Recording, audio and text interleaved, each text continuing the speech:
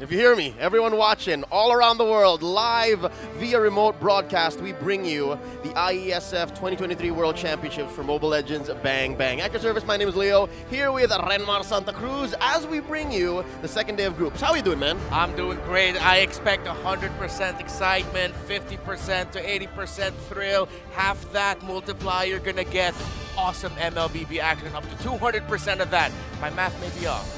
Hey, that just spells an amazing time for everyone watching, and buckle your seatbelts and grab a drink if you can, because we're in for quite a ride. We have a set number of series for the evening. That's going to be 4. So stick with us as we run through the groups for the remainder of what will dictate who makes it through to the playoffs. Real quick, before we get on with the action, we would like to let everyone know that we are figuring out the situation with our Facebook stream. I know some of you guys are wondering, hey, yo, we're watching you right now on YouTube and maybe a few other channels, but what's up with Facebook? Well, bear with us as we figure this out. The production team on site, the production team all over the world, we're all working together to make sure that you get to watch the IESF World Championships in the platform that you're used to. So keep refreshing, but while you're at it, stay with us right here where you're watching.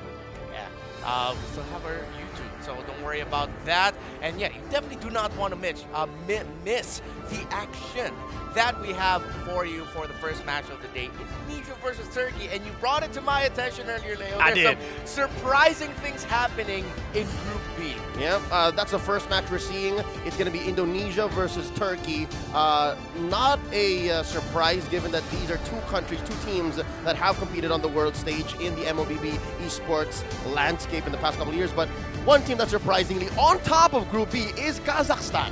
We haven't even seen Kazakhstan in action yet. That's why we're so surprised. We just looked at the groups, the scoring, and then suddenly that's 2-0. That means Kazakhstan got to defeat Turkey and United States. What's going on? What are the Kazakhs hiding? Yeah, I wonder what's going on, and I'm so excited that later on in the day, we'll actually see Kazakhstan in action. But for Indonesia and Turkey, I feel like this is a matchup where, of course, whoever gets this, I think it really looks like it's going to be down to, we'll be able to secure that playoffs slot. We're going to have to do some math a bit, but right now, if ever Indonesia's the one that actually wins here, it's clean. It's clean, and then they'll just be fighting for the top spot against Kazakhstan. Your team but then again, you know the format, folks. In case you don't, it's top 2 from each group moving on through the playoffs. Let's get into the draft, and we're shaking things up here quite a bit. It's Indonesia on the play, Turkey answering back, and we see here the Martis first banned out. Okay, so Martis getting taken out. I feel like there's a very specific approach to banning here. Indonesia probably knows about something about how Turkey likes to play, so they're going to take that out. And Turkey taking out the Angela, I wouldn't be surprised if later on they're going to take things out such as the Kadita, maybe even put in a first phase Makito ban, things that we're used to seeing against Indonesian teams. Yep, as well, you got to ban the Kaj, man. The Kaj against Vin. Yep, Vin knows. And now we're talking about Vin, maybe the Franco, if not in the first phase, in the latter. Here, again, you mentioned all of the boogie people are still out there, the Kadira, the Joy even, the Fanny. Oh, there it is. I am the power of light incarnate. So they're going to be the ones taking it out, and this makes it a little bit easier for Turkey in terms of deciding what to ban. But Indonesia confidently taking out the Kaji means Turkey might need to watch out for a potential second or third. See value in me? If it's going to be open there for Indonesia. And there's the clapback from Turkey taking out the Fredrin, who is a wee bit of a flex. Yep. And the fact that the Fredrin comes through in a lot of international professional tournaments these days just proves that despite the changes in the jungle, he's still a mainstay. Talking about what else is left open here. Again, the Joy, the Kadira, the Valentina. Oh, the Valentina. And the Eve. Don't get me started on the Eve. Oh yeah, there's so many picks still available. Eve has fallen out of favor. It seems like more teams picking up the Farsa. It's weird. Going into the newer patch environment, Eve fell out, more Farsa picks. Then somehow, Farsa fell out, and then Eve's coming back up. And then they keep trading it out. But then now Indonesia's like, no, Eve, you're not going to be able to take it. So very targeted, and Turkey does take out the Kadida, so this opens up heroes such as the Valentina, still available. Maybe even a surprise first pick Claude if Indonesia's feeling it. Put it in the hands of Sakin. Oh, and no. Check this out, folks. This is a different configuration, a different programming for the Terminators, for BTR. It's Key and Vin playing this time around with Moreno, the Talking Terminator, taking a seat. This is going to be a first pick Paquito. Great flex for Team Indonesia. Yeah, and we mentioned that it could have been a potential first phase ban for Turkey to take out the Paquito, so they go ahead and pick it up themselves. Whoa. Hovering that seems like a throwback to an older meta style if they're actually going to be locking that in. Yeah, this early too. This early. Still so many power picks available that you can go for. I'd like to see them prioritize getting the Valentina if they want to. They don't need to go for the Valentina Franco though. They can just pick up the Valentina early on. This is weird, man. It's like we're throwing back to early 2022, wherein when you see a Paquito, you pick up the Karina because she has the iframes, but nope, not gonna happen. Or like Karina, as we pick up the Novaria and the Grok. Early Grok. This is as early Grok as it gets. We don't usually see this. Yeah.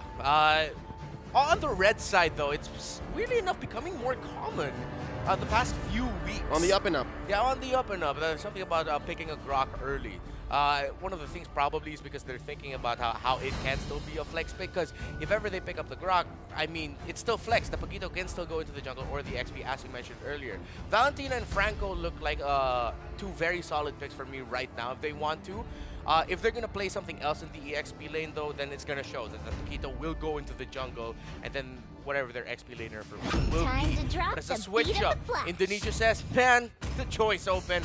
We're going to lock that in. If they lock in the Irithel this early on, though, we'll be surprised. It will be a Cloud instead. Yeah, the fact that the Valentina and Franco are open, I think Team Indonesia is reading into it and saying it's a trap. Yeah. They're making like Admiral Akbar saying, that's a little too easy for us to get into. Let's not. Hey, come on, like, why is the weakness point of such a massive spaceship just so available for the taking? So Indonesia says, you know what, we're going to surprise you. You want to surprise us? They use the Force, bro. Yeah, they use the Force. Picking up a different hero pick here. So I think now Turkeys are really mulling their options. They can lock in their gold laner now so that they just don't need to worry about not having a favorable gold lane matchup. Yeah. But the things are up against a Joy, so your choices are... Whoa. There's always like a Bruno. I like it. It's spicy, but we're not seeing the picks that really empower a Bruno that much just yet.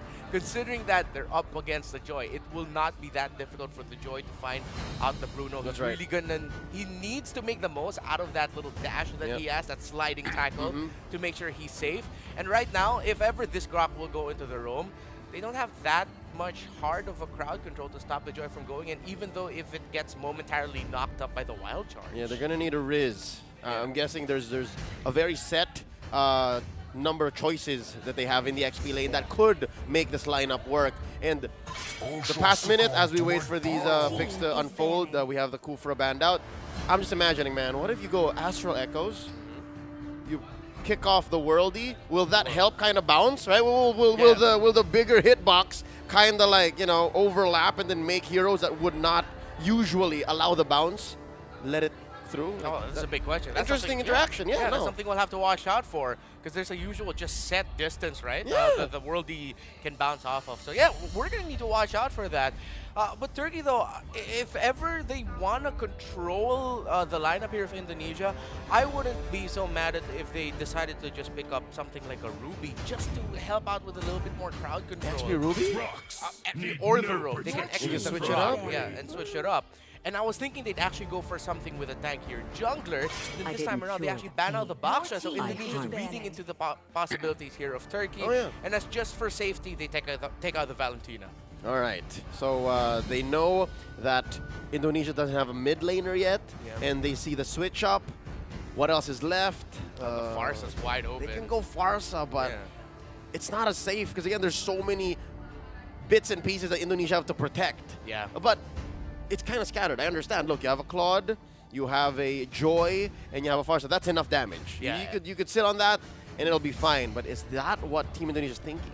Yeah, it's a high risk, high reward type of thing because then that means your approaches to team fights aren't gonna be so usual front to back. There's gonna be heroes coming off from weird angles everywhere. You know where the claw is coming from, the Joy just dashing everywhere, the Paquito's coming off from the left or the right, and so okay, we're gonna be seeing it. So I wouldn't be surprised if Indonesia decide to pick up the Farsa. They do need to pick up a much tankier jungler though, to help survive the onslaught of damage. A tankier jungle, or they can go assassin and then a tankier XP. Yeah. It's one or the other. Folks, we've gotten word that we will have to actually restart the draft. So with that being said, I'm hoping that up to a certain point we actually keep the draft. Yeah. Because I'm excited. I'm hoping they draw the line at last ban.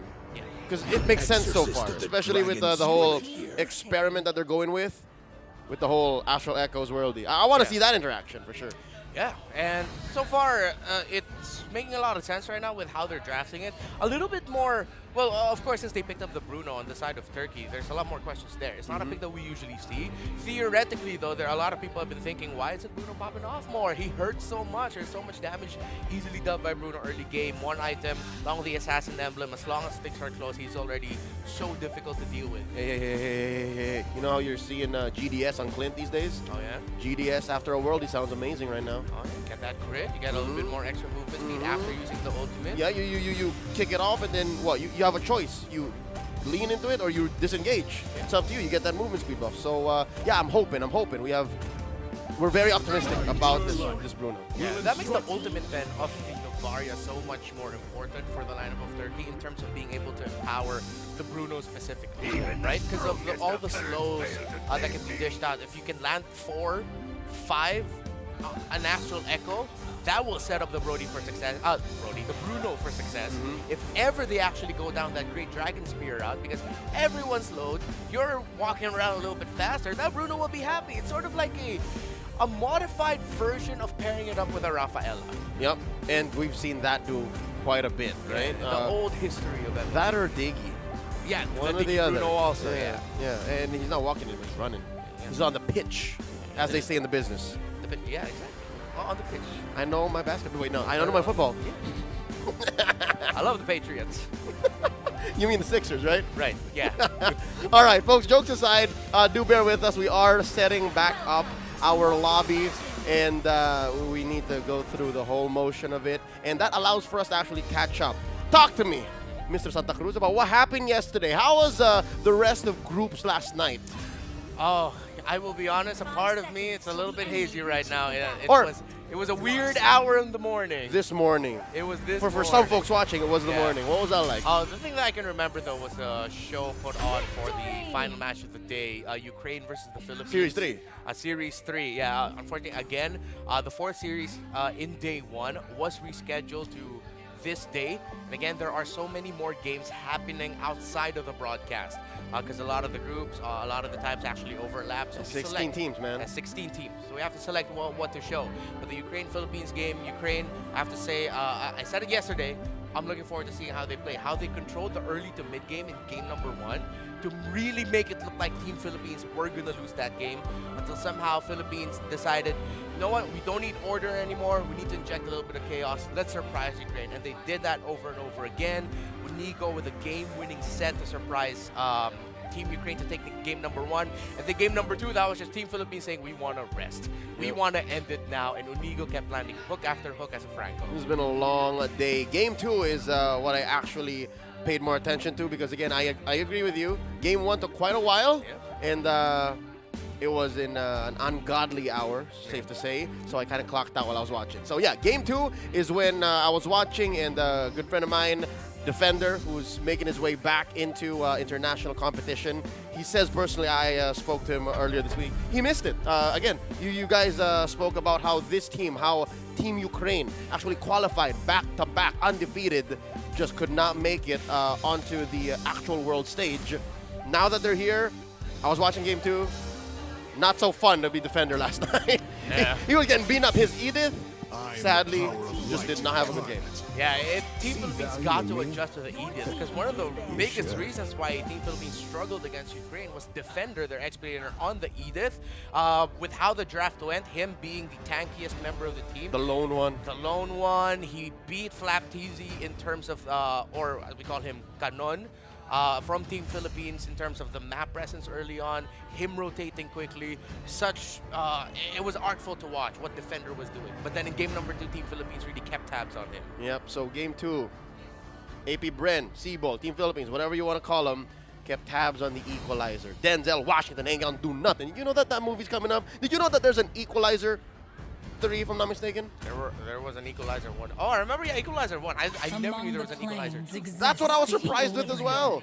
I thought they stopped making these movies. But, folks, jokes aside, all right, before we get sidetracked, because I know you and Midnight talked movies last night. Oh, we did. I paid attention. I believe we are about to catch back up, all right? We have word that the draft is almost upon us, and we are just cycling back into this. Once more, you are smack dab right in the middle of game 1. About to get into game 1 between Team Indonesia and Team Turkey. Something to note, the MTC is actually about to start back up. Yeah. They are ramping up to the second season of the Mobile Legends Turkiye Championship, or Championasi. And that tournament will actually be, if I'm not mistaken, the qualifier for M5. I'm wondering if this team's performance here will be a prelude to what Turkey will look like. Because year after year after year, they've always shown that they got something. Yeah, ever since I feel like M3 when we first saw them under Bedell. Bedell, and then eventually Incendio for M4 World Championship. Yeah, Turkey is just a team that it's slow growth, but it's there. You see shades of something that it's like they're on the brink of something special. And it is special in its own right, but it's like, there could be so much more. That's why in tournaments where we know there are Turkish teams fighting, it's always exciting to watch out for. Yep, always a spotlight on them, and here the spotlight is on them as they face off against arguably one of the strongest teams in the world right now. I'd say, no question, top 5, BTR, Team Indonesia, they're up there. This is going to be quite the hurdle, the mountain. Yeah. I was going to say hill, but no, they're much bigger than this. Terminators, we don't call them that just because they're small type. All right, here we go. They drew the line where we wanted to. All right, we're going into phase 2, bans for Team Turkey. I wonder if the phase 2 bans are going to be different, or if it's just, earlier we saw the last ban was a Baksha on the side of Indonesia, and then they had just one more. But so far, yeah, they're still following the trend. So everything we've talked about up to this moment seems to stick. We're waiting. Last what we saw, this was a Baksha ban. If this changes, that might be the point of change, though. All right. Let's see. I do like the Baksha ban, though. Yeah, if they do that, it makes sense. It makes sense. there you go. Oh, If there they we do go. that, There we go. Yeah. they deny Turkey the easy protection for the Bruno. There you go. There's the Valentina. Same ban. What's Indonesia going to take away here? I'm guessing it's going to be an XP laner. Or jungler. Are there any utility left? Might be a tankier utility. Yeah, they already took out the Fredrin. No Fred, no Martis. They don't need to worry about something like a Bane. Oh, they'll take out the Franco. So they're sort of trying to funnel the Grok into going into the Rome. Yes. Yeah. But that was this is what you call a pricey ban for Indo, right? You kind of see that they already have the Grok just to make sure that Grok doesn't flex. They ban out the Franco as well without having a rover themselves. Yeah. But then it also makes sense because, I mean, with their first 3 heroes, Franco would just love to catch any single one of them, and that will mess up the tempo. Yep, hooks are so precious then. Exactly. So now Indonesia wrap it up. They pick up a Lolita and then a Faramis, which will help with their survivability. So it's a different approach in terms of how they want to play around the mid lane. They already saw the Joy. We have magic damage. The Faramis will provide it as well. But Turkey is hovering over a Fanny. And that's part of me sort of feels like that's a surprise Fanny last pick. Yeah, it is surprising because it looks like, looking at the lineup of Turkey, a tankier jungler made a lot of sense. Yes, but that would make them all in on the Navari and the Bruno. Yeah. So now they've added more options to it. They've spread out their win condition, but it worries me, folks, because sometimes the best way and fastest way to get from point to point is a straight line. This is not a straight line. They drew a good bunch of circles, maybe sketched the Mona Lisa along the way by picking up the Fanny. But yeah, no, interesting. I feel like with this now puts pressure onto the EXP laner of Indonesia to be able to play it so well that the jungle of Turkey is pressured. Fast clear, go into the jungle field post. I agree. We don't even know yet who exactly is going into the jungle, the Paquito or the Joy. And there it is, Super Ken gonna get his hands on the feisty little Leonin as she sings and dances on her way to the land of Dawn. That means it will be Chorizo on the Paquito and Vin checking in. Sees that Kostra goes for Orange Star. Interesting to note, Indonesia, this is a dive, this is a front-to-front composition, right? Yeah. Turkey, it's a zigzag. Yeah, they will be zigzagging everywhere. The Fanny pickup as the last pick changed the picture of their draft. And now this is what we're talking about. Chorizo will just clear lane and then he'll go to the purple buff here to mess up Kostra's attempt at getting to the purple buff. This could go wrongly for Turkey for the first purple buff rotation here. And see, Exactly what we're talking about. Yeah, you had to CC it, man. It's called to cast the curse. You call it and it happens. They're not done. Vin pulling back, purple, part of its health. Here comes Kostra. Oh, again, no, Kostra still, he gets taken out, but he is still going to be able to come back just in time to secure his purple buff. He lost he lost his life once, but at this point, he's happy that he actually got to make it back to his purple buff in time. But little by little, already, Indonesia are creeping into his jungle. Say what you will about the little moments, right? Yes, he did get his purple back just in time after respawning, but let's look at the net worth, Reptar. They are down 500 gold. Under 2 minutes? That might as well have been a mile, and now, Wakasa! Oh, can he get it? Sakin and Vin there. Oh, Itachi showing up! Safely under tower, had to flicker under tower just to make sure he wouldn't get taken out by Super Ken's Joy. And now Turkey are just going to be grasping at straws. Again, this begins with your first rotation. Very questionable that up against an XP lane Paquito, you would start orange side. Usually Fatties would start purple because he knows the Paquito would be able to fast clear and then go to the purple buff if he started orange. Basically, the whole principle is you start away from the Paquito. And here it was a perfect read. You should have gone purple because you would have gotten that important buff that you needed anyways. But now, from top to bottom, everything. Indonesia threatening Team Turkey. And yeah, no, as we speak here, Super Ken pulling the turtle. This is the first turtle, by the way. About 30 seconds late to the scene. They've ballooned up to 1,000 gold ahead. Indonesia.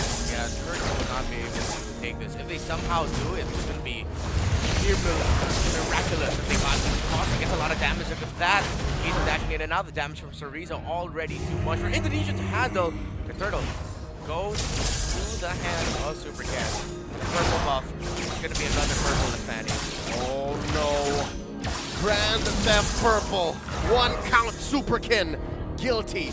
Where can Turkey recover from? Because as we speak, man, it's just been a minute since I last checked. And now they're close to 2,000 ahead.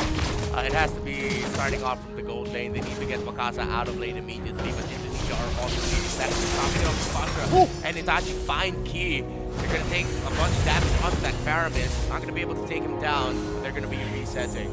So this is what we're going to be seeing over and over again. They're going to be there's going to be a clear in the jungle from Kostra, and then they're going to try to make a play, try to get a kill. If they don't, they'll back off and then clear again. Oh, they're making like Bruce Lee and Chuck Norris. Enter the dragon. Chorizo. 1v1, getting to dodge each other. Good read. I love the micro showcase between these two. Like a fighting game. Yeah, Zeus continued fighting, knowing that he'll be able to heal back the damage that Chorizo dealt to him. Yeah, I could have sworn there was a weigh-in before we saw that. Down bottom. 4 minutes in, we're just about 45 seconds away from this next turtle spawning in the lower quarter of the map. And yeah, no, between Indonesia and Turkey, this upper quarter has been super big. The Astral Echo thrown out. Super Ken gonna be dashing in and out already. The beats are out. You see there again, Kostra will not have his purple. Hasn't gotten his purple buff just yet. Let's see if Indonesia will actually focus on the purple first before going around the turtle. If they do have a lot of time, that's the right place to go. Quick update. Chorizo scores a TKO, sending Zeus home. See the minimap? He got a recall, won that 1v1. I count that as a victory. That is a big victory, especially that the pressure onto the purple buff will continue. Oh no! Another one taken away from the hands of Kostra. Council. There are now 2 counts of Grand Theft Purple in the hands of this young man, Super Ken. How do you plead? He pleads guilty, but he's fine with it. that he's happy that he got to. I did it. I did it. I got away with it. You ain't gonna lock me down. I'm locking Kostra down. And there's not much of a lockdown now that we're talking about it, right? It's so expensive. It comes at such a cost. It's just Zeus with an ult and the full combo, or Itachi with an ult and a full combo that takes him down. Speaking of, what happened to Wakasa? Top side, a dive under tower by Indonesia with the lead that they had. They knew that they can just leave Super Cat to the turtle and then go into the gold lane. Absolute decimation right now is what Indonesia is dealing. And again, it all began from a questionable first rotation in the jungle. That really set the tempo for this game already. And they're feeling it. Again, the ramifications of one decision, right? It reverberates throughout time. It's like 5 minutes ago, you got Mandela effect. I should have done this. And now you're feeling it like, oh no, Indonesia's deep inside her base. And they're cutting up atop. They're taking away the orange. Taking away everything. How many counts now? How many Grand Theft? 2, 3 Grand Theft purples. The second Grand Theft orange. They all played plead guilty and they are proud of it. They know just how well of a lead they got the build. That's going to be Itachi with a massive wild charge, but not enough follow-up just yet. Zeus going to be dragging around them. Petrify combo. That's going to be the Lolita taken out. The Cult Officer make that Nether Realm actually almost used up by Indonesia just so that they can continue fighting. And look at them continuing the fight. Supercan diving to the back, taking down 2.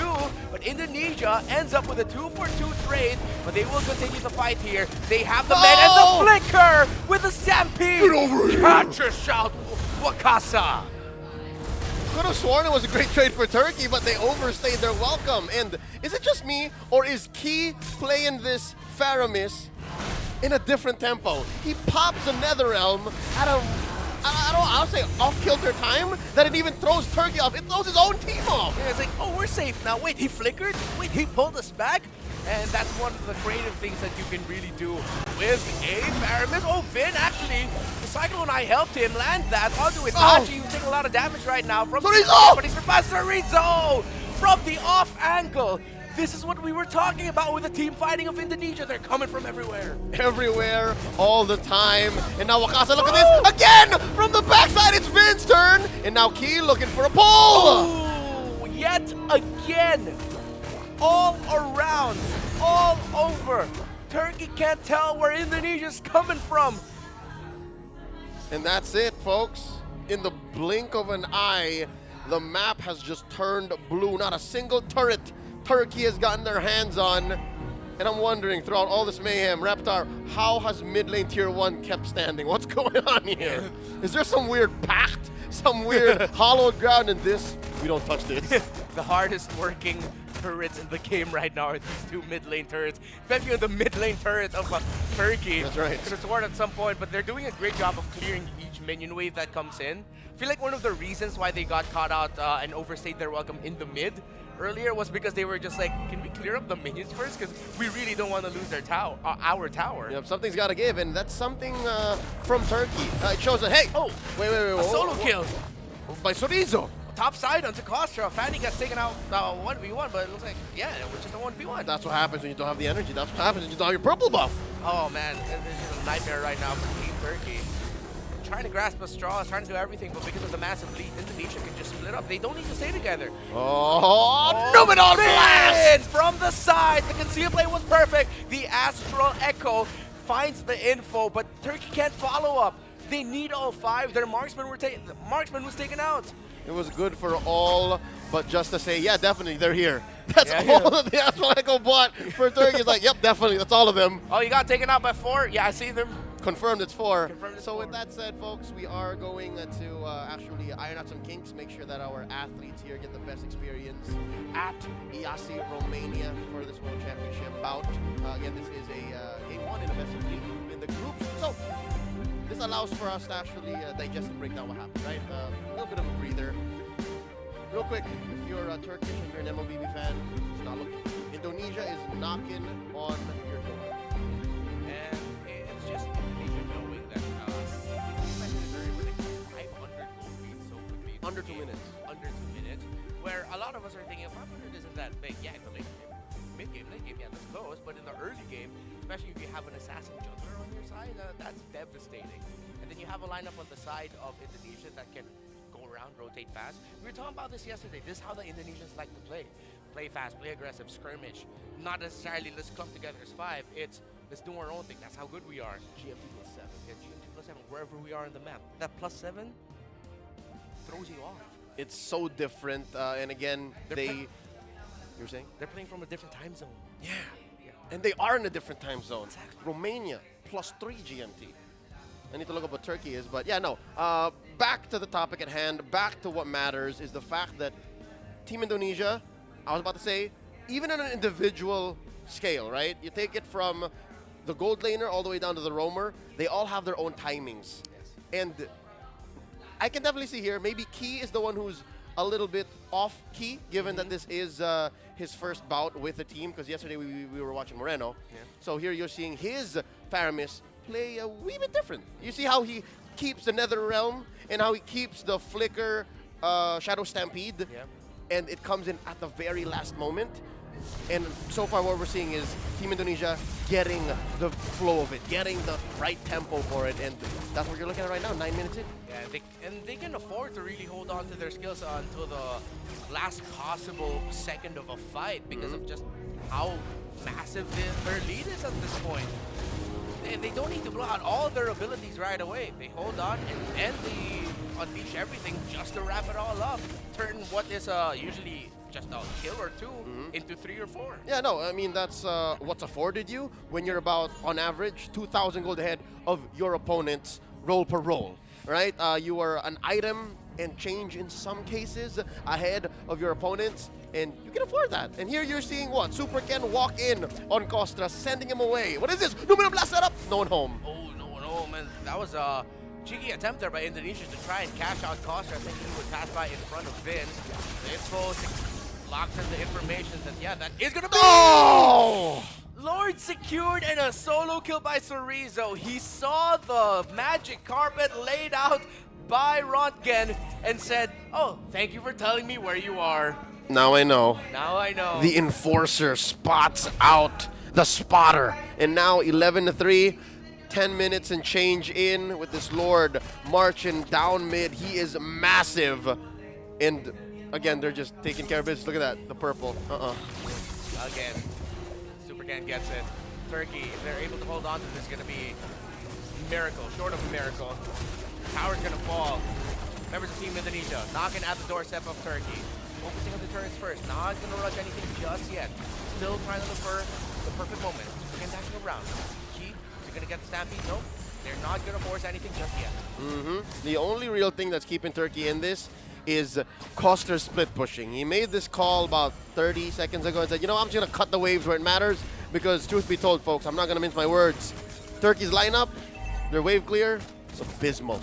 Oh, Sorizo got to stop the recall of Kostra, who was around the purple buff area. Oh, he's running! Now he's in the orange. Look, Sorizo's still going after He's hunting him down! He's hunting him down. Can he actually interrupt it? Oh, he does! He interrupted it again. You can see it in the upper left corner of the screen. Oh, he knocks him up, and he gets the 1v1 kill onto the Fanny. The Enforcer does it, and in the base, they pull the trigger. Indonesia, Vin, and the rest of Indonesia are focusing right now on the base, but that's going to be the wild charge committed by Turkey to try and buy time, but it's not enough. Game number 1 goes to Team Indonesia. This was inevitable, given the performance, given the early game that we saw here. Indonesia did not miss a beat. Just, this is how the story goes.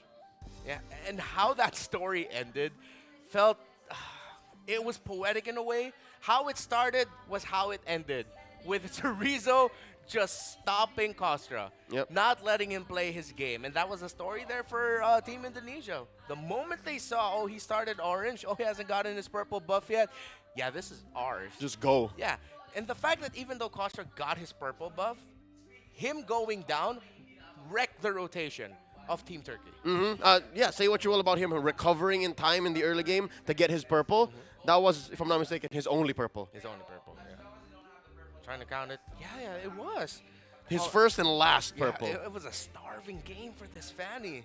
So with that said, folks, one can only imagine and one can wonder, alongside the millions of Turkish MLBB fans, how do they recover? What's the mental reset like? How do you even start with the draft? Where did it all go wrong? were they a little too brave to consider the whole Novario Bruno kind of thing? Because we didn't see it do much. Yeah. I think now for Turkey, they really need to acknowledge the requirements and the strengths of their draft, and then whatever the pick will be for Team Indonesia. Because again, it felt like Turkey didn't get to properly acknowledge what the Paquito brings to the table. Again, fast wave clear, invade right away into the jungle of Kasha, which is what we saw. Hence why maybe they were thinking about that, and for some reason they thought that the answer would be to start orange. But then the fact that you already have the information, the opposing team started purple buff, meant that they'll be able to invade alongside Cerezo when Kostra got to his purple buff. So little things like that need to be really put into consideration and thought about properly. As the song goes, all the small things, they add up. So with that said, we hope Turkey goes back to the drawing board and assesses. It's not like it was all bad, right? We've seen much worse. Truth be told, in MLBB history, esports history, that is, they can work with something here. It's not a complete wash. So I hope they pick themselves up by the bootstraps and strap in, because this is a best of 3. So after game 2, or as we load into game 2, that's where things matter, because it's match point for Team Indonesia, who, by the way, even in the absence of Moreno, just looks great. Like, you could have sworn, you know what? Never mind. I can tell it's a different dude. I was going to say, you covered the name, you couldn't tell, but no, I can tell it's different. Yeah, Vin and Key, a different, how do I say this? Different chemistry between them two, but chemistry that works nonetheless. Chemistry.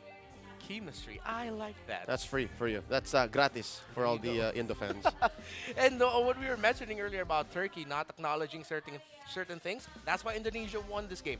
They did. They checked all the boxes perfectly. Yep. So with that said, we are going to throw it to a quick break. When we come back, the possible conclusion, or maybe the pivoting turn, the canon event in Turkey's history, wherein they take it all the way to Game 3 for Indonesia. You're going to find out when we come back. You're watching IESF 2023 World Championships.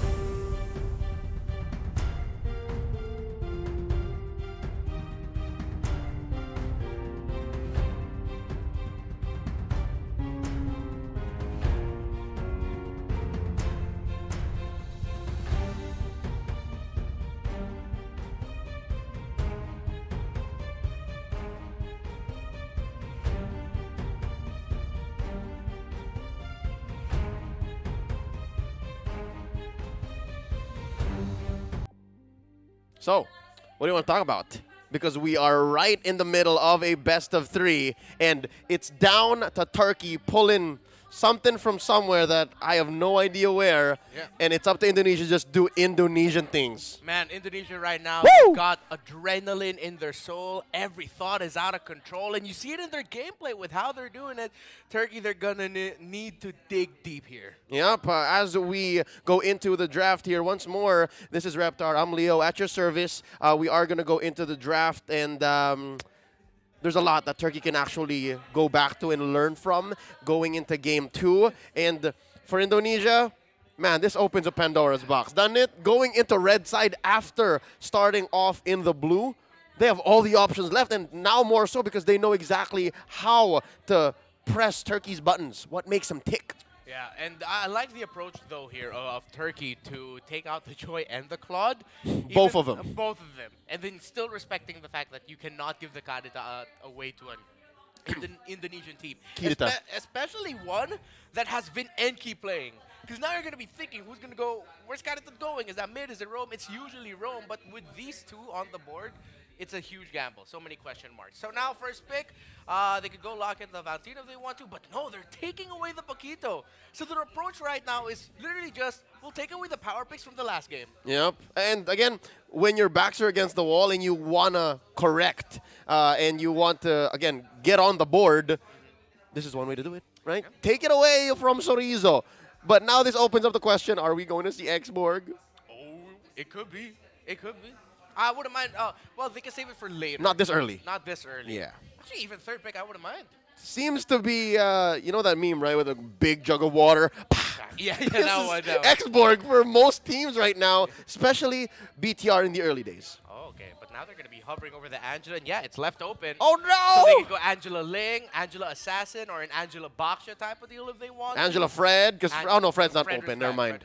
Never mind. Okay, Angela Turizla also. Something that, this is actually a common trend that we're seeing in the Indonesian league, in MPL Indonesia, is that if ever the draft looks like this, you don't necessarily need to go for pocket picks. You go for, power picks. Yep. You go for pocket picks instead.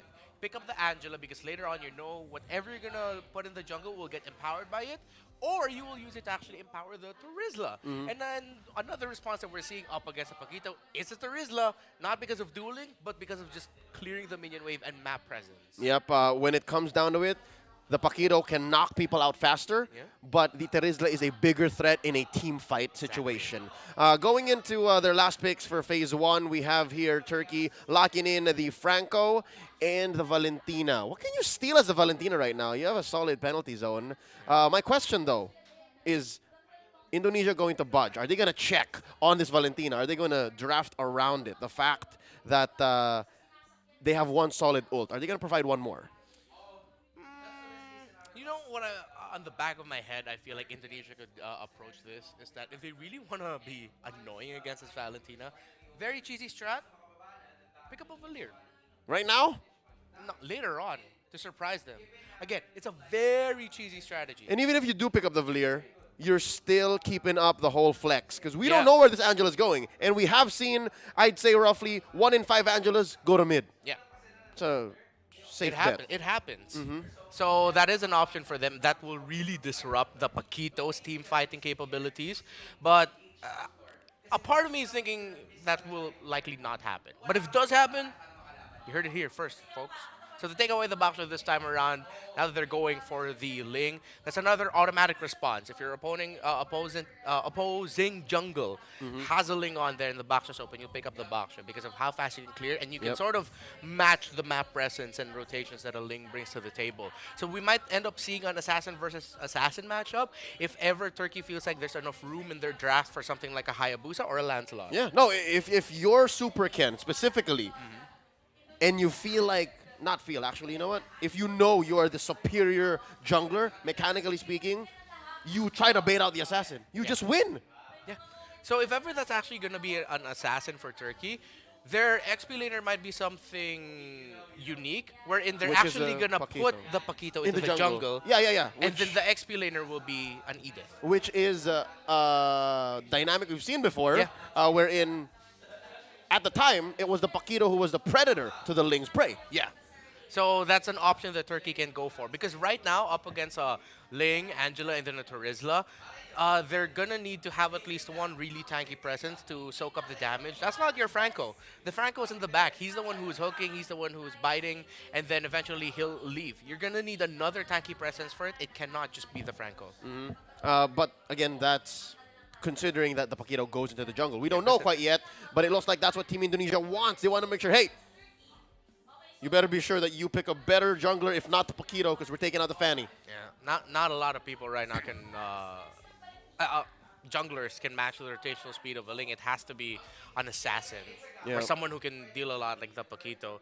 I'm really thinking there's something I'm missing out for tanky junglers. But it doesn't feel like there's any. Bane ain't tanky, man. Yeah, Bane ain't tanky. Bane shows up like once in a blue moon as like a perfect pick, but I don't see it here, not like this. A lot of questions right now for Turkey. Indonesia can lock in their marksman first and then go for the surprising last pick to throw them off. It's a good marksman here. Could be a Brody. Oh, Beatrix, well, better wave clear, yeah. Yeah, Brody's dangerous, man. Yeah, but they have an Angela. That helps, I guess. Yeah, that they don't always need to put on the Ling. Yeah. But with a Paquito and a Franco, kind of scary. You win against the Valentina. That's one good thing, I guess. Yeah, that's it.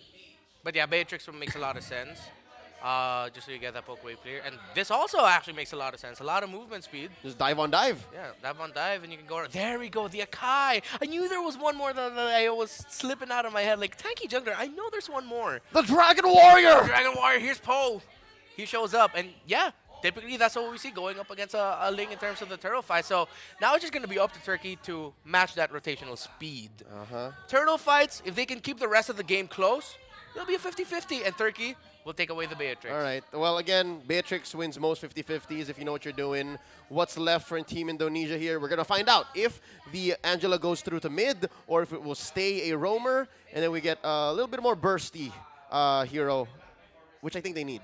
Yeah. I think you need a little bit of bursty here. Burst?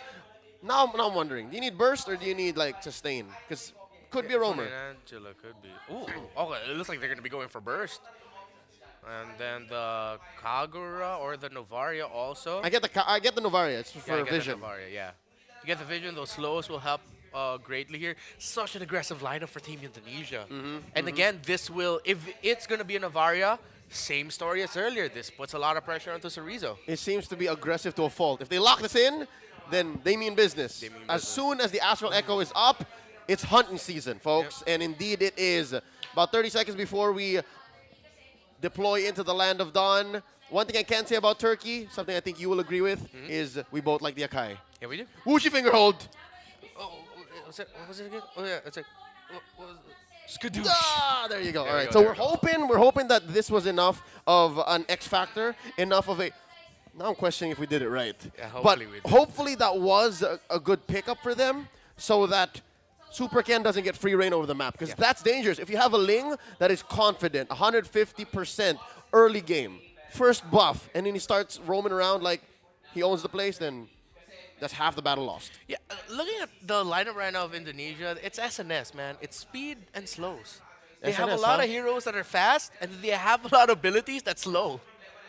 I guess both. Soft CC. Yeah, soft seems CC. to be the name of the game. A lot of soft CC that will just layer on top of each other. So if on the side of Indonesia, there's a lot of pressure on Cerezo. It's the same for Zeus, but also for Itachi to land those guns. Yep. If anything, it's Turkey who's playing with the absolutes. Yes. While it's Indonesia stacking these 20%, 15% that build up to what will eventually be the 100. Here we go, game number 2, match point, and they're just cracking down on Saken, man. Oh, and right away a counter from Finn, actually. Able to dish out some damage as well onto Itachi and Wakasa with an Astral Recall. We talked about the hooks, and another one onto Wakasa. Wakasa needs to sort of hang back a bit. He'll be able to get that. And Zeus already cutting the pressure onto the purple buff. So now Zeus is doing what Cerezo did to Costa earlier, but this time, Super Ken actually able to get it.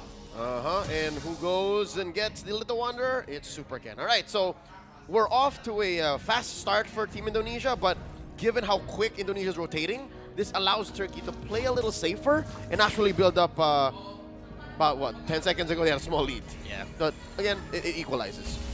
And now you see there. Ooh, actually putting back the gold card. I wonder if Wakasa is going to be able to get it. And you see Saken actually playing.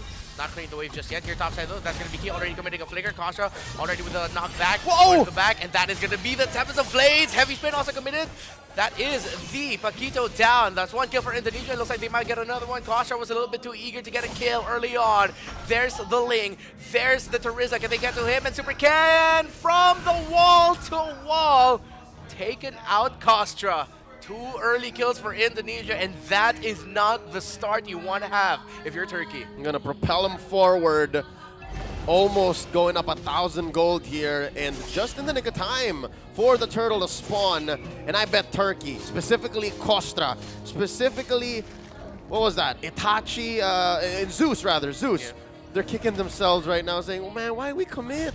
Why we commit? It was a 2v3." Yeah, a little bit, not a little bit, too aggressive was Turkey there to make that call, especially with the turtle so close. A lot of it. A lot of bit. Now let's see if Turkey can clap back those. Zeus and Cerezo dancing around the turtle. Presence here around the mid. I wonder if Turkey reads the situation that the Ling is still in the orange buff, but a decision by Koster to also just focus his orange buff as well. Now with a reset from Indonesia means that should be a signal for Turkey that, yeah, they got their orange buff first. You know that the timer is up. So the Ling is most likely at the purple buff right now. Turkey has all the information in the world to work with.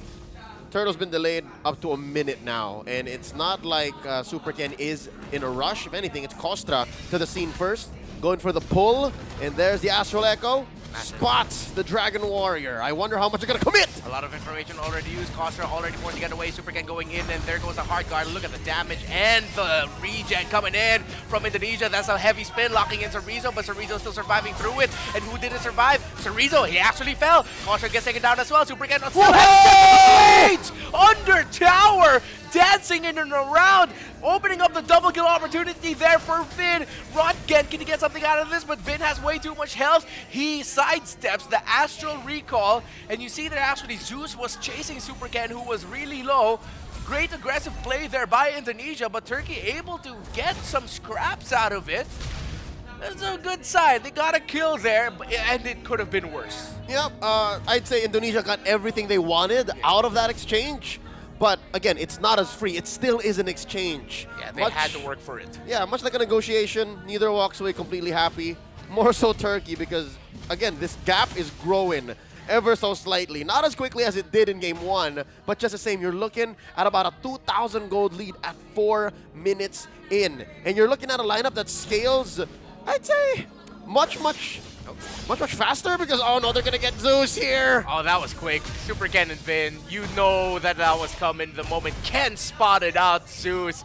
Easy and fast hard guard for the Ling. As I was saying, man, if this lineup by Indonesia scales up this quick, what more in the proper mid-game? Because it looks like they've expedited the early game. It's like we've left the laning phase, yet the turrets still have their shields. And wait, where'd it go? Where'd it go? Where'd the buff? All right, so Costa still got it. Yeah, Costa still got it. Wait, Rodgen stole the hard guard. Yeah, he stole the hard guard and committed it right away. To be surprising that he pulled the trigger there. It really looked like Costa was going to get that without a problem. Expect, folks, that that's going to be one of the first and last few times that Rodgen actually gets the hard guard, because I expect, especially when we leave the laning phase, right about now, Key is going to make himself scarce. He's not going to want to show himself to Rodgen so that the ult doesn't get stolen away. If anything, he's playing with the fact that maybe he wants to give the ult, because it's better than actually getting a penalty zone stolen. Exactly. And now Indonesia. Oh, Chorizo with the penalty zone! 3-man and plus the flicker to the back. But Saken takes a good amount of damage as well. Turkey is not going to be able to get this turtle. Perfect penalty zone to zone out Turkey. Stop them from being able to contest that turtle easily. Y'all heard of a defensive penalty zone? You've heard of an offensive penalty zone? How about a perfect penalty zone? Perfect indeed. Spacing out all of Turkey. I'm pretty sure folks watching at home also felt like, oh, yeah, we won't touch that turtle right now. But wait. Wakasa's been working. You see bottom lane. Yeah, bottom lane gets pushed. Good call there by Turkey to open up the map. you were wondering where's the damage of Turkey, they were saying, oh, we need to open up the map, we need space. We can't keep getting drawn into these fights, into these skirmishes. We need to find wins elsewhere. But now, as we go into the mid-game, power spikes kicking in, which was, as you mentioned earlier, expedited by Team Indonesia with how much damage Ken is already dealing, as well as Finn on that Novaria. The window of opportunity for Turkey to turn this game around is slim, but it's there. It will come from a turnaround or an overcommitment from Indonesia and not reading into the Matrix. But then they read it. They've read Wakasa, Super Ken, and Finn together. Wakasa has nowhere left to go. The easiest dive under the tower of Super Ken's life. Turkey are making the right calls, but Indonesia just have the right picks to answer it. Yep, that margin of error was 10 miles wide as Soriza drew a line even behind Tier 1. He's like, all right, no one's crossing this alive. All right, we are going to get our hands on Wakasa. We're going to punish him for actually pushing that gold lane Tier 1, and then we'll go from there. And now Sakin actually goes for the capital objective. Now, speaking of which, we're about to hit the last turtle of the game, about 15 seconds in, and you see that cut-a-thon up top. And I'm pretty sure there are some people here asking, hey, why isn't Zeus having the same performance as Soriza as a Paquito in the last game? And the answer is simple. He's up against a Ling and an Angela. It's much harder for Paquito to be able to do Paquito things against a Ling and an Angela that had a great early game. Yep, ain't no free rotations. Exactly. He can't just chill in a bush and wait for his prey. It's not as easy when you're going up against this combo, and of course, what more, against a team like Team Indonesia. All 5 members from Team Indonesia here working to secure this last turtle. Kostra gonna be able to see just but the remnants of the turtle. All right, guys, confirmed. They got it. They got it. Info locked in. And now Indonesia, they just need to continue this game. Constant invading, stop Kostra, aggressive, just keep going. Their margin of error is incredibly slim at this point. That if Turkey find a way, Indonesia tripped somewhere along the way and Turkey made the right call to just punish them. Because, again, we're getting close to the point where it's almost, it is a massive lead across the board, especially in the jungler realm. Look at that, 7.8k on the Ling, just 4,000. Almost there for Kostra on the Akai. Not even 4,000 as you were saying it, yeah? It was like so, look at the items on the Dragon Warrior, man. He's playing with scraps. Not a single fully built item. Got a pair of pants, got a couple belts. 2 belts for the pants. Yep, nice. Yeah, nice little. You know what? I actually like the Molten Essence here. Yeah. In my history, in my experience playing with a poor Akai, you kind of just need the extra help farming. Yeah, especially in a situation where you're just trying to come back. You need all the help that you can get. And Indonesia here, I wonder, I guess a hook back, but the timing just wasn't there for Turkey. If Itachi got the hook that back in time, just so Kostra could get it, it was there. But Indonesia, the damage is just way too high, way too fast to secure objectives. Saken already locked in a Haas clause. That is one happy Irithel. And he's having to dive. Oh! Beautiful hook and a bloody hunt and the heavy spin to cap it off. Turkey, get your wins and then get on out of there. Tremendous play by Itachi to get something. Now Indonesia read the push into the bottom lane though by Zeus. He's hugging the shrub. Let's see if he can continue the turret. He'll cut the wave. He needs to get on out of there after that because look at that Ling. He's making for a beeline. Straight to the Paquito. He sees him. They're going to be fighting. Zeus is down to almost 30, 20. Oh! Gone! Gone! It's 0%! Point blank. Astral meteor to the face. It's like Zeus slipped on a banana peel there. I don't think slipping on a banana peel would hurt that much. Well, what if your HP was that low? Then yes, it would definitely hurt that much. There you go. Quick rotations from Team Indonesia, making the most of this relatively quiet moment. Because Turkey, yeah, they can rotate out of their base. Yes, waves are pushing up, but it's exactly where Indonesia wants them as they make quick work of this Lord. Scored just underneath the 10-minute, 30-second mark.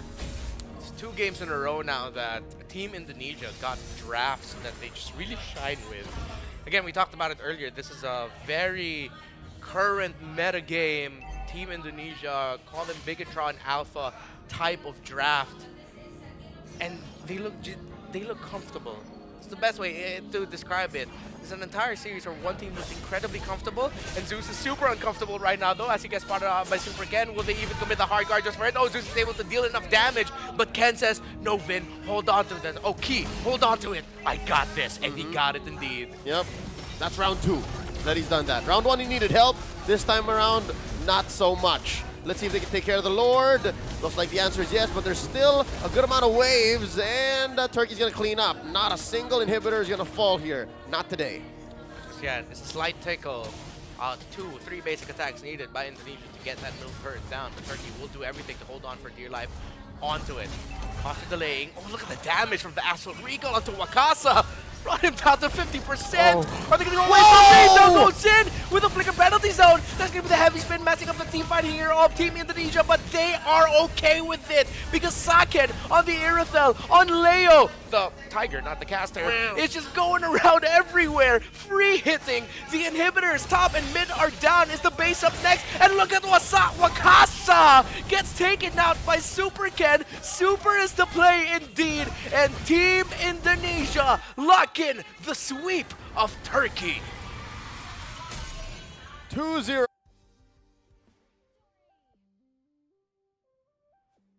In the upper half of their group.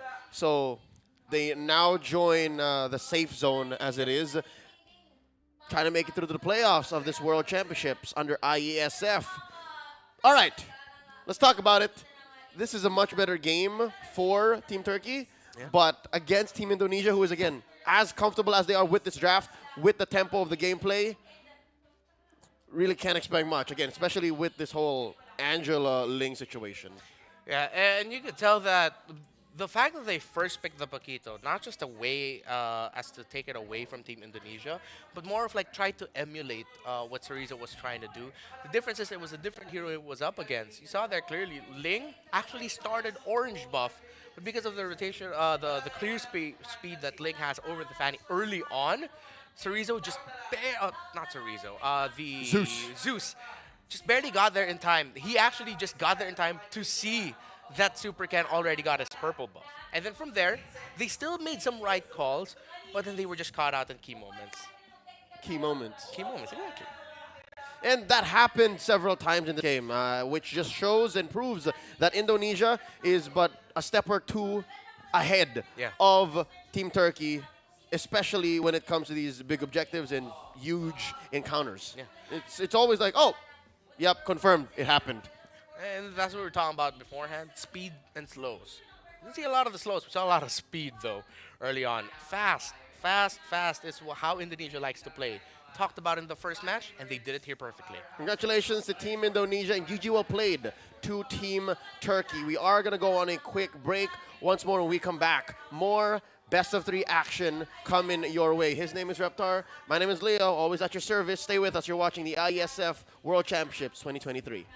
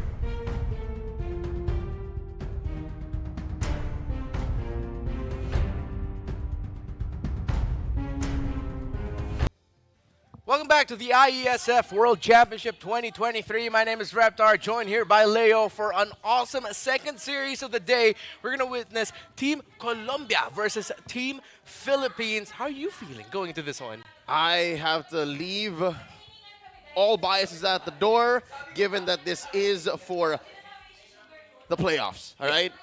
Both teams want to make it through, no doubt, but I have to be honest here. Colombia is staring down the barrel of a loaded gun because Team Philippines, no doubt, despite having fallen to second place in the past couple of world stage tournaments, they came here to Romania to do business. Yeah, and now you are actually witnessing the drafting phase here. Colombia on the blue, Philippines on the red. And pretty standard banning and picking patterns that we're seeing here as the Fredrin goes into the first pick. Valentina Terizla is a lock-in for Philippines. And are we actually going to see it again? Back-to-back series in a row. Actually, getting picked in the first phase. You know what? This might be the whole time zone situation, but it's actually flipped around. Oh, it's flipped. All right, okay. Yeah. The Team Philippines now is actually on the blue side. It's Colombia on the red. So now, consider this. You talked to me earlier tonight, or for those watching today, about how last night or earlier today, Unigo's hooks were on point. Oh, yeah. He was hovering a Franco. Yeah. Why would he hesitate? Especially in the face of a Terizla and a Valentina. Would that not be an easy solution? Yeah, it sounds like it would have been a perfect pickup, but Philippines, maybe a similar case to Team Indonesia wherein, hey, the Franco's open, no, we're not going to buy into the bait, we're going to shake things up with our drafting, so it's going to be the Navaria. Good chance that will go into the hands of Arcangel in the mid lane, That's while right. Recutaño locks in an early Brody, so that Colombia will think about maybe locking in the marksman now, so that they can avoid the whole marksman getting banned phase going into the second phase. Yep. Yeah, there it is. Yep. They are going to go into this marksman matchup, the gold lane 50-50, between the Iritel and the Brody. Wherein if the Iritel actually overcommits, it's over. Yeah. But they're a little bit more mobile than the Brody, especially when you're talking about the early to mid. Going into the second phase, let's start with the bans. Interesting. Ooh. It looks like they're forcing the Fredrin to actually be the junglers. Like, all right, you know what? We know you're packing heat with a Fanny. Saison, we respect that. Get out of here. And I respectfully. Yeah, respectfully. But I think Saison is still fine with it regardless. For sure. This is a Fredrin pickup that in the jungle has proven to be lethal in the hands of Saison. So now Philippines will be taking away the jungle options here for Colombia. They don't want that Baksha. They want a slightly slower rotational speed here for Colombia. But we saw earlier that even though these are the picture of the picks for the first 3 heroes of Colombia, you can still slot in here an assassin type jungler. You can still bring in a Lancelot, you can still maybe even potentially bring in a Ling, but you're gonna need to pick up a much tankier roamer. Yeah, I totally agree, especially since you're seeing here the Novaria. Yeah. There's no going back on the Novaria. If you can pick up the Novaria easy, then that's already a -1. And Yes. most Novarias that can't protect themselves just goes down really quickly, and you might have to force Canon to respond. And a reactive Canon isn't a very good Canon. As great as the world champion Canon is, if you take him out of that comfort zone of him being proactive and calling fights, Exactly. it just changes the dynamic. Yeah, he can't be the one just playing after his opponents. He's going to be the one telling the opponents, no, you play my game. And now it does feel like Philippines or Colombia are playing Philippines game in the drafting and banning because of them taking away the Lancelot and the Fanny.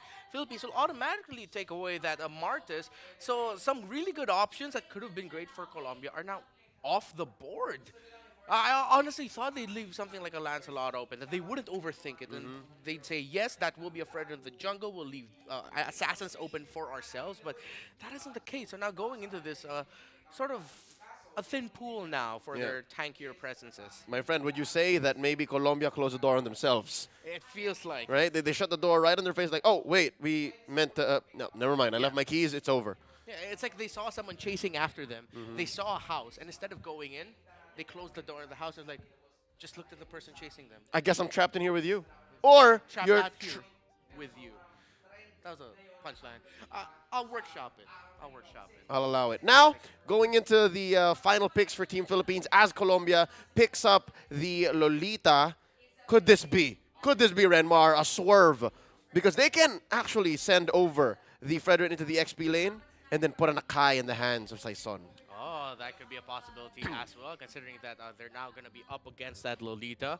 Having the heavy spin will be great, but because of all of these that they have on the table, is it finally a jawhead? No, okay, I'm going to calm down.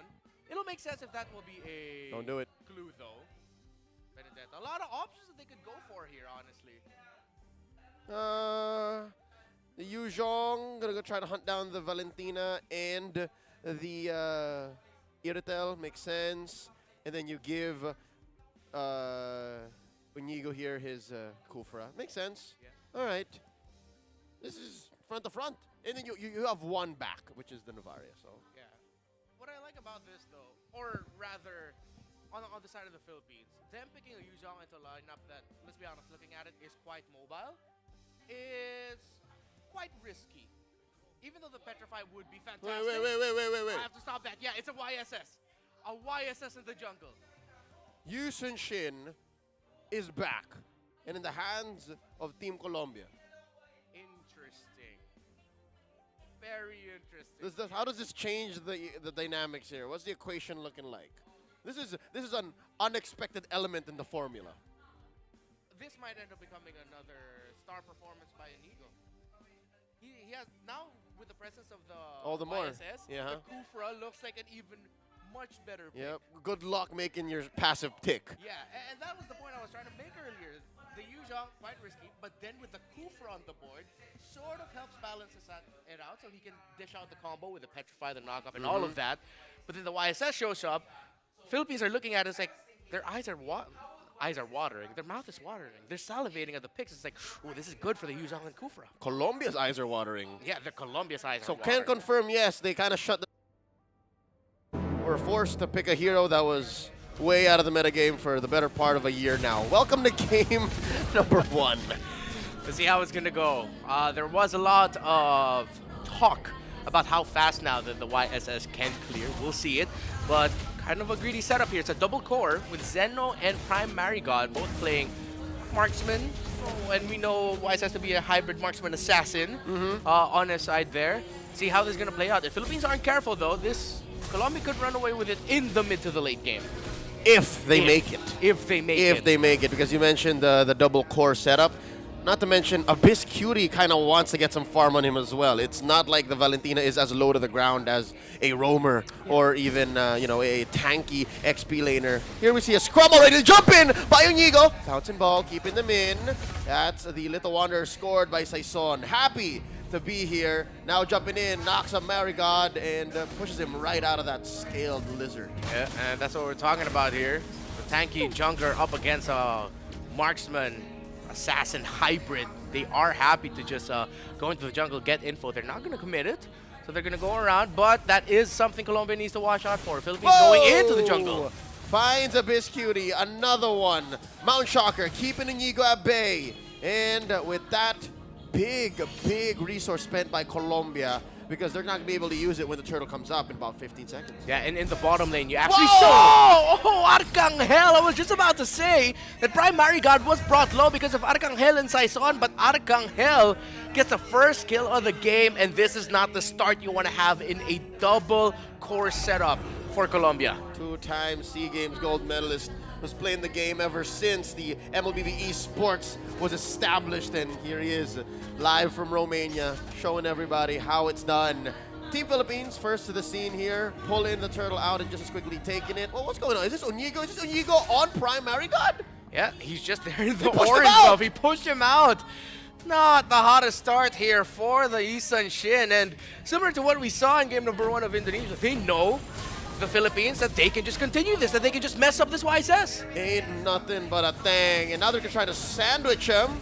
Enzo, or rather Ito, de Nazaret, drawing a line between Colombia and Team Philippines. Sending Inigo home. All right, so count your blessings, right? At least you were able to save yourself a jungle dive and then buy time and, I don't know, open up the map here for the gold lane? Because, look, they're sending Requetiano way back behind tier 1. Yeah, and it's a scary game right now for Prime Marigod. It seems like for the majority of the game, he's just been staring into the edge of oblivion right now. And another one by Unigo!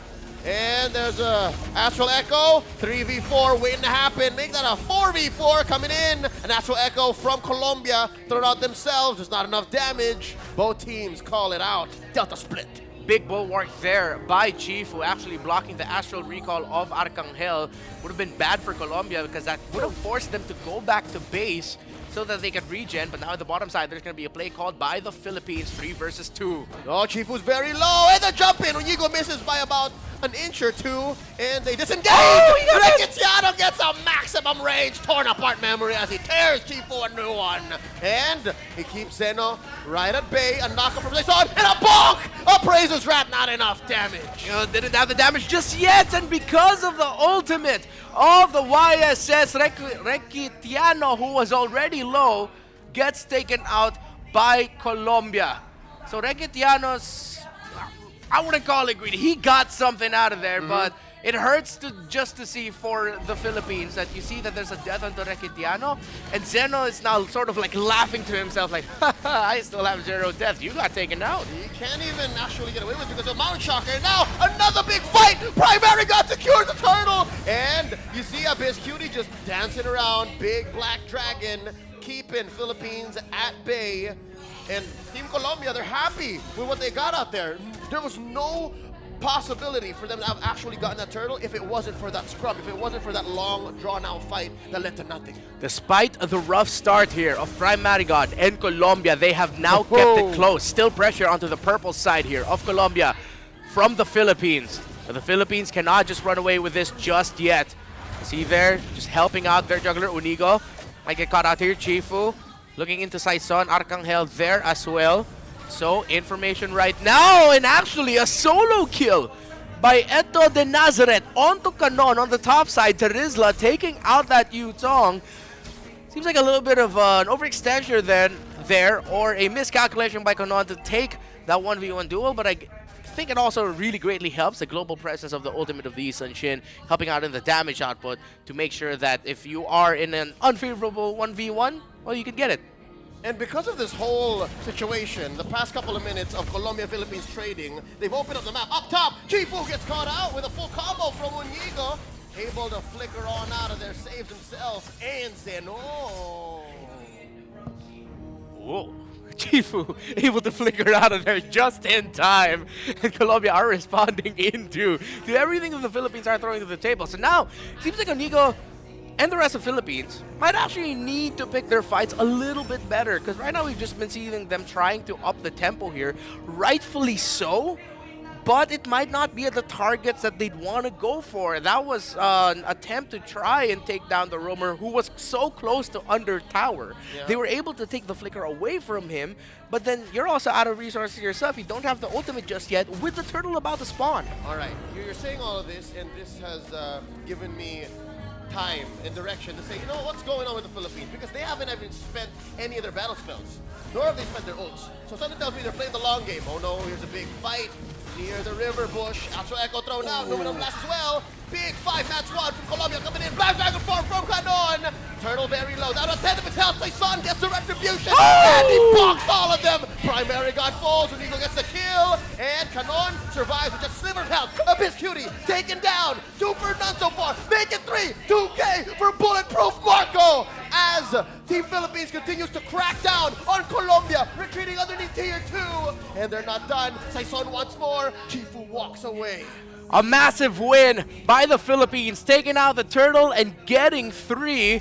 We're talking about the long game. Just before that, suddenly Philippines said, let's make the game and let's play it now. They get a massive win. They take down the turret in mid. So what was Colombia's great play to keep the game close, if they're not careful, can slip out of their hands here. One more major loss would mean that going into the mid to the late game, Philippines will have the lead. But Saison might get caught out here by the members of Colombia.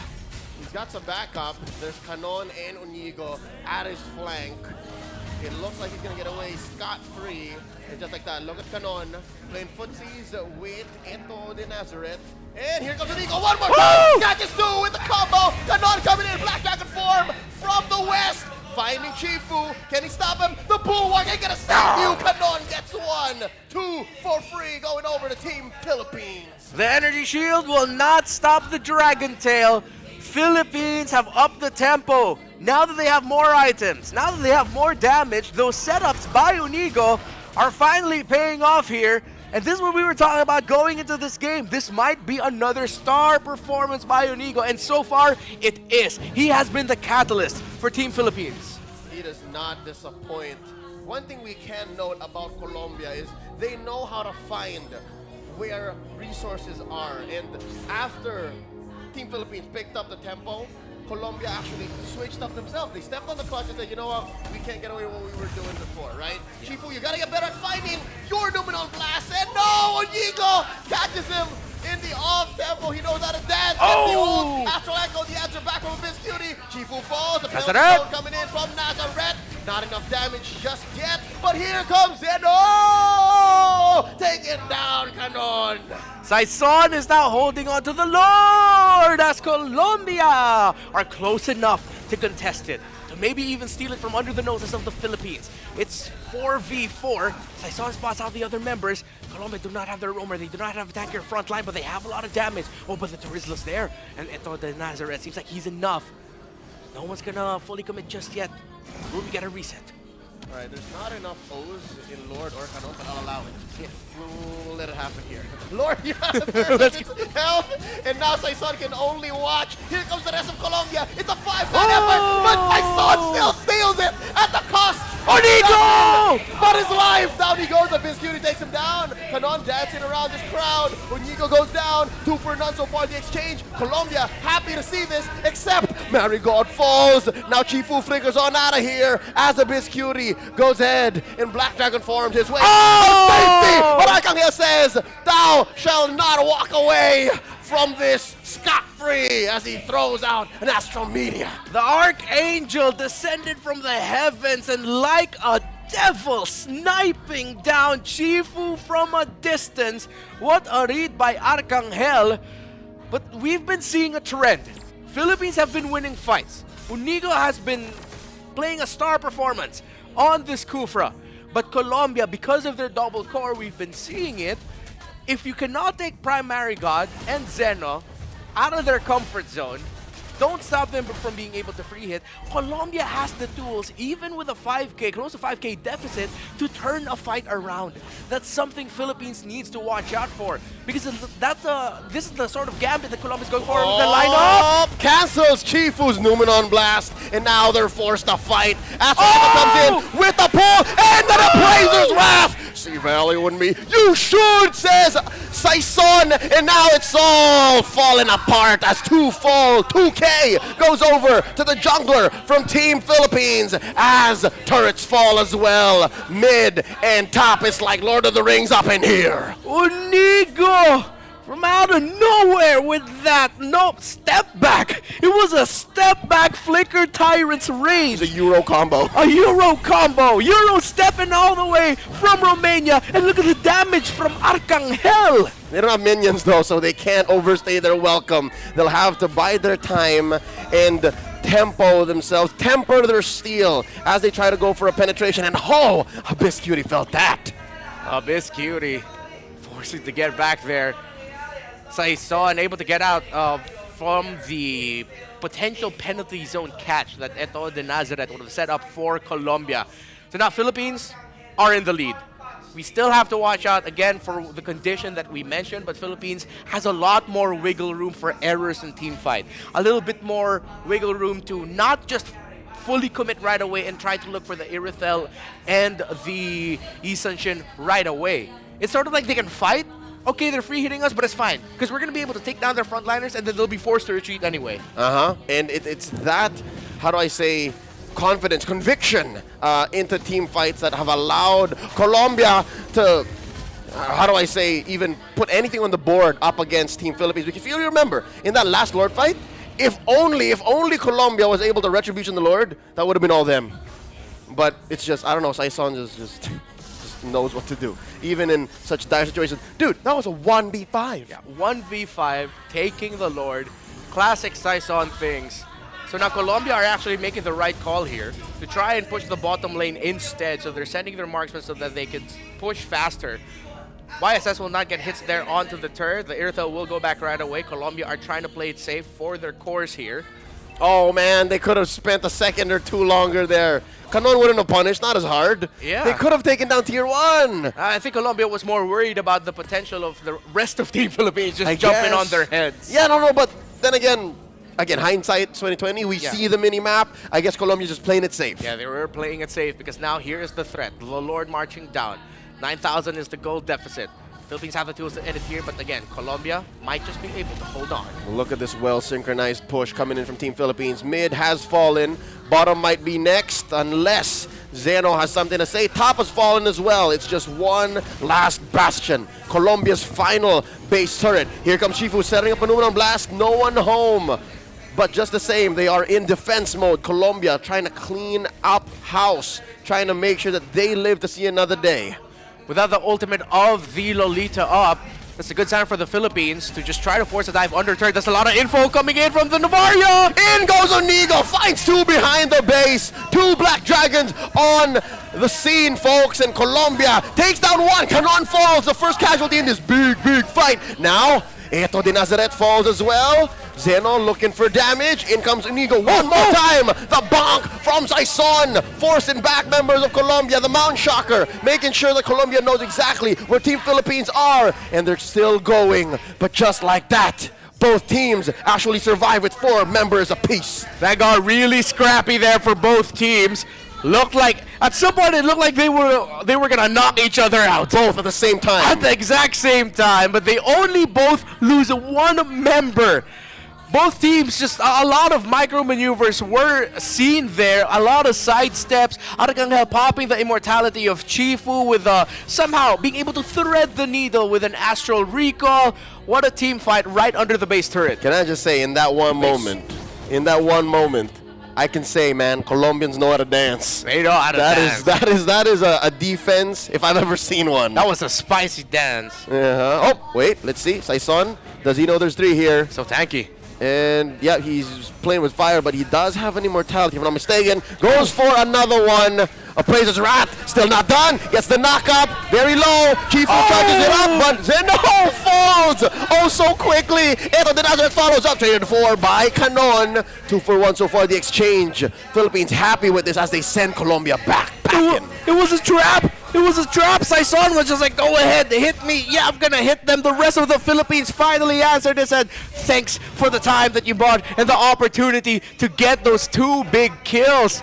That's just a clear evidence of how massive the gap is. Saison got to stand there for so long. Colossal. He was a colossus there. Zeno was peppering him with everything. Is that not just a moment of brotherly mischief? You could have sworn, man. It's like Arcangel was playing a little contest with his brother. All right, I bet I can get it. Yeah, I'm going to get the last hit here. I was seeing there trying to get the last hit of that purple buff. We're going to go into a pause here. So far, we are seeing the Philippines in the lead. 10,000 is the goal difference. Huge. What was a controlled effort by Colombia for the early game. Suddenly, here comes a string of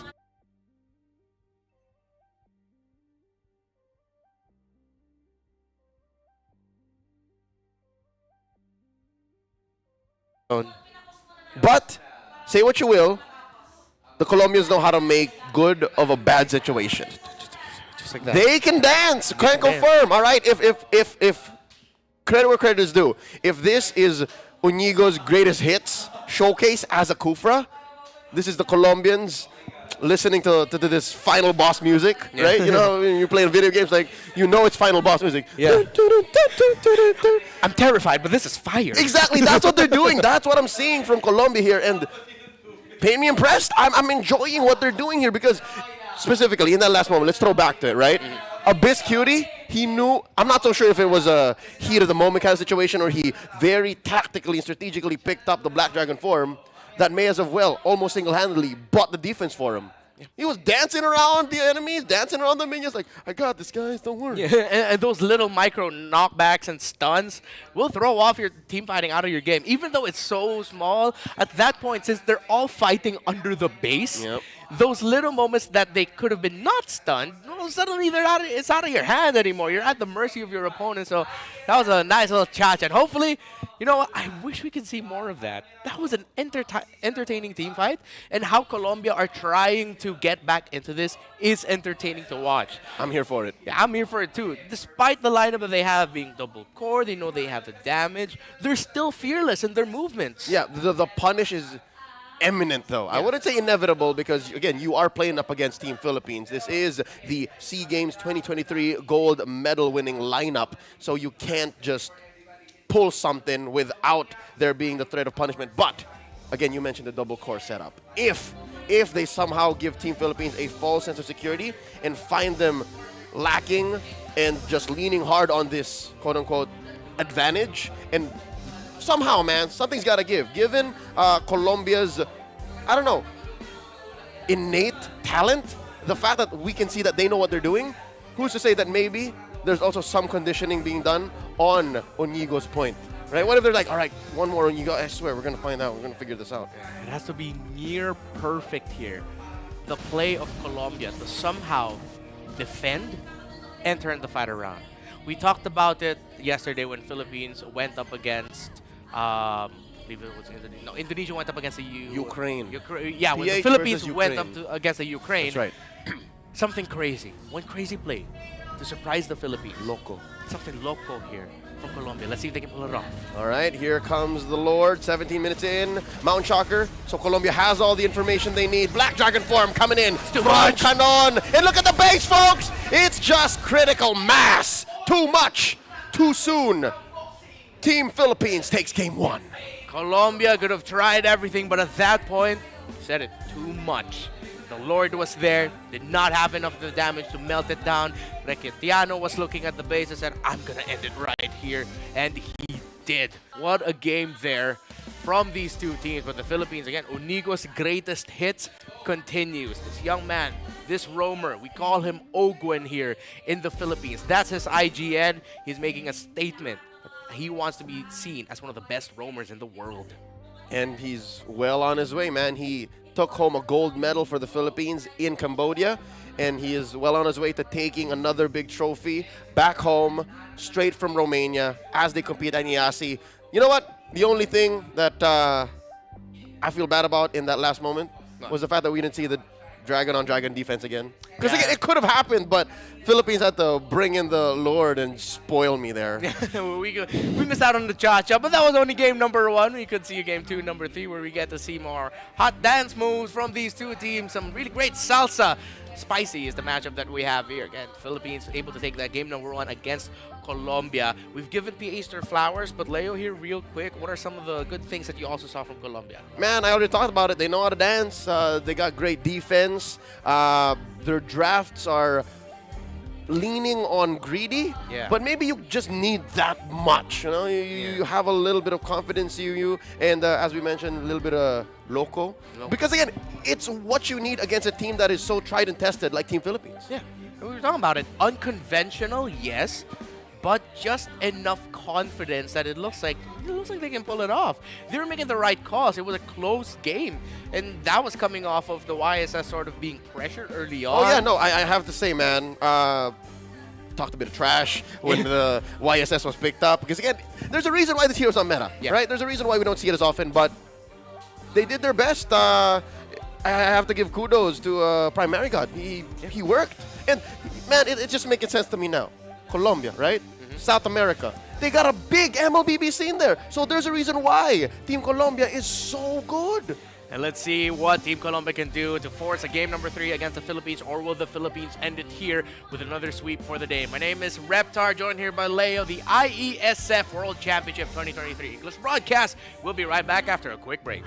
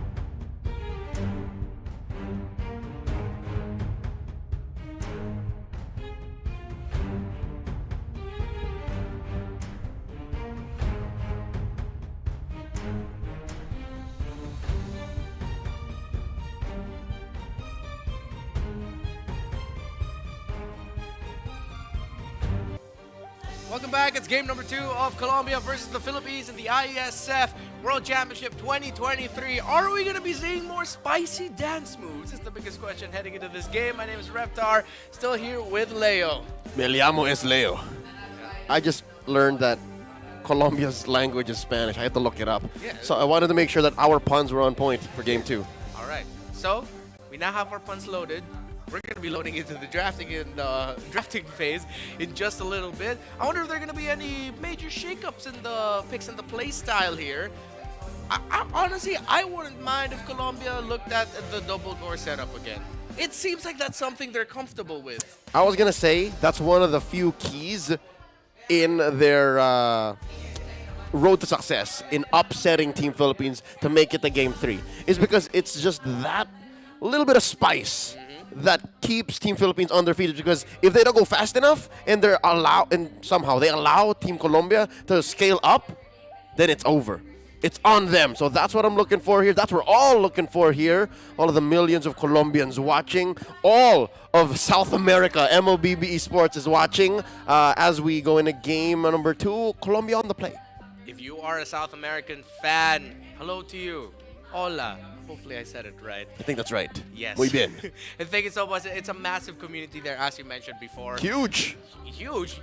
Like, I think it even rivals Southeast Asia close. Like, maybe because of the language barrier, we don't hear enough from them. But there's so many of them, so many passionate fans, and of course, esports lovers there. Colombia, though, it seems like they're going to be shifting things up. It's not going to be a double carry type of setup. Because of them showing a Franco Faramis and a Frederick together, this is going to be something a little bit more textbook that we're used to seeing. It's so low to the ground. Yeah. So now they're leaving all of the firepower into the second phase. But I'm afraid that Team Philippines is onto them, because Team Philippines, it's not like they're going to turn a blind eye to this situation, right? Given that, what's up there left? The marksman. Oh no, there's a lot of marksmen left. Yeah. And that's what I'm afraid of, is because what if they invest... Farsa's out there. Farsa's still available. No, there's no room for the Farsa, though. no room for the Farsa. There's Faramis already. Unless for Colombia and Philippines, it doesn't look like they need to rank the Farsa. Ooh, yeah, Farsa and the Franco would have been perfect actually for Colombia if they decided to go for it.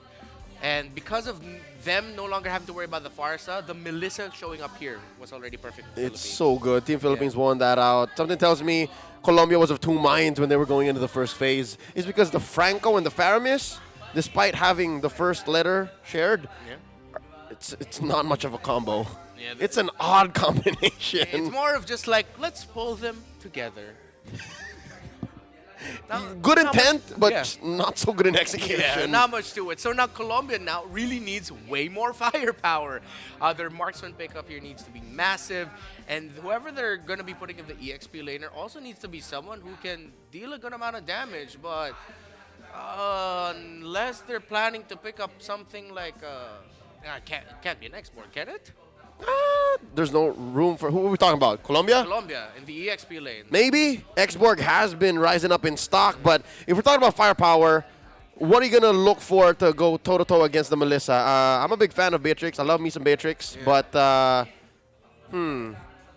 Maybe Leslie, but then too much single target. Yeah, no, focus. Leslie's just going to fold to the Terizla and the Grok, man. Yeah, and the Kadita as well. Yeah. It'll be a really difficult game. Oh, wait a minute. Are they going to gold lane Lilia? That is ancient tactics we're talking about here. If they're gonna That is M3 Onic PH Marky levels of tactics, man. But I can see it. Oh, it's a gold lane Lilia. Can confirm, and then XP lane laps. All right, so they're going to be... Did I just say laps out loud? Yes. All right, so they're just going to live on the re-engage. They're going to invest in the fact that, all right, we can go forever. Yeah. Much like the Punisher says, I can do this all day. He didn't say that. Captain America says, I can do this all day. They're going to do this all day. Colombia, still spicy. Not the spicy we were expecting. It's a spicy on a whole nother spectrum. Yeah, it's like you bite into a cuisine, you're like, hey, what is that? What's ooh, that? Ooh. They broke the Scoville scale. Yeah, let's see how this is going to work out. A throwback to mid to late 2021 tactics. Yep, we're throwing back to Singapore here. Interesting play here by Colombia. Now the Philippines, they wrapped up their draft with a Novaria. So they have firepower, loads of it. It's a Novaria Kadeta combo. They got range too. They got Anywhere, range. up in your face, from all the way down south, coast to coast, we can hit you. We can find you. They have tanky presence. They have a Grok and a Terizla. So Let's much see. coverage. Yeah, well-rounded, good coverage lineup on the side of the Philippines versus another spicy approach. A little bit of throwback by the Colombians. I will honestly mark out if Colombia gets this game. I like it. It's a mark out. Yeah, mark out. Exactly. The solution. I love that Gold Lane Lilia pick before. She was my girl. I love playing the Gold Lane Lilia. Let's see if they can translate that to mid to late 2023 metagame. I am not going to hide the fact that Colombia has already won my heart. So I'd like to say gracias for the game so far, regardless if we make it to game 3. All right, this is already quite the showing. Look at this, purple buff side. Abyss Cutie already very low. Unigo, ooh, all right. See, even Team Philippines, they picked up the pace. Tell me, does this not remind you of yesterday, their series against Ukraine? Yeah, just like that, where the Philippines, after winning game number 1, they're like, all right, let's play fast, let's end it now. And they're gonna continue that. Good thing Abyss Cutie, I don't know if that's something that he considered that, oh, I'm gonna stop walking towards this way because I don't want to get comboed, so I'm gonna get on out of here. Well, he walks away with his life, so that's a win for most here, especially in the first minute of the game. Zeno put down about half his health. And now we're force out. Oh, coming in. Oh, can Reketiano survive? Not enough damage coming in from the Gold Lane Lilia. Not in the minute that the game has elapsed. That was close though. Masterful by Chifu. The flicker forward and automatically pressing that hook to lock it in. Chifu. Chifu. Reketiano needs to watch out for plays like that. So does Unigo on this room Kadeta, taking care of the Melissa. Primary Guard will be able to get the Skilled Lizard away from the Philippines, and Reketiano needs to go back home. First turtle is going to spawn top side. So far, the Terizla and Lapu-Lapu just doing a lot of minion wave clearing in their face. Let's see who's going to hit level 4 between these two. First, looks like it's going to be Eto de Nazareth. Eto de Nazareth. We haven't really seen much action coming in from the XP lane matchup, right? Between the Lapu-Lapu and the Terizla. Literally, these two can go on forever. Between the damage reduction in the Lapu-Lapu and the Body Smith on the Terizla. Here we go. They're breaking out. Penalty zone coming through. Watch the turtle. Very low. Who's going to score it? It's Saison on that Grok. Interesting. We really didn't talk much about this jungle Grok going into game number 2. As perfect, as Destiny put it, gives us enough time to actually break down what's going on. Man, I got to be honest with you. In the 2 minutes and a half that this game has elapsed, I just noticed we're playing with the jungle Grok. Yeah, it flew all over over our heads. We were too busy marking out on the whole Gold Lane Lilia. It's the Gold Lane Lilia! But now, looking back at it, now that you brought it up, yeah, that's a dance I did. Not the Gold Lane Lilia, the jungle Grok. Yes. Makes a lot of sense because of, again, the interaction with Power of Nature, charging it up beside a wall, and then the fact that Wild Charge, it's great. Knowing that you're going up against a Tharamis, Franco, and Fredrin who has loads of crowd control. That Grok, he can just commit the Wild Charge as a way for him to just easily secure the turtle. Similar to how Akais would just use Heavy Spin when the turtle's almost low so that you can easily retreat. Don't worry so much about getting slowed or crowd controlled so much.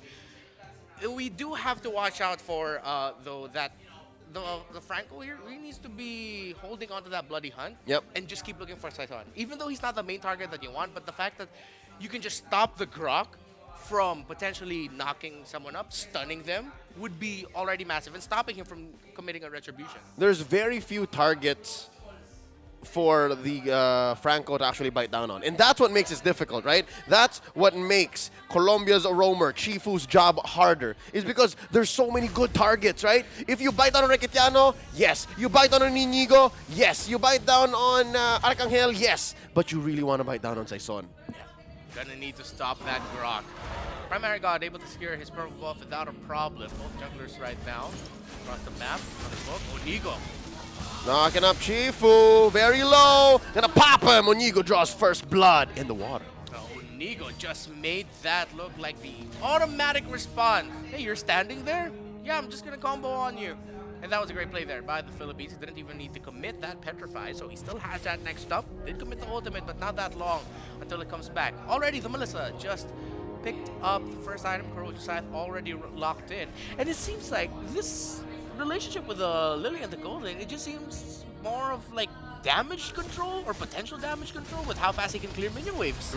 It looks like it's about to break out into a huge fight. They knock up Zeno, not even giving him a chance to press. Black Shoes as they take down another member. Colombia suffers a loss, 2-0 under 4 minutes. Saison looked like he was just looking at Team Colombia and saying, call an ambulance, but not for me. Automatically turning on to Zeno. That combo, and then Unigo was there with the response right away. Now Colombia, they're still keeping it close, but they really need to pick their fights a little bit better. Seemed like they were a bit too eager, but then at the same time, not on the same page in terms of what do we do with the Grok. We see him, but what do we do? Yep, this is what you get when you're playing up against a dive comp, a front-to-front. Much like Team Philippines is playing, and it was set up so perfectly well, orchestrated by the idol of the kids, Arcangel, 2 times SEA Games gold medalist, world champion. He's the only one that's in the back, right? But wait, we'll talk about this later, as there's one big hole coming in from Chifu, biting down on Unigo, serving up a kill over to the Zeno gold lane Lilia as we go into a pause.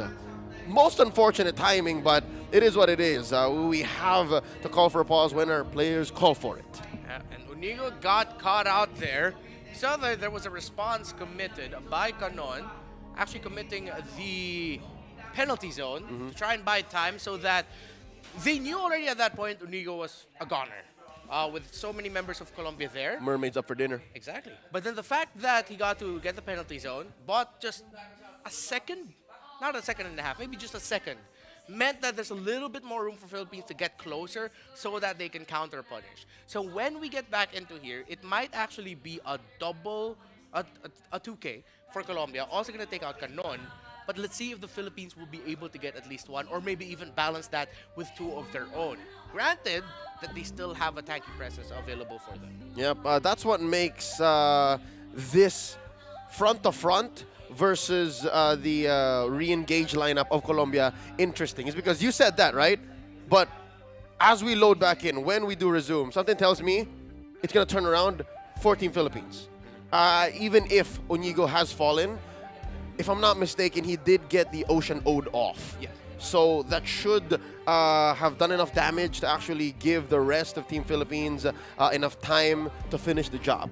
Yeah. But again, there's only so much I can recall from a single snapshot before the game was paused. I do not have, folks, contrary to popular belief, photographic memory. Have people said that you have photographic memory? I wish I did. Well, let's see what the type of picture these two teams are painting as we head into the fight. And there you go. It's a trade-off, and who took the turtle? It was actually Team Philippines. Saison has it. All right, so it was a trade and then eventual. All right, so the 2K didn't happen. I guess Body of Smith was enough to keep Team Philippines up. Now, Canon, the entry with that penalty zone, and Body of Smith, massive. Primary God going down, massive as well for Philippines. And now Colombia, it's like Colombia, every sequence is always so close to tasting something so sweet. A sweet victory. But Philippines Wait, what? always responding, oh, but that's a solo kill. Make that a 2 versus 1 He got ganked, man. by Unigo and Canon, getting that kill onto Eto de Nazareth up top. Yeah, one can only imagine what kind of skills were committed, but something tells me Eto de Nazareth kind of saw it coming and did not respond. Didn't spend an ult, didn't even spend the flicker. Now the Philippines with a win up top. Map has opened. Low now is Zeno. Oh, no! Little girl going for the skips to try and survive. Yeah, he he's was there for the spawns. Not going to want to use Black Shoes. If he clicked Black Shoes, he would have been in a worse spot. Yeah, he would have brought himself back to a more dangerous location. Yep, he would have gone from back to under. Yeah. Prepositions. Philippines right now. Oh, Chifu, I thought he actually got the last hit there onto the gold trap. Needles go faster than the hook. The needles was a little bit faster than the hook there. Big sequence here for Colombia. They might go for the Quintiano. No, Biscuity doesn't commit it. Even the primary guard was there. What? Oh! Gonna stop him! That's a unique interaction there. you could have sworn he put down on the hook, but not this mermaid. And in comes Saison, hitting Marigal with a wild charge, and that's one jungler down. One member from Team Colombia as Team Philippines calls for it. Yeah, we're gonna break them down here. We're gonna go ahead and commit 5 members trying to go ahead and crack down on this tier 1 turret, forcing out a flicker from Chifu, and they're not done. There's another realm committed. Coming in with the bravest fighter. Here comes Leonel Nazaret and gets knocked up one more time. There's a wild charge! And here comes the Philippines with a turnaround. Xenobrod low and Chifu with a block on the Astral recall. It looked like because of that cool interaction with the Franco, but wait, hold that thought, that's Rizla. Still going. Still going, Canon. Canon Onigo, the connection, you were saying. As I was saying, it seemed like at that moment Colombia saw that interaction between the Kanitsa and the Franco and just went, okay, that's, what? Oh, what, the rest of the Philippines? That's right, yeah. I would not put it beyond them because, again, it's one of the first few times I've actually seen that. And it can happen, folks, apparently. I guess they just used the skill at the very perfect moment for the animation to still trigger. And no, fight continues. Zeno's very low, but not low enough to go down. He walks away with his life. And as Colombia gets pushed back, the Philippines will be going for the turret down bottom.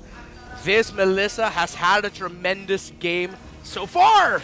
And there's a hook, and you have to call it, man. Caster's curse. It's real. It's true. And Reketiano gets taken out. Hell of a hook there by Chifu. And that is a little bit of reprieve here for Colombia. A little bit of breathing room, knowing that, okay, we finally got a shutdown onto this Melissa. A little bit too easy has been the life of Reketiano. So now what can they get out of it? Again, this is what hurts about a lineup that doesn't have that basic attack damage that you want. This is them with a lot of spells, a lot of abilities, a lot of AoE that just need to layer onto each other perfectly for it to work. But for the Philippines, they really just need to protect their Melissa. Yep. If ever they can survive Eto de Nazareth coming in, that's it for Reketiano. It's the Melissa that's actually keeping things in check for Team Philippines. It's the thread that binds them, all puns intended. It's because it's the only one that's really what you call a right-click hero. Everyone else needs to fit with the full combo, right? You got a penalty zone, you got the perfect Astral recall, Astral Meteor. Speaking of, you have the full combo from Saison and Unigo. So yeah, when all of those fail, it's Reketiano who's actually holding down the fort. And up top, there's a lot of action going on, and they're gonna get done. Oh! 2K for Reketiano. We were just talking about it. The Caster's curse still strong. This time around, Philippines is the one on the positive note of it, being able to take down 2 on the side of Colombia. It's dire news for Colombia because Philippines can, yes, do exactly this. Just send Canon to the Lord, jockey for position a little bit, and get something elsewhere. Nice minion wave pushing up top. They can sort of position around here, actually in the mid if they want to push it. But the play for the Philippines is, let's focus on the Lord. Yep, you see here Saison and Reketiano already posting up. And Abyss, Cutie, and Chifu looking to punish. Penalty zone coming in. 3v1. Can Canon survive? Make it a 4v1 and a hook. And forcing out a flicker from Canon. Astral Echo thrown out. Unigo helping his ally survive. Saison pops the Lord. Took a while. And in comes Reketiano with the Inspire. The full combo. 3 goes down just like that. 2K for the big bad Croc. Oh, El Loco Unigo does it again. What a local play from the Grok. 2 days in a row now. Make it Saison rather on the Grok with that wild charge. Man, it all happened so quickly. I barely knew what was going on. Imagine what was going on in the minds of Colombia. They were on the receiving end of this whole situation. Team Philippines now calling on the Lord, marching up top. Oh, look at this, how they've synchronized all the waves. Another Astral Echo thrown out. All members catching wind. Saison with another wild charge, point blank. Serving up a kill to Arcangel. Seems like Saison's been taking notes from his fellow teammate Unigo. Like, oh, I saw your performance yesterday. Can I try to emulate that? But this time as a jungler, and he is doing just that. Philippines now knocking at the doorstep of Colombia. They will have enough firepower to hold on here unless the Philippines goes for an unexpected local play to end it right here and right now. Top lane inhibitor falls. Team Philippines have penetrated Colombia's base. That's permanent damage that Colombia have to deal with constantly. Another Astral Echo forcing out a bravest fighter coming in. Eto de Nazareth just clearing up the waves, making sure that there's less for the rest of Colombia to deal with. But the Philippines are relentless. They're gonna break down mid and then follow up, finally finish down bottom. Philippines might just be 2-3 steps away from ending this series right here.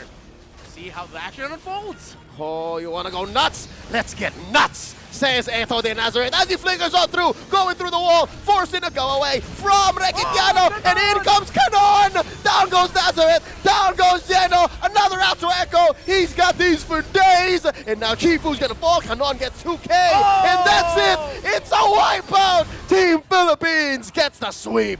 Ding, ding, ding, ding, ding! Ring the bell! What a victory by the Philippines. The perfect way to end it after a dominant performance, stamping it with a wipeout. There was a lot that Team Colombia brought to the table. Bit of a throwback, a little bit of flashy mechanics here and there, but in the end, they may have thrown back a little too far. Yeah, a little bit. Not having any basic attack damage. At that point, you're probably thinking, you know what could have been great for them? A Ling. At least that's your sort of marksman with a basic attack. But then they needed that tanky presence. Very little scaling. Very little scaling. So it was spicy, a little bit too spicy, though, for the Philippines. And yeah, you said it perfectly. It was the presence of the Melissa in the lineup and in this game, keeping the Philippines in check. With that said, how else can the Philippines level up is because I think for the majority, right? I think they've done everything that they needed to do in groups. Next thing we know is, next thing we can expect is for them to show up in the playoffs. Next step, it looks like here for the Filipino squad. Again, Team Philippines looking different in the last IESF MLBB World Championship. It was a completely different lineup. That's right. In Bali. In Bali. And they were able to reach second place. Silver medal finish. This time around, let's see what else Team Philippines can bring to the table as now they eye the playoffs. Colombia, and again, the LATAM region. A lot of respect for that region there. Muchas gracias. The passion that they show for Mobile Legends Bang Bang. All our friends, of course, also in the LATAM League, MLBB Brazil. Some of the most talented and passionate community members, broadcasters I know in the esports space. We're talking about Central America even, right? I'm excited to see them come up, and this was quite the show. Yeah, let's see what else, though, Colombia and, of course, the other teams, the other regions that we have. There's still a lot of games ongoing. So as we go throughout the day, as we go into the second half of the day for us, well, our friends later on will be able to dish out some updates on what's been going on in the other groups. But with 2 wins, it's really looking like, if I'm not mistaken, that is already a playoff secured for the Philippines, or at least they're one more step there. They're out of the red zone, though, rather. For sure. At this point, I think they're now thinking about, are we going to get top seed in the group or just secure the playoffs? Gunning for it. Gunning for it, yeah. Yep, so with that said, I'm excited because this is Group D, right? Yeah. I'm still looking at Kazakhstan, man. The other groups are so spicy, I gotta say. Yeah, let's see what else the IESF World Championship 2023 MLBB has to bring for us. Again, my name is Reptar. This has been Leo, who is always at your service. Thank you so much for joining us. Day's not over yet. We have 2 more series coming up after a very quick break. Don't go anywhere. IESF. We'll be right back.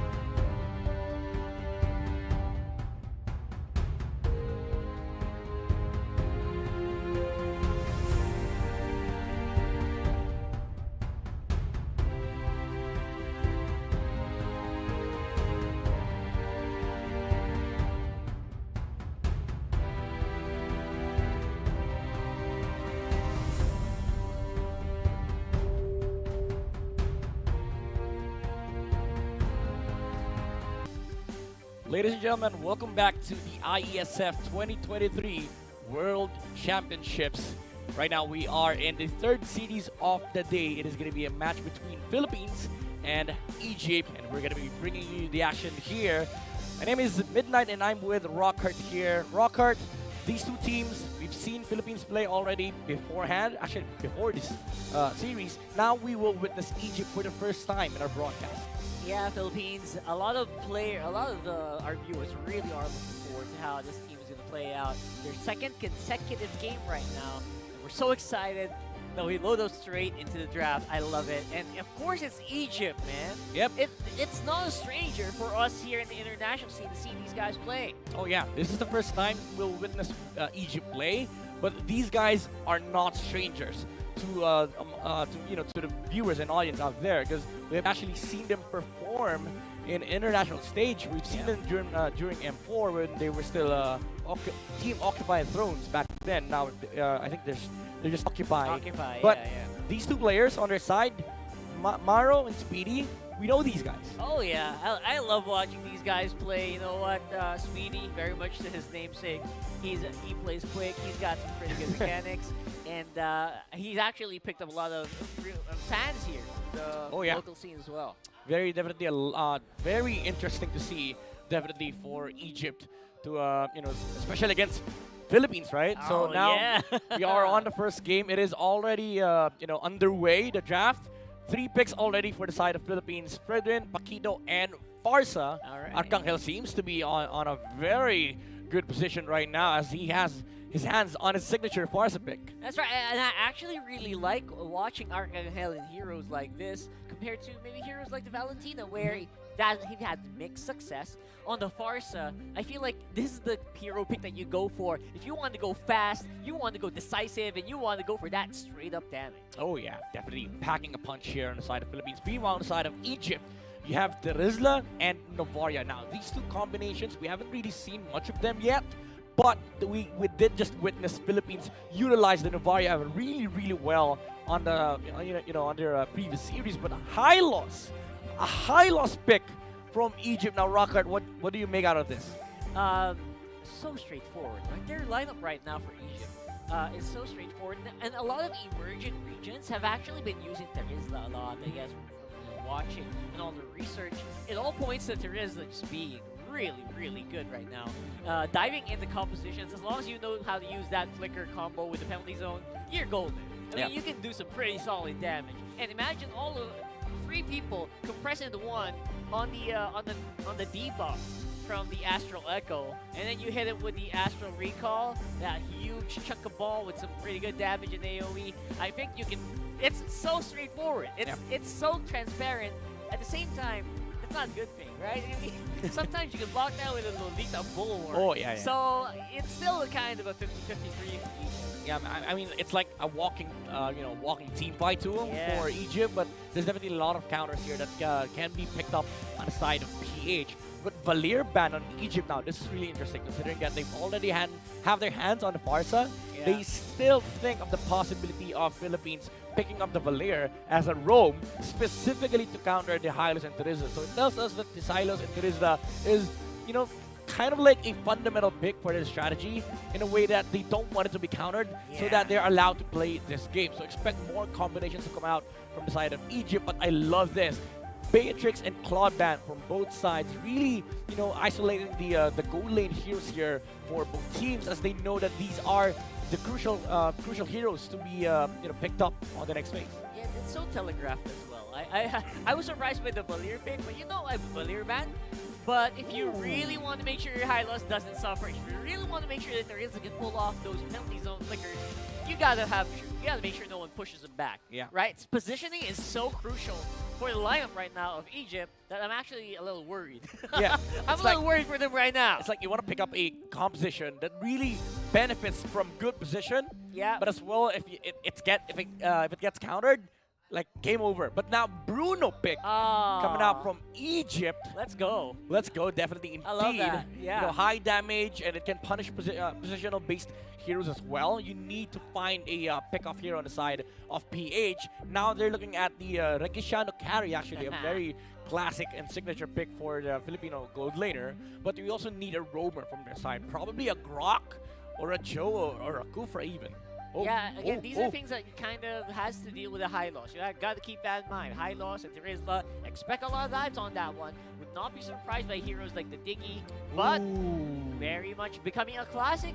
Possible is this Edith Rome. Loving it so far. Yep, definitely loving it, especially on the hands of Rakitiano. We haven't really seen much of other heroes on this player's hands, but now we're gonna be witnessing the first time Clint appearance for PH. Now Egypt, they might be locking at the Minotaur pick, so this might be a Hylas jungle. Oh my We don't really know yet. They did just show up the Hylas red tree on 7 Oda, but man, what is this draft, Rockhart? Oh my gosh. All right, imagine 3 huge bouncers just diving in on you.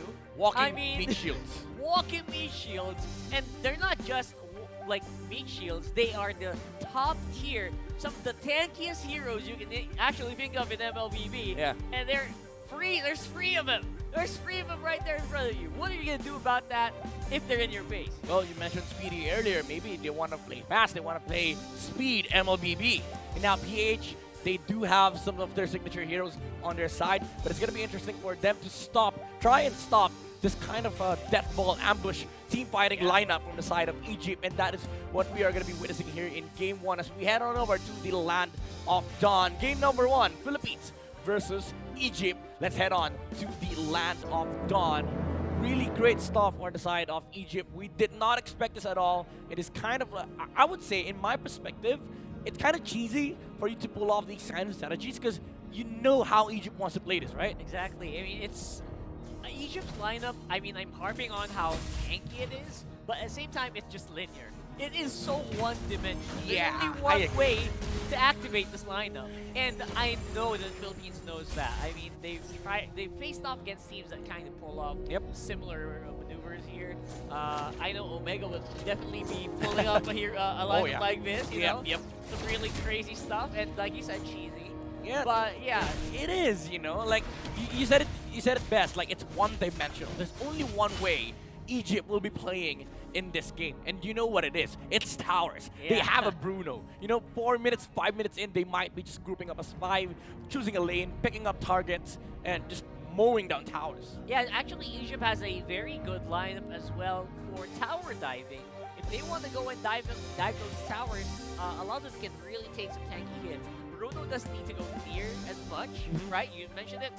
Bruno's one of the longest range heroes as well in terms of marksman, where you can pull off some fadeaway shots, fadeaway crits. Yeah. You know, shoot that ball and go back, and go back in. So you can really kite very well, and again, take out those towers quickly as well. I think the biggest worry here is, all right, that's a great plan, but what will you do if the enemy is in your face? If there's a Fredrin on your face, if the Fredrin kind of peels for these very tanky heroes because of that taunt, because of the energy eruption. Yeah. How's that gonna look like? What's that gonna look like, right? And it's not like looking very one-sided for Egypt, because you did say that there are some answers that can be provided on the side of PH, like the Fredrin, very, very tanky hero as well, can actually sustain the front line against Minotaur and Hyras, especially with the Terizla being on the side of Egypt. They definitely have a sustain and some poke damage that can come out from both the Farsa and the Clint. So PH, they definitely have a good chance of trying to silence this kind of strategy coming out from Egypt. But I do want to say, Rockhart, it all boils down to execution. And I want to know what your thoughts are with regards to Egypt, because this lineup, it's kind of easy to execute, because what you just need to do is put heroes on the side of the Bruno. While on PH, you have to hit a lot of things, like, you know, the skill shots from the Farsa, hit some poke damage from the Clint, and also try not to die on the Fredrin. Yeah, that's the thing. It actually is so easy to not die to the Fredrin. And the Fredrin, the problem with Egypt's lineup as well, in regards to the Fredrin, is normally you need really bursty heroes to take it down. If you just normal attack the Fredrin, normal, it's just gonna take HP back. Yeah. If you try to attack it slowly, with the normal hits, with the skills of the Frederick, the HP normally, naturally recovers because of the gray health. So you can't just attack it nonstop and hope you win. You gotta burst it down. You gotta really burst it down. You gotta work on it. You gotta hammer on it. You can't just like chip, When chip, chip, chip. they do have a hammer, you know. They have a literal on hammer. the Terizla. Yes, but again, it doesn't really hurt as much Yeah. as you should. You think a hammer should hurt, right? But Terizla is kind of like it's like a soft hammer, soft tipped hammer. It does whittle you down, right? Oh, The yeah. chip damage on that is really strong. But like I was saying, you need the Bruno crit, and that's gonna happen maybe 15 minutes, 18 minutes in the game. 12 minutes if you're really good. If Egypt gets a really good early game, you're gonna get that around 12 minutes. Really hurt crit, and those are things that Saison can't really deal with. Yeah. But if the Bruno doesn't get there, oh my God, this Frederin's not gonna die. Yeah, you know. No one can kill the Frederin. It's like Egypt, you kind of have a good composition when it comes to dealing with towers, but dealing with Brethren is also one thing that you have to be concerned about. So Saison literally here is a walking win condition for PH. He can put a stop to whatever Egypt wants to do. Because again, we talk about some poke damage that can come out from both the Barca and the Clit. These are the tools that they can use to kind of stop the push strategy. So going past 5 minutes, like Egypt, yes, you can farm. You do have late game scaling with the Bruno, but it's just the Bruno. But if they do have that late game, the crits, yes, it can hurt, but PH has late game as well. Like, when it comes to a late game battle, Egypt, they have a terrifying Bruno, but they also have a terrifying late game comp on the side of PH. So it's not like a very straightforward approach from Egypt. They need to do a lot of things here in the early game. Now, talking about that, what do you think are the course of action here for Egypt? Well, if you bring a lineup like this, you make sure the Bruno doesn't die. The moment the Bruno dies, Novaria cannot deal with 5 heroes. 4 heroes, no. You have one big skill shot, and then you gotta reload. You got some time to reload that, right? You have to walk a certain distance for it to reach maximum damage, the Astral Recall. And after that, yeah, good luck. Right, if the Bruno dies, you go down. So if you're Egypt, you throw these free bodies in front of the Bruno. There's just no way around it. Yeah. And for the Philippines, they gotta reach that back line. No excuses. No, don't peel on the front because it will take some time. It will take a lot of time to peel on that front. So gotta be careful of that. And again, all of this is kind of determinant on whether or not they're gonna go quickly onto laning phase, out of laning phase, right? And you know, that's the sad part about, I think, when we boil down to how both dynamics on both composition actually comes to be. Because if you look at the side of Egypt, again, it's very one-dimensional. Even though we're talking about things that they can do, it still is the plan. Like, majority of what Egypt wants to do is to mow down towers, and they do that by allowing Bruno to just snowball out of the laning stage. And you do that with, with 3 meat shields, bouncers, basically, going to that gold lane. But for Philippines, they have a plethora of options. Like, number 1, stopping Bruno, Frederick, poking damage, Farsa, and Clip. So they just have so much access. Even the roamer hurts. The Edith. Even the roamer you hurts. don't need items. You don't need damage items on the Edith. The moment you go Primal Wrath on that Edith, it's gonna hurt. It's gonna hit. It's gonna attack so fast, and then it's gonna hurt. So all you need is tanky items, right? And which is exactly what you want in a roam Edith. See, they have so much access to so many stuff, like damage. Even the roam provides damage output for the side of Philippines. So again, very, I would say, very versatile lineup versus a very goal-oriented composition on the side of Egypt, and that is going to be interesting to see here in game number 1, because it kind of tells us a very good story of a team that wants to play in order. Like, they have a blueprint of how the game should look like, and a team trying to break that systematic approach. So PH now is in a very interesting position, because when we watch Philippines play, it's usually them playing the systematic approach. But now they have to break what Egypt has, because it's a very one-dimensional strategy. But if you don't break that, you know, you're just allowing Egypt to take over the game. So PH will have to do a lot of things here in game number 1 to kind of stop that Bruno deathfall from Egypt. Personally, this Bruno, as much as we're trying to like find a good what do you call that? The most suitable scenario here for Egypt, right? It's actually very difficult to just pull off right here, because of the moment that Ogwen, you know, Unigo. the moment Unigo goes down there, it's so easy for him to just get these stuns. So the moment you hit that that stun, that knockup, Yep. that's not gonna stop. That Bruno's gonna go down, and with a Clint is just so good in the duels. For Egypt, obviously, because of the Minotaur, you got some healing. That's something that you always we rarely talk about the healing that comes from the Minotaur, but you don't notice it. The healing is actually so good on the Minotaur. It's something no one talks about because everyone just looks for that the Minoan Fury, yeah. right? But The yeah, setup. the healing is actually, when you calculate it, it's almost at par with Estes heals, even more. So watch out for that, especially if you're like a group together, which is perfect, right? Yeah. It's exactly what Egypt wants to do. Yeah, very, very, I would say, talking about it in a macroscopic sense, like, it's kind of easy for PH to deal with Egypt, but when we go down to the nitty-gritty, like all the technicals, if they are able to abuse the fact that they have 3 meat shields here on the side of Egypt, like the Minotaur and the Hylos can actually provide so much for the Bruno. Like I said earlier, it's a very easy-to-use lineup, very straightforward, and it's kind of hard to mess up. Now, for PH, their lineup does have a lot of mechanical requirement, like the Farsa, even the Clint.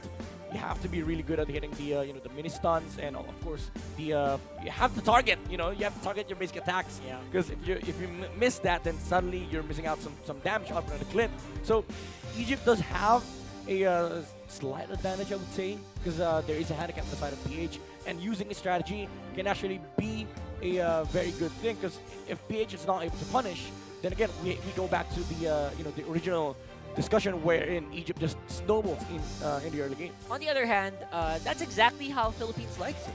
They want heroes. Oh, they that- want challenge. They want really Interesting. high mechanical heroes that they Yeah, can abuse. for sure. Because if you're given a hero that has high mechanical requirements, that means the ceiling as well for Even if for Frederick. damage is high, right? Mhm. So same with the Frederick, right?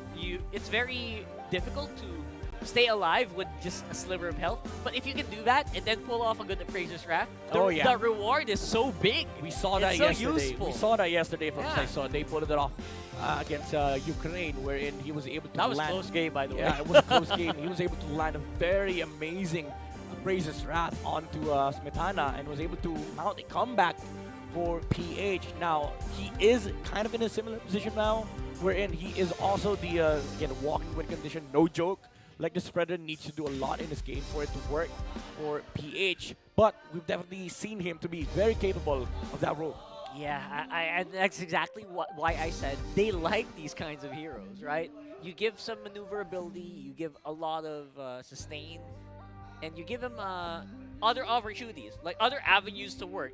Don't want to go one-dimensional? That's exactly what Philippines wants. Yeah, game 1, really interesting. There's definitely a lot to expect in this very first game between Philippines and Ukraine, and that is what we are going to be witnessing after a short break. So don't go away, we're going to be right back.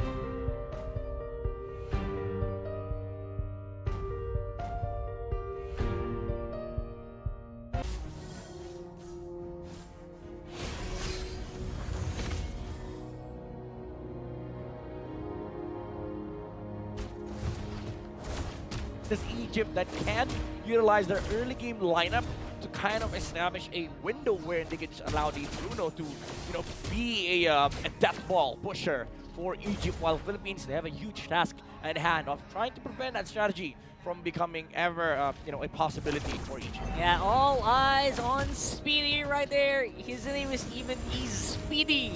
That means it's so easy for Speedy. Top lane, however, a lot of pressure in lane because they are both contesting for the turtle. Saison, however, is here. Ooh, Egypt was forced to reset that turtle. It's actually very critical, so you have to watch out, right? So this turtle, you can't really ignore it, just like the like what you usually do. Previous before, turtle, right? yeah. It is so massive right now, and that's what we're When trying you to do go right now. When you go with the initiation, and you're straight into Alpha. And again, that tankiness of this lineup is really becoming very apparent here. Saison ready for the retribution. Of course, he's gonna hit it, and there you go. Arcangel with sides has some nuking on that Farsa, and overall, I would say Egypt, they're showing off their hands very early on. Yep. The power of their lineup, they're showing it straight to the face of the Philippine team. They didn't have the Bruno at that specific moment, but Egypt, man, they can frontline and they can provide some tankiness against Philippines.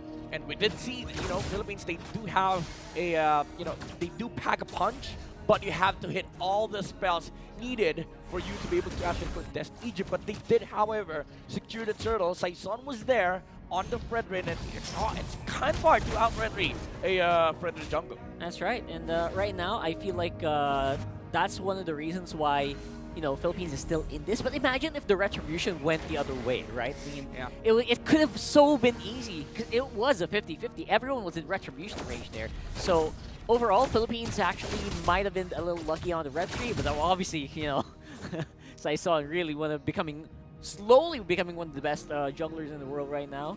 I would say that, if you take a 50-50 on that one, it's usually 60-40. Yeah, for sure. Against that guy.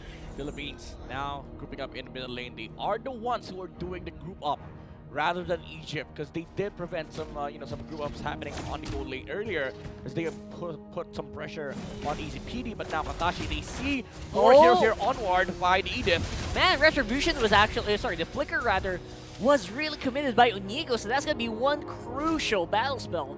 Going to be going on cooldown for the Philippines. And, Egypt really read into that one. Ganon, so deep, cutting the XP wave near actually behind the tier 2 tower of Egypt. Now he will follow the Trisla wherever he goes. He's not gonna be able to clear the cannon. Whoa. There was some HP left on the cannon XP wave, so he is a level behind compared to the Paquito. They will not join in this turtle fight. Now Egypt, they are with the Bruno, however. Yeah, huge fight right now on the bottom side. Half health on the turtle, and Easy Speedy is in position. There goes Inigo with the onward knock up straight into Kakashi, but he's the only one going down on first blood. Of course, turtle will still be taken by Egypt. Oh my goodness, they are taking everything right now on the map. Yeah, complete zoning out by Egypt against Fredrin, and you saw the damage from Easy PD coming out earlier with the Haas Clock completed, and he does have some physical damage reduction with the armor that he's getting from that, from that physical defense item, and he is able to frontline as well for Egypt alongside these meat shields. Now we're starting to see the problems come out on the side of Philippines. They cannot sustain the snapshot output from Bruno. Yeah, and Unigo has to hit all the skills. If he misses even one of them, the combo's just ruined. And the damage is lacking. As you can see right there, that healing coming in from this Mentor is holding on, but not for long. Here comes the 4-man dive here behind the tower. It's going to be Saison as well in front of Speedy, just ignoring that Bruno altogether. Even under that tower, not going to be able to do that much damage against Fredrin. I mean, we did say earlier, when you bring in 3 weak shields from the side of Egypt, it's hard for Philippines to sustain the kind of fight. Yeah. But when Philippines brings 4 against 2, Egypt loses that skirmish, and suddenly FPH is able to find a bounce back on that gold lane skirmish. But they did take out the Edith on the bottom lane in the trade of the Clint, also taking out the Bruno. Kind of favorable for Philippines, because now you're limiting the window for Egypt to work with Easy PD in terms of taking down towers. Philippines has 1, while Egypt has none. Yeah, Easy PD might have actually been overconfident dueling with a Clint. He said, you know what, I'm under tower, I don't care. You go ahead, hit me. And Rekitano, you know what? He called his bluff and he took him out. Yeah, but bro, I have range. Like, if you read my passive, I have range. Yeah. I can hit you under the tower. But all the while, Easy PD, even though he died during that skirmish, he was able to take out the Edith. But again, in a macroscopic sense, it does not matter for Philippines. As long as we are putting a lid on this Bruno, we are doing just fine. Yeah. Even though, as we say that, we are still against a Bruno. Now for PH, you have to worry about still the damage output that can come out from Easy PD, because we saw earlier how Saison quickly got his HP deleted by the Bruno. Even though he has some energy from the crystals, late game Bruno is a different story. It actually is. Right now, you only have to worry about, you know, the minimal life steal, which is actually, it's going to just increase every time that damage stacks up on Easy PD. It might actually be more difficult to take down the Bruno later on because of the Haas Claws. Yep. Especially with the next item coming up for Easy PD. He does have a lot of options, like the Berserker Fury is on the table. Even the GDS, the Great Dragon Spear, allows him to move around much quicker in team fight in coordination with the Quantum Charge. But Canon has been doing a fantastic job of cutting waves. All right. Just make sure that Egypt has no waves to push. Because Easy PD, the only waves that he sees, Philippines is also there. Again, the eyes of the Philippines are straight onto that win condition of Egypt that we talked about earlier, which is, of course, that Bruno. As long as Philippines has vision of where the Bruno is, they don't need to be worried on other parts of the map. Yeah. They're willingly joining the fight against Egypt, like they're putting 4 bodies in front of the Bruno so that Egypt is forced to also do the same thing, while Canon kept cutting the opposite XP, the opposite waves, and that is just the role of the XP. Now, Philippines, they have a fantastic understanding of how to play this game. Egypt, they need to adapt. If they want to be able to, get out of the clutches of Philippines, they need to find something for their side. Maybe a team fight or maybe winning this Lord fight. It just felt like the Philippines was just trying to feel out how are we going to deal with this guy, right? Yeah. Although, of course, EasyPD already locking in look the at Canon. Berserker's Fury. Canon just diving in on here without a care in the world. Oh my goodness, IDC Gaming, like, Man. I don't care.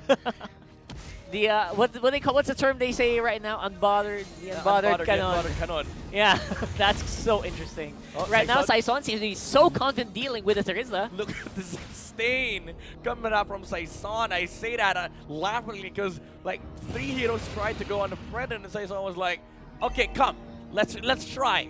Hit me. Hit me. It's just the Philippines calling the bluff of Egypt, right? Exactly. Every turn right now. And it's not looking good if you think For the about Bruno it. top lane. Oh, what? Oh, man, I want to watch that one, but Canon takes him out! You know 1v1 with Canon, man. He's a master of 1v1s. They're fighting under the Lord right now. There comes the red carpet coming in from the highlands, but will it do much? I don't think so. Saison on the front. Oh, Inigo will be going down, but look, it is still going to be a very healthy Arcangel and the Rekitano on the side, which is very important right now for the Philippines. That's exactly the way they want it. And that's going to be Egypt falling back for now. Although Smile still on the sides. He's waiting for an opportunity to hit Rekitano with that Astral Recall. Will it arrive though? I don't think so. Oh my goodness, the unbothered Canon.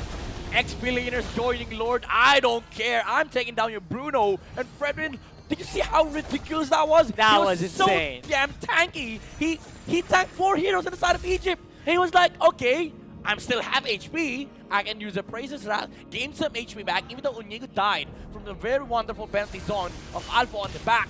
Arcangel was also with Philippines with a team fight with a Feather Strike.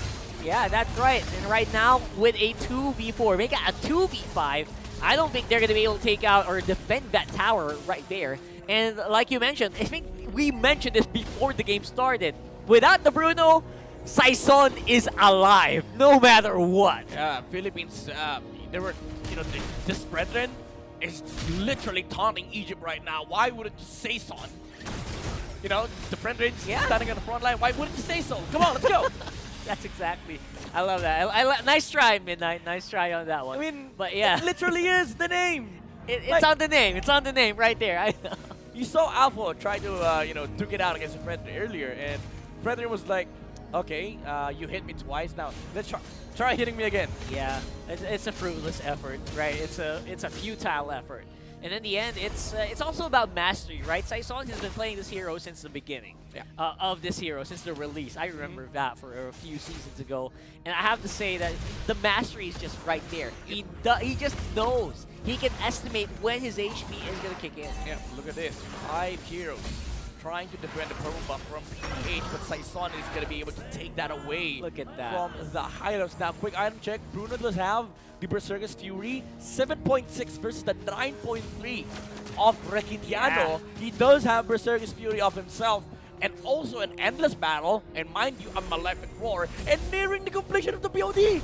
Yep, that's right. That's gonna hurt. You know, you don't want to be in front of Rekitano no matter what you are. Even if you're like a Terizla, even if you are a Minotaur, you can kind of take some hits, but not for long. Yep. And as long as the front line of the Philippines holds, which is we're talking about Saison, we're talking about Onigo, they're gonna be fine. Yeah, they do not really care as long as they are able to like make a box that Egypt cannot fight into, and that makes the game awkward for EasyPD because all you want as a Bruno is to stand your ground and hit the balls. But even that he can't do because Saison right now he is rocking a blade armor which reflects 30% of all damage taken. And that's gonna hurt against EasyPD. If you're EasyPD, you're gonna have to think twice if you want to hit Canon. And we're gonna see that right now. EasyPD, what you gonna do? Canon with a full combo! Just deletes it without a care in the world. The unbothered Canon just taking out the win condition of Egypt. Holy smokes. That is what definitely happened there on the side of Philippines. Bruno just got deleted by the unbothered cannon. That was literally a cannon worth of damage coming out from the Paquito and Philippines. After that, they're going to be able to cure the Lord on their side. In Egypt, they're running out of steam. Even the Bruno does not have the firepower to deal with a single Paquito, mind you. Yeah, and you're calling it right now, Midnight. I mean, Look at this! Look at that. Everyone has to think twice before hitting Canon right there. And he can survive. He can outmaneuver 4 heroes from Egypt. Onigo was like, okay, conceal. Let's try to make some play. Okay, Canon is doing everything. Just get out. Yeah, just Canon is handling bottom lane. That's Canon lane. yeah, maybe he just, he was just calling, just give me vision. Never was like, you know what? Let's protect him. He doesn't need it. He doesn't need protection. Leave him. Leave him. Just leave him be. He is his own army. All right, so we're going to see here the split. The Philippines are making top side and bottom side. We have Canon on the bottom. And Lord with the 4-man squad, the Philippines on top. Waiting for their opportunity. There's the Lord going in. What's going to be the call here? What's Egypt going to do? They're trying to whittle down that Lord as soon as possible, but the tower will fall eventually. Bottom lane is cleared by Egypt, though, so that's good. They only lost 1 inhibitor turret. Yep, taking it slowly for PH. They did not have the force at that moment, although they were able to take out the tower on top lane. And tower mid lane comes second. Egypt needs to do everything they can to hold this push from Philippines. Last tower remaining on the bottom side. Better airstrike just to secure some damage on the Smile. And not allowing any single hero on the side of Egypt to defend this bottom lane tower. Onigo comes in. Yep, Archangel just untouched in this game right now. And there you go. Takashi! The last ditch attempt of Egypt to go and take this fight. Saison once more in the front, ranking down and trying to do some damage in the middle as well, but pretty good damage. There goes Canon, just going insane on the back line, and everyone just broke formation on Egypt. And that could be it. Just a few minutes until 7-0 to try to clear it as fast as he can, but Canon is just going crazy, and that will be game number 1. Canon. Might as well add an end there as it looked like Philippines brought a cannon in this game. We don't need a Beatrix to snipe out the Bruno on the backside. We need a Paquito. We needed a backline puncher. Yeah, he was literally the canon event. The canon events are the important parts. Yeah, the canon He's the event. important part of this show, and that's exactly what Canon is in this one. I mean, where we kept talking about, no, you gotta take care of that Bruno. You gotta take care of that Bruno. Nah, yeah, Canon heard us loud and clear. Took it personally. He took it personally. Like, we kept talking about Bruno. Yeah. And Canon was like, talk about me. Talk about me. We're still talking about Bruno. And he said, okay, Bruno. And once they set their target, I mean, it was just so difficult to peel against him. I mean, I know you have 3 big tanks with lots of crowd control, but what are you going to do if the timing is just off? You can't always have 3 people around that guy, right? He can't farm. Here's the thing. Canon went in despite of the 3 people. He didn't care. Near Easy PD. And Yeah. Easy PD will have nightmares from this Paquito. But let's see if they're going to be able to bounce back for game number 2, as this is really important for them to be able to put pressure on Philippines and force out game number 3. That is what we are going to be witnessing after a very short break. To go where we're going to be right back.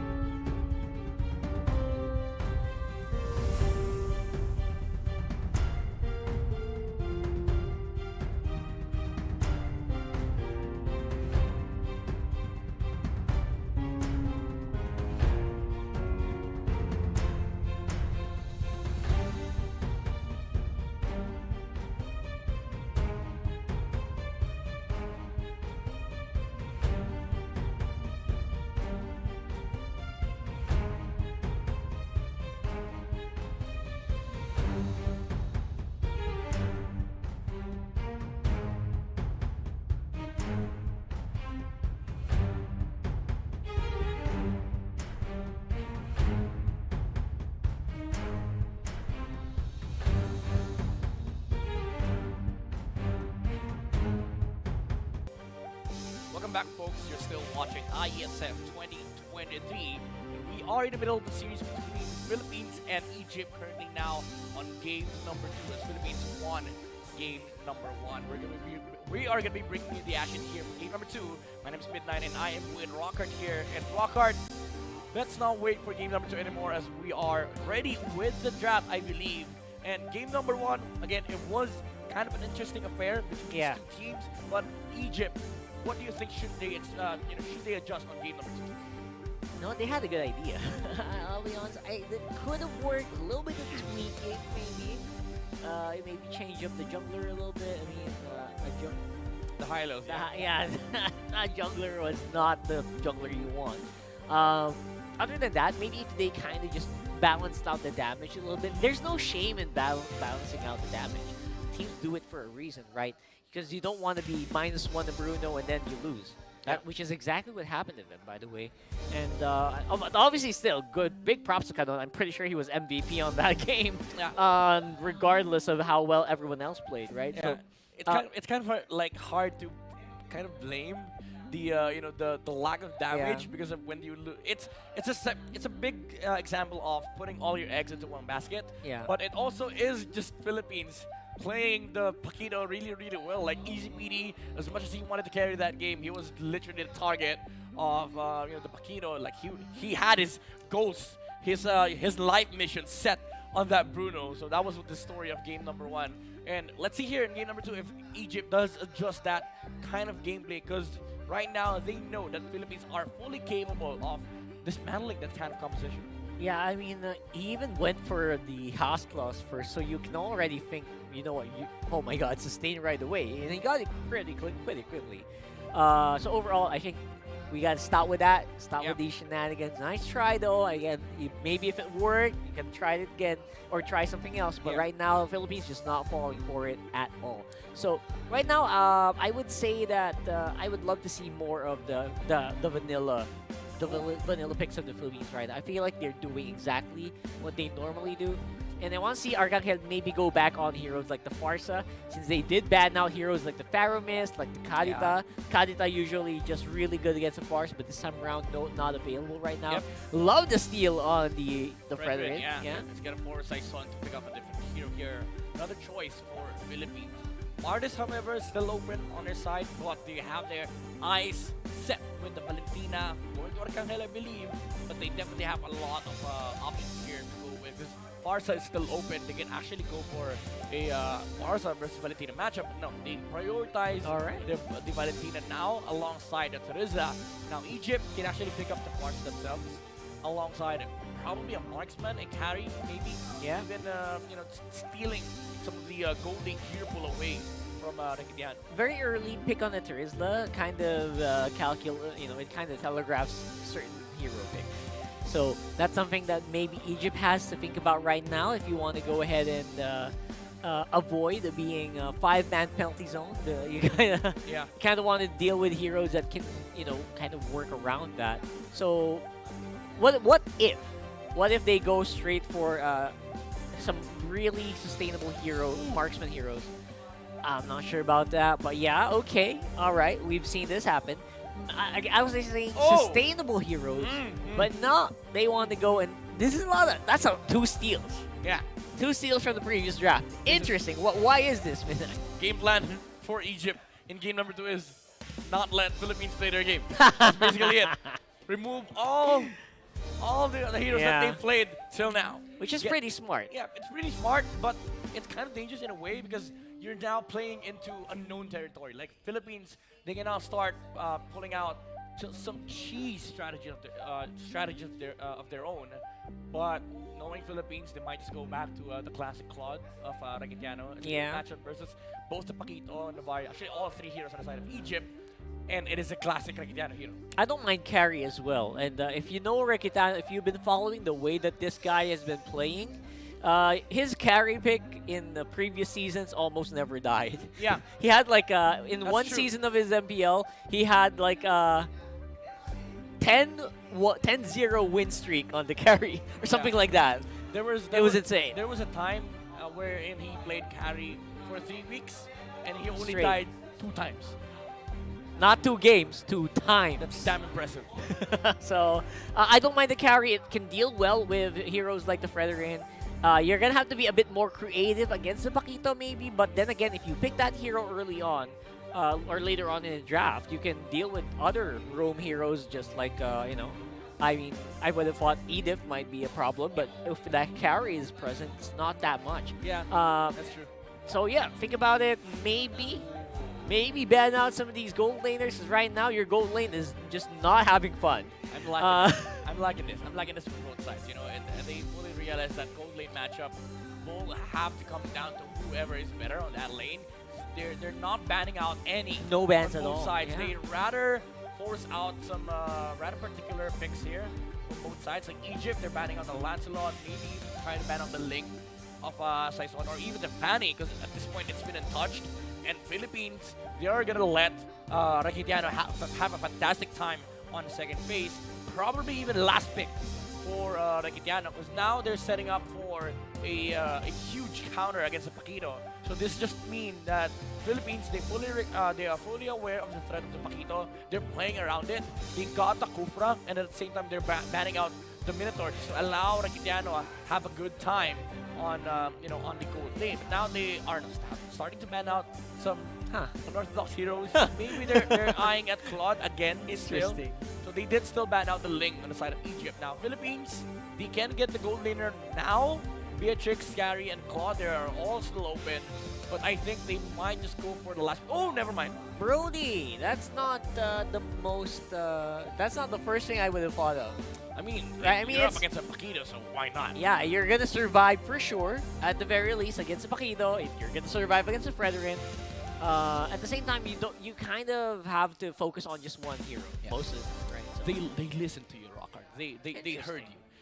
And they were like, okay, we have to deal with the Paquito. They pick up the Kufra, but they double down.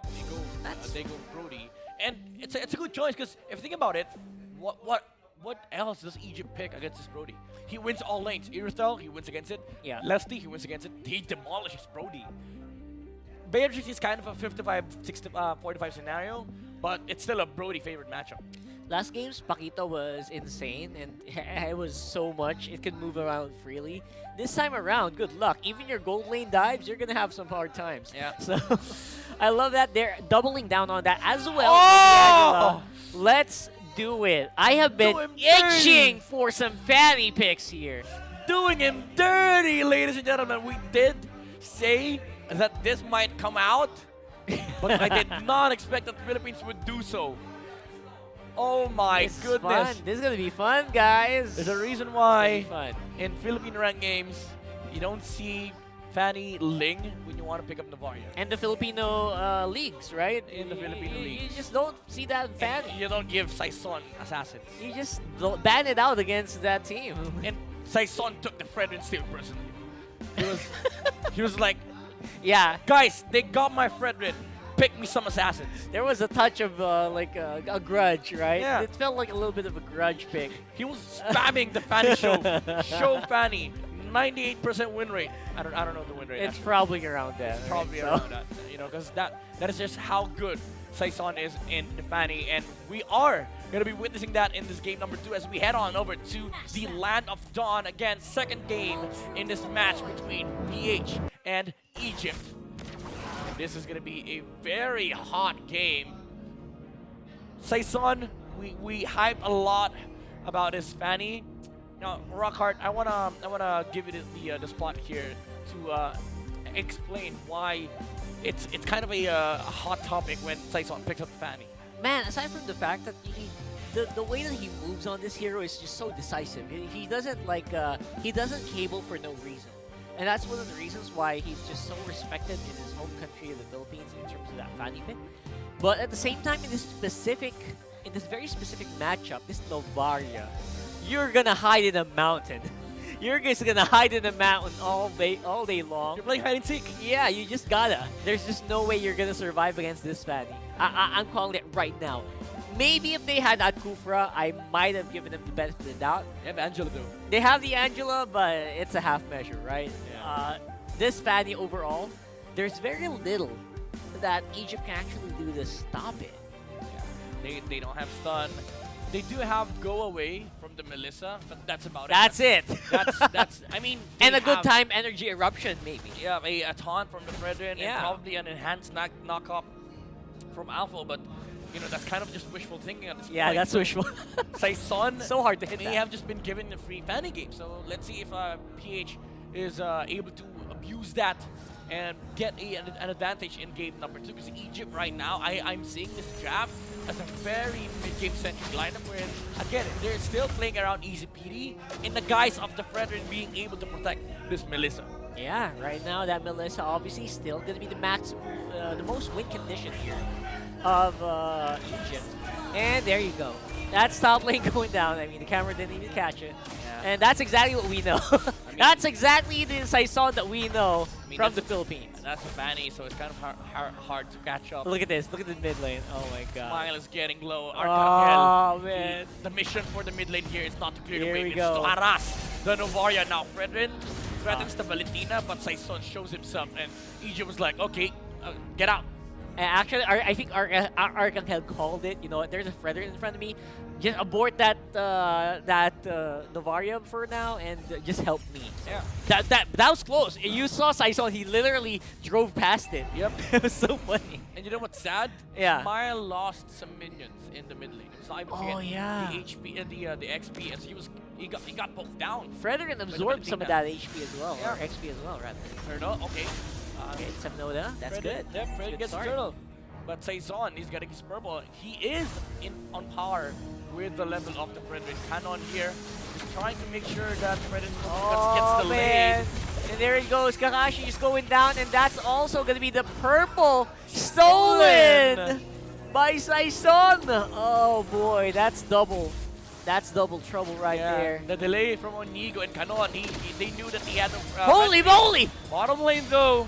Arcangel stole the hard guard. Stolen hard guard. You have an Angela. Oh my we also have an goodness. Angela.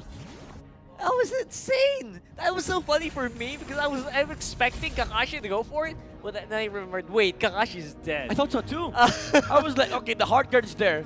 But is it on the side of PH? Arcangel, man. Arcangel. Melby's Goes on- insane. oh my Look at that. Look at that. He's just... he didn't even have the effort. Dude, he flickered back. He styled on the Paquito. Styled on it. Canon styling on the Paquito right insane. there.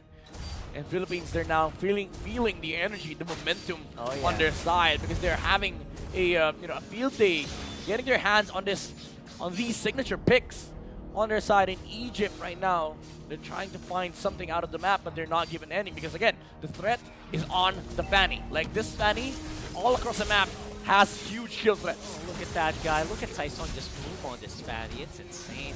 And right now, Alpha has to call for the hard guard for that healing and that shielding. And while all that's happening, good things are happening for Egypt. They are in crisis management, but they are managing quite well. Able to get a lot of gold from the outer turret energy shields on the bottom. Yep. And surviving on the top. Yeah, Canon, however, is behind the tower on the top lane, guarding the the path to defend this XP lane, and Saison is already on the turtle. All right, Egypt, they need to contest this rock card. Yeah, although they did get the turret on the bot side, I feel like that's also easily countered or easily answered by the Philippines here. They need to get this turtle, so important for Egypt to keep this cash flow, this gold flow coming into their lineup, right? And right now, again, their win condition, their major win condition is back on it. And there it goes, turtle.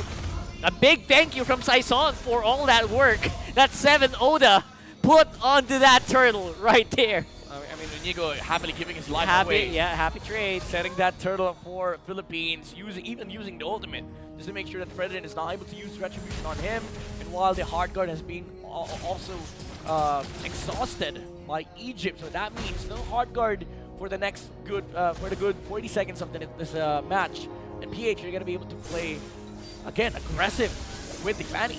Yeah, right now that Fanny and Penalty as well zone! as Canon with a 4-man penalty zone, just enjoying all of that damage. And here we go once more. It's Arcangel going insane after the hard guard. It's a very, very aggressive Valentina we're seeing here. And combined with Canon's Terizla is just so good right now on the mid lane. Look at that! Oh man! They're just pulling out highlights after highlights on the side of PH. You thought it was Ganon just with the penalty zone. Arcangel was also there with his stolen hard guard and dish out so much damage coming out from the Valentina. And after that, Onigo said, okay, Paquito's here in mid lane. Let's jump on him as well. Yeah, the Philippine team right now looking like a walk-in highlight reel all across the map. This observer is having a hard time finding where he has to go. Look at this guy. So many stuff to cover. Oh my god, that's so good. That looks so good. I gotta say. I mean, if you're Egypt, it's kind of hard to show up in the map right now because Philippines, all 3 lanes are exposed as a kill zone. Like Egypt, the only way you can play a lane is if you put bodies there. But there will be a casualty on the opposite side of the map because Philippines right now, they don't care about, you know, controlling their own jungle or pushing down towers. All they care right now is trying to shut down whoever wants to farm these lanes. Yeah, and I don't want to toot my own horn, Midnight, but that's exactly what we said. You know what? That Novaria, yeah, you're gonna die over and over again this game because of the Fanny. Smile is definitely not smiling right now. Oh, Nigo again, jumping in, hard guard onto the Fredrin. Beautiful engage, and Nigo gets that turtle actually. Riquitano and Arcangel very safe on the back line, but the front line is actually suffering right now for the Philippines. Man, the damage coming in from EZPD is something you cannot shrug off if you're Team Philippines. Oh, Egypt definitely bouncing back after that turtle fight. Philippines, they did not expect that EZPD can output so much damage in such a short amount of time. And that was because I think 3 heroes were linked at that moment. Oh, wrong target, probably still going on to the Melissa. No energy, however. Oh, Alpha on the back line. Oh, that was close. Getting the Fanny kill. But Egypt, they're now feeling the momentum themselves. Oh, man, that was super duper close right now. Arcangel, nice try on the assassination. Will be able to kind of survive here. Will get Astral Echoes. Oh, Alpha, very, very low right now. Canon, very good on the front line, but we'll have to deal with this hard guard on 7 Oda. Nice setup down there. right now. Nice setup there by both Onigo and Canon. Unfortunately, they didn't have enough damage to take out Paquito. I would say it is also a little greedy for Canon to go for 2 more targets when they needed to burst down Paquito. So Alpha is going to be able to live out of that skirmish, and Egypt again gets away with W. In those situations, it's actually really good to just focus on the one sometimes, right? And I mean, it's always so tempting to put 3 people on your penalty zone, but it's not always the number 1 play. Yeah, because at that moment, the most important priority for PH was to take out the Paquito, and that means Philippines will kind of have to reset and get a composure back. Oh boy! For another jump. That's a -1, and once more, the big hitter of Egypt will fall to the assassination of Onigo. Oh, easy P, what were you doing there? That was way too forward. Yeah, and Onigo was like, okay, free Melissa kill. He didn't even need to use the flicker. And again, not happy in the mid lane. Explosive. I mean, even Kakashi is not having a good day as the Angela. Yeah, overall, they're going to get this Lord 100%, but at the very least, Egypt will get that 2nd tier turret on the top side, but that's a consolation prize. Is he able to finish it off? Yeah, I think he can, though, but will abort. He left because, you know, the Fanny. He knows the Fanny's there, zone. yeah. Everywhere, kill zone. Kill zone, all boxes all around where the Fanny can hit you. Oh, Canon. Very good spot to be in, but Brendan jumping in, but on top lane, Alpha needs that hard guard, but even with the hard guard, he's having a hard time surviving. Oh! They're not done, they're diving in. Canon with the penalty zone straight under the turret, but will he be able to survive? I don't think so. Has to force a flicker out. Oda. Astral Recall will be there. Oda, not enough damage on that penalty zone, and Smile hits it from downtown. There's definitely a smile on his face right now as they hit the killing blow onto Canon. Little greedy for the side of PH, and Egypt is able to find a kill. And Terizla, but almost taking out Angela. Kakashi sitting at 1/4 of HP. Saison also has to go back, and Lord is marching on the bottom lane. Philippines, they're not going to be able to utilize that Lord. So Egypt can actually breathe for the next 2 minutes until the next Lord spawns. small minor miss on the cable there, very rare issue for Saison, actually will cause him to miss out on the assassination. And topside is going to be their consolation prize. Will they be able to hit on Alpo? Can't really move with a cool for a bouncing ball in your face. That's a big problem. That means that's going to be a free kill going over to the Philippines and maybe a turret if they stay for it. I mean, that's the downside of showing 4 heroes, 3 heroes on bottom lane, right? Like, Philippines, they knew for a fact that the Paquito was solo on top lane. However, Egypt is looking for a recovery kill. Oh, man. Getting low here. Kanon's getting punished and there's just no answer. Oh, there's jump! straight to the face. Oh my goodness. Saison with a shutdown and he is on fire right now. Where's the damage coming in for Kitana right now? 7-0 against 3 people from the Philippines. Able to make Easy PD and Kakashi just get away from this. Oda. But they're re-engaging and it's just not the right call. And that's going to be Oda going down. So much damage on the side of Philippines, man, and I swear, even without the Fanny, they can actually fight just with the Brody and the Valentina. Now Alpo, a lot of protecting the purple buff. Just make sure that the Fanny is not able to steal it away, but Inigo with the flicker jump earlier on, Easy PD almost had a panic attack. Fortunately for him, he still had the last proc of the go away before the visual actually disappeared. So Inigo was actually knocked back still and was not able to land the ultimate on the Melissa. Fanny actually feels like just icing on the cake right now, the way that he is working. He's not the main star of the show right now, as we can see. Everyone's just trying to group around Arcangel right now, and Inigo, who seemed to be the one who is finding these targets, who is calling out these targets for the Philippines. But right now, Egypt is actually playing very, very defensively. Easy PD locked in the golden staff right there. Adding more attack speed and making sure that he pumps out more damage output on this Melissa. But speaking about the Fanny, he's not the star of the show, but he is a deterrent to Egypt, the deterrent of Philippines. Making sure that the opposite XP lane cannot be pushed. I mean, the XP, the lane where the XP lane is, the XP is, cannot be pushed. And Egypt, they're not going to be able to contest this Lord away from PH. As the Brody gets it. And Egypt, they have to go back to their own base. Again, they cannot even walk out because everywhere is a kill zone for PH. Yeah, the Philippines actually playing more confidently right now compared to a few minutes ago. They're just gonna wait for this Lord for sure, but they're still not out of. It's not a free game just yet, right? I feel like Egypt has so many re-engaged tools and so many defensive options compared to last game. The go away is actually very confusing for Kanon to play around. He's getting pushed around all the time. Yeah, like the setters on the side of PH, Kanon and Inigo, definitely getting frustrated from the Melissa, but Oda jumps in. Oh, Inigo! Man, that was actually a very, very scary position Inigo was in there. He could have gone out. What? Oda used...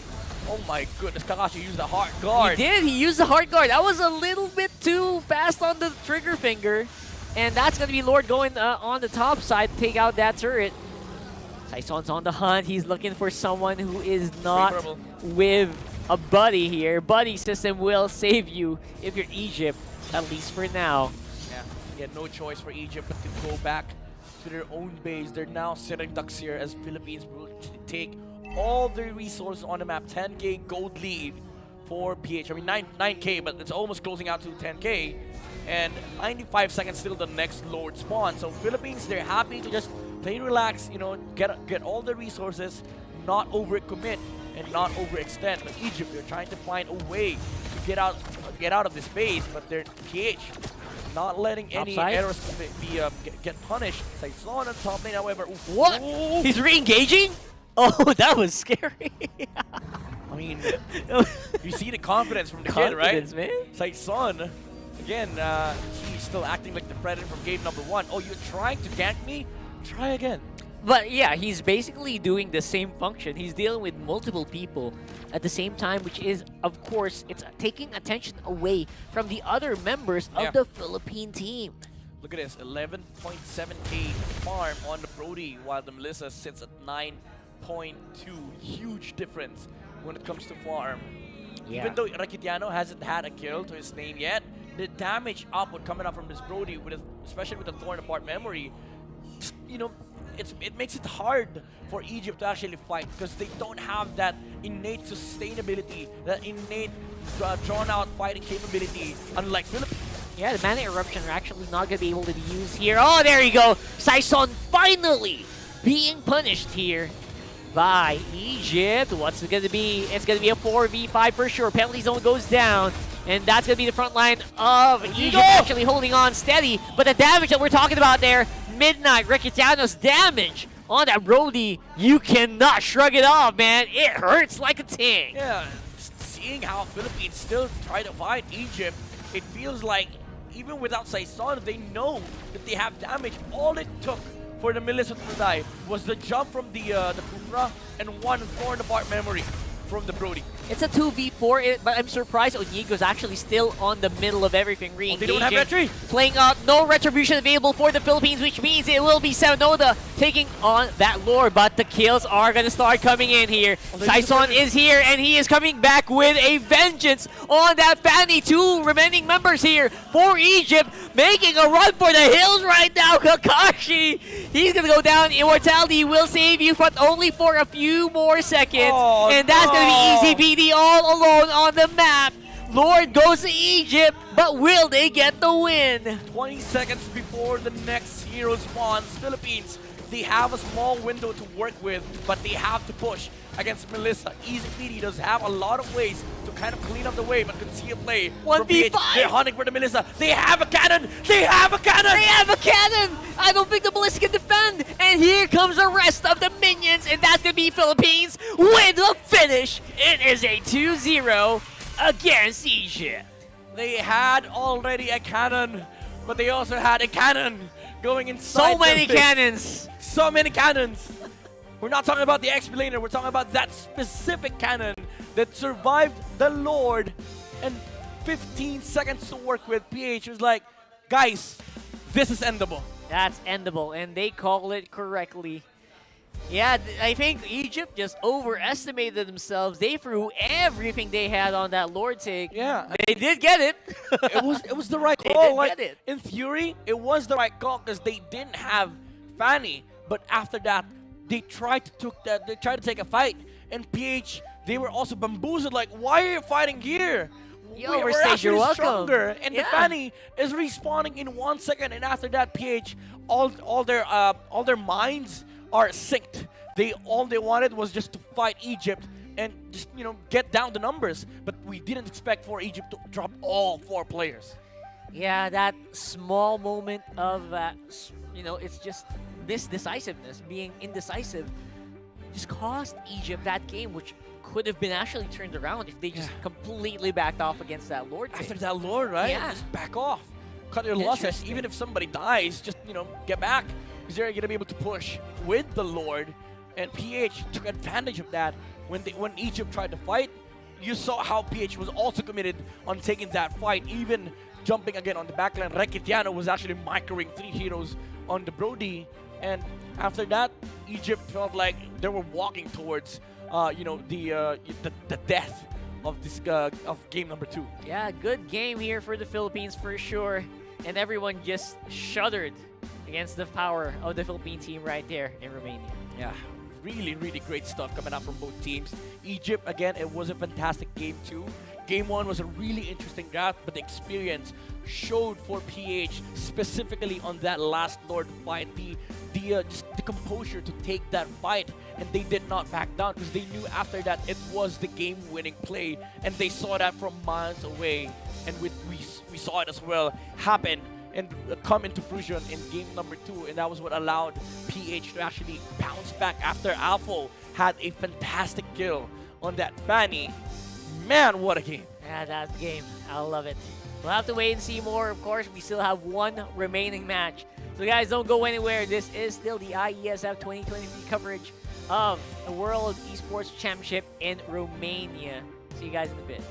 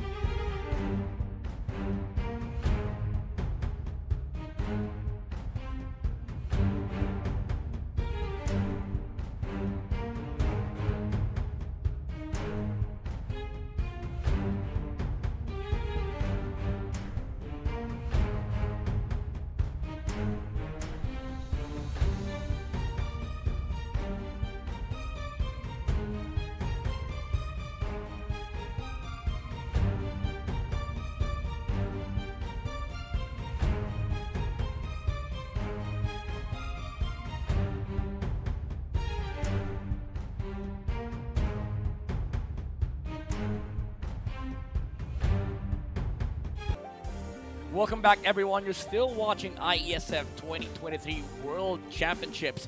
Now, we are in our last game for day number 2, the last game for the group stage, and it is going to be a battle between Indonesia and Kazakhstan, and we're going to bring you the heat of the action here in our English broadcast. Again, my name is Midnight, and I am with Rockhart here. Now, Rockhart, being at the last game, I want to see hype, I want to see action, and I think we're going to get it, because these two teams, they just came out of a win. That's right. Kazakhstan, actually, if you guys, obviously, you would know that, but or you wouldn't watch it, rather, but you would know from news that they actually got a 2-0 at the very start of this day. It was off stream. It was one of the postponed games that we have from yesterday.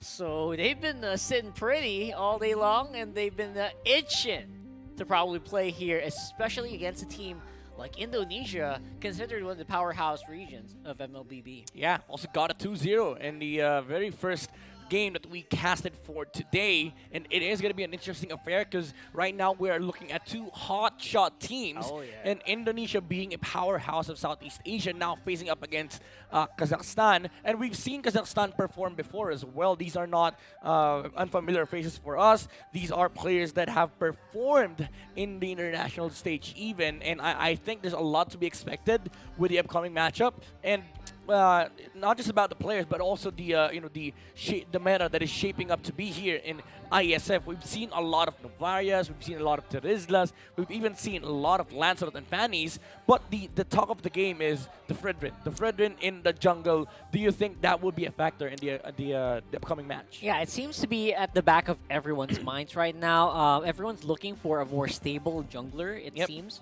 We're already shying away from these alpha jungles that a few teams have attempted throughout the previous few weeks. Completely died after the nerf. Completely out, yeah.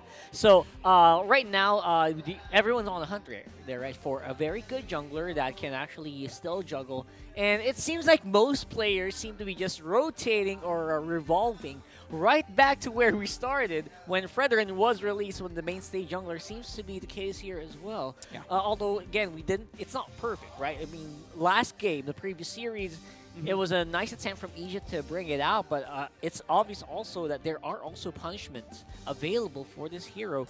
And now, I would say that the supers of the Indonesian squad, they're super Sorizo and everything in their own.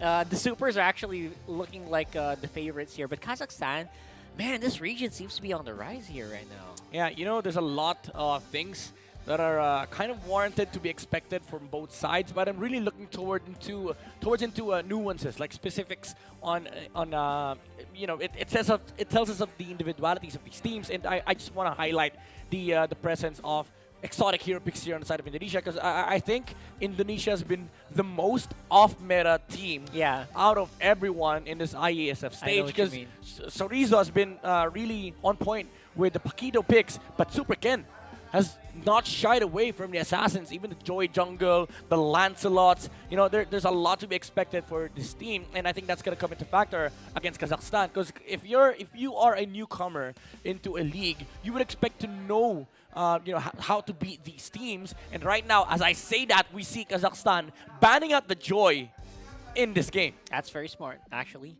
And if you're talking off meta, Indonesia, they love that. They're one of the few regions who actually put Fredrin on the XP lane. Yeah. So That's true. you can never really know what to expect, rather, from teams from the Indonesian region, and it serves them well. So far, they have been winning a lot of international tournaments lately. And it's still up on the it's still a toss-up here so far. There you go with the Fredrin ban. I think Kazakhstan already went into that one. I love it. This is the talk of the sound. Again, the topics that we've discussed, it's now laid on the table. Not shying away from assassins. Kazakhstan banning out the Fanny and the Joy, removing the Fredrin. Now, Pakido is still a hot commodity for both sides. I think if you're Kazakhstan, that's something that you also have to be worried about, because Sorizo is a standout Pakido player. Yeah, and on the other side, you're talking about junglers. You can also pick up the Pakido on the jungle. People keep forgetting that sometimes. But you also have to think about the sustain meta that the Angela does enable. And that's, again, we are in the days where Angela first pick is a thing. Yeah, it's not like a weird thing at all. Yeah. A lot of teams love this Angela first pick. it provides a lot of things. You know, the sustain, the ability to catch as well when you use the hard guard, the slow coming out from the strings. It's a very good kit to have in a team, and it's not easily counterable. Although I would say Esmeralda still is one of the hardest counters against the Zero. Some teams would actually opt out of that Esmeralda option to just go for the Terizlas. And again, as we said, the Paquitos. Now, There you Chorizo is on that Paquito. Rock the rival, but not just of yet. You know, he's actually going for the sprint.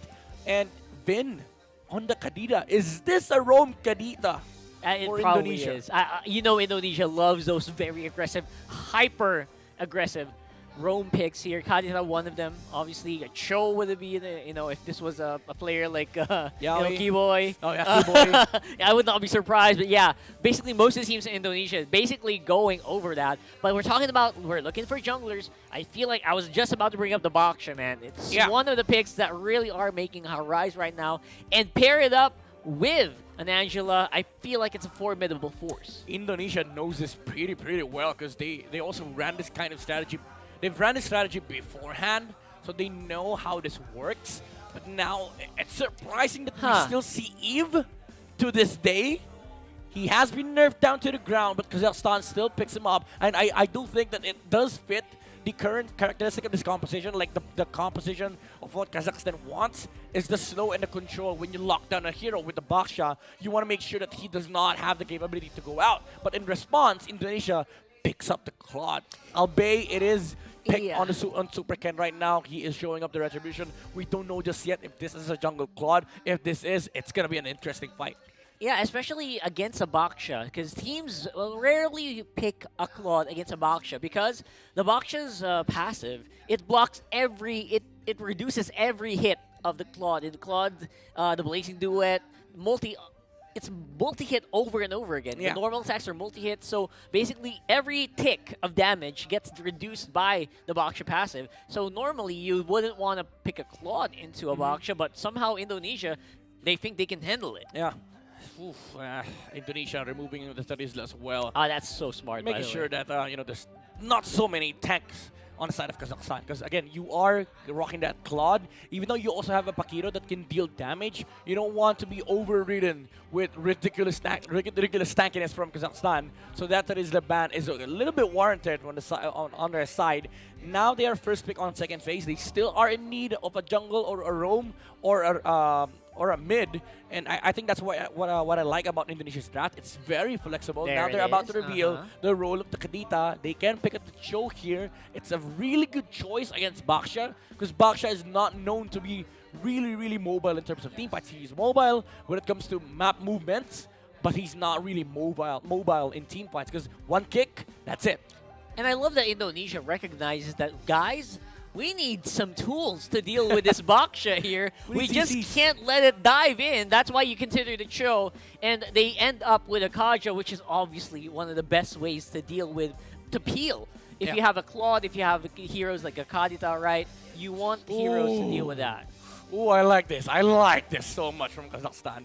The Yuzong is already a good matchup against Paquito. Yes.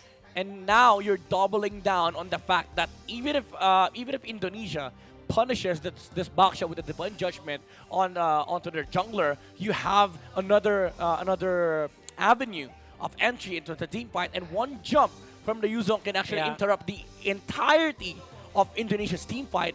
And I love the fact that they picked up the Brody. It's so cool, yeah. I know. Exactly. It's a lane demolisher versus the Claude, and it's also such a good tool to fight into the early towards the mid game. And I love that Kazakhstan is using the Indonesian special in the XP lane. This Yuzhong. Every Indonesian team loves to pick up this Yuzhong in their XP, and they're using it against them. Now, I love the glue. I love the glue. This can actually survive a lot, which is something that Indonesia doesn't really have right now. They don't really have that front line, which might be a problem in the later stages of the game. Yeah, they have initiations, but they don't have frontline survivability. Oh, Indonesia. I don't know. I don't know about this. That's maybe way too much damage. But they go for it. All right. Wait, is this a gold lane Benedetta? Gold lane Claw. Okay, never mind. Jungle Benedetta. Jungle Benedetta. All right. Again, I mean, not shying away from the assassins, but I think a Benedetta jungle versus a Baksha is just a tad slower. It is, yeah, it I is. would have preferred a faster jungler, but I get the point. I get why they wanted to pick up the Benedetta. They wanted a hero that can actually fight in the early game, knowing that It's the fine, Midas yeah. was out. It's fine. It's an okay pick, especially on the hands of Super Ken. But I do have concerns when it comes to the fast rotations coming out from Kazakhstan. So overall, in the terms of team fighting, yeah, they do have pretty much tools. But yeah, you're talking about jungle clear speed. That's something that the Vendetta might struggle with, especially in the early game. I mean, I know if you farm well enough, Vendetta's going to do great. Yeah. But then again, they don't really have that front line. That Vendetta's going to have to tank so many hits. Let's see in game number 1 who would be faster here, because I think movement is going to be really key here for both sides. As we head on over to the Land of Dawn. Some people would argue Jungle Benedetta has a Season Hunter. Guess what? Baksha has a Season Hunter as well. Yeah, it's basically the same thing, but don't forget the Baksha just unleash. The skills are unleash. Unleash shields. Unleash shield throws over and over again. So, I don't know, man. It's this Vendetta's going to face a level 4 Baksha while it's level 3. Yeah. Think about that. It's going to be hard to contest gonna be hard. objectives. But I do think that they picked this up. They picked up the Benedetta for the sole purpose of being able to play around the Angela and the Eve. Because one problem that you're facing as a jungler is if you play heroes that are static, like they just walk, you're gonna be susceptible to the slows and the the box control of the reload manipulation. Even though the slows were nerfed, it's still a huge concern for Indonesia. So what this Benedetta allows them to do is be able to move around the map, but again, Kazakhstan just does it much faster. Yeah, everything's faster here inside the Kazakhstan. Even their XP lane can rotate faster onto the other lanes because of the Black Dragon form. So overall, expect a better early game, I guess, from Kazakhstan with this lineup.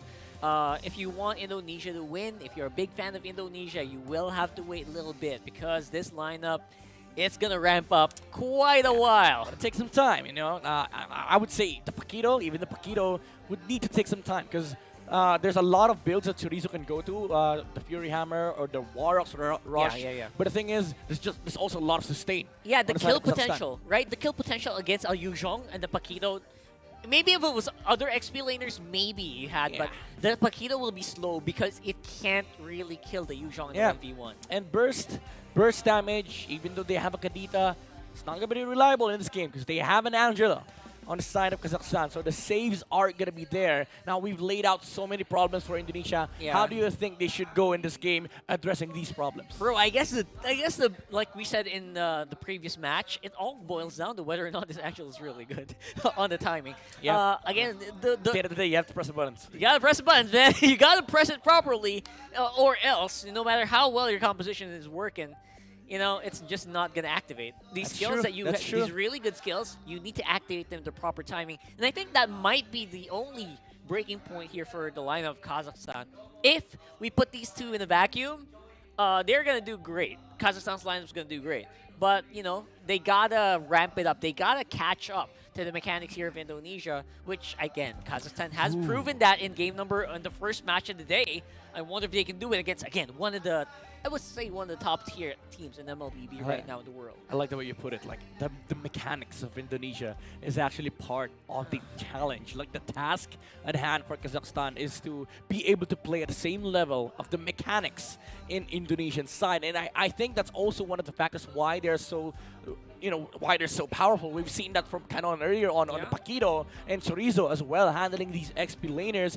Finn as well on the Kadita. It is a little problematic for Kazakhstan that these players will have a field day in this game because they are handling signature picks on their side. The way they handle it is so key, right? If, for example, you put an Indonesian player with Layla and another Layla. Me. Yeah, Put me. Put Midnight there as Layla. I'll lose. This Indonesian is gonna go so crazy. It's gonna go really ham on you. It's gonna go so aggressive that it's gonna beat you into submission. That's usually how they play. Even with the same picks, normally you would lose. Yeah. That's how good Indonesian players Knowing my are. skill level, I agree with you. Yeah, even if you're one of the best players, let's say in Singapore, right? The Indonesians just really just click different. Yeah. They press different. Dude, even Filipino coaches, they're just amazed at how crazy good these players press their buttons. and that's a that's a testament to the strength of the entire region. They have very talented players out there, and I think you're right. Kazakhstan, even though they have such a good draft here, they still have to play the game. They still have to execute. They still have to time things perfect against Indonesia. Because if you don't, Indonesians, they're known as one of the team or the region that punishes so damn well. Oh man, I cannot just overstate how many times I've seen Indonesian games just, no matter how well the casters or the analysts predict their draft works, they just do some really unexpected stuff. And that's usually how they win there in that region. But again, it's always been like a 50-50 against the Philippines, who seem to be more prevalent in terms of their discipline. Yep. Anyway, let's load up in the game and let's see if these clicky fingers are going to come into play here. Yep, loading up definitely here for both teams, Kazakhstan and Indonesia. Look at that. Getting their fingers ready in Chorizo. Isn't this what I'm talking about, right? Cutting at the X speed. This is what you talked about earlier, Rockhard. Instant clear from Chorizo, and now he is in front of the orange buff. Granted, that was the Angela leashing the Baksha, but now he completely shuts that off. Wow, Chorizo. Again, it all boils down to how differently they play. Normally, you would face it off on the lane. Some people, I mean, normally Paquitos wouldn't cut like that. Yeah. Especially against a Yuzhong. Yuzhong's a big threat. And right now, Chorizo doesn't care. Yeah, and you know, man, well, Claude just took a kill in top lane with Vin. I was about to say, if you are an experienced and seasoned explainer, you would always check for XP cuts. But now, Indonesia is in a spot where both plays didn't get punished. Saken already has a kill on the top lane, and they're setting up the squad for success on the side of Indonesia. Hey, did we talk about on the draft? Oh my gosh, this Benedetta is going to play against a level 4 Baksha. Nope, it's a level 4 Benedetta against a level 3 Baksha. And that's all for the credit. Just because of the play. The credit goes to Chorizo, delaying the Baksha from getting his level 4. And Super Ken is already on his way towards level 5. Bottom lane, though. Oh, Chorizo, man. He's going to be able to survive this with a sliver of health, and everyone else is going to be able to dive on into there. One claw hit from the Yuzhong. Yeah, just took him out. You could just blow into his ear and he'd go down. And just like goodness. that, you know, they kind of neutered some of the pressure that, or the effort that Kazakhstan's put off.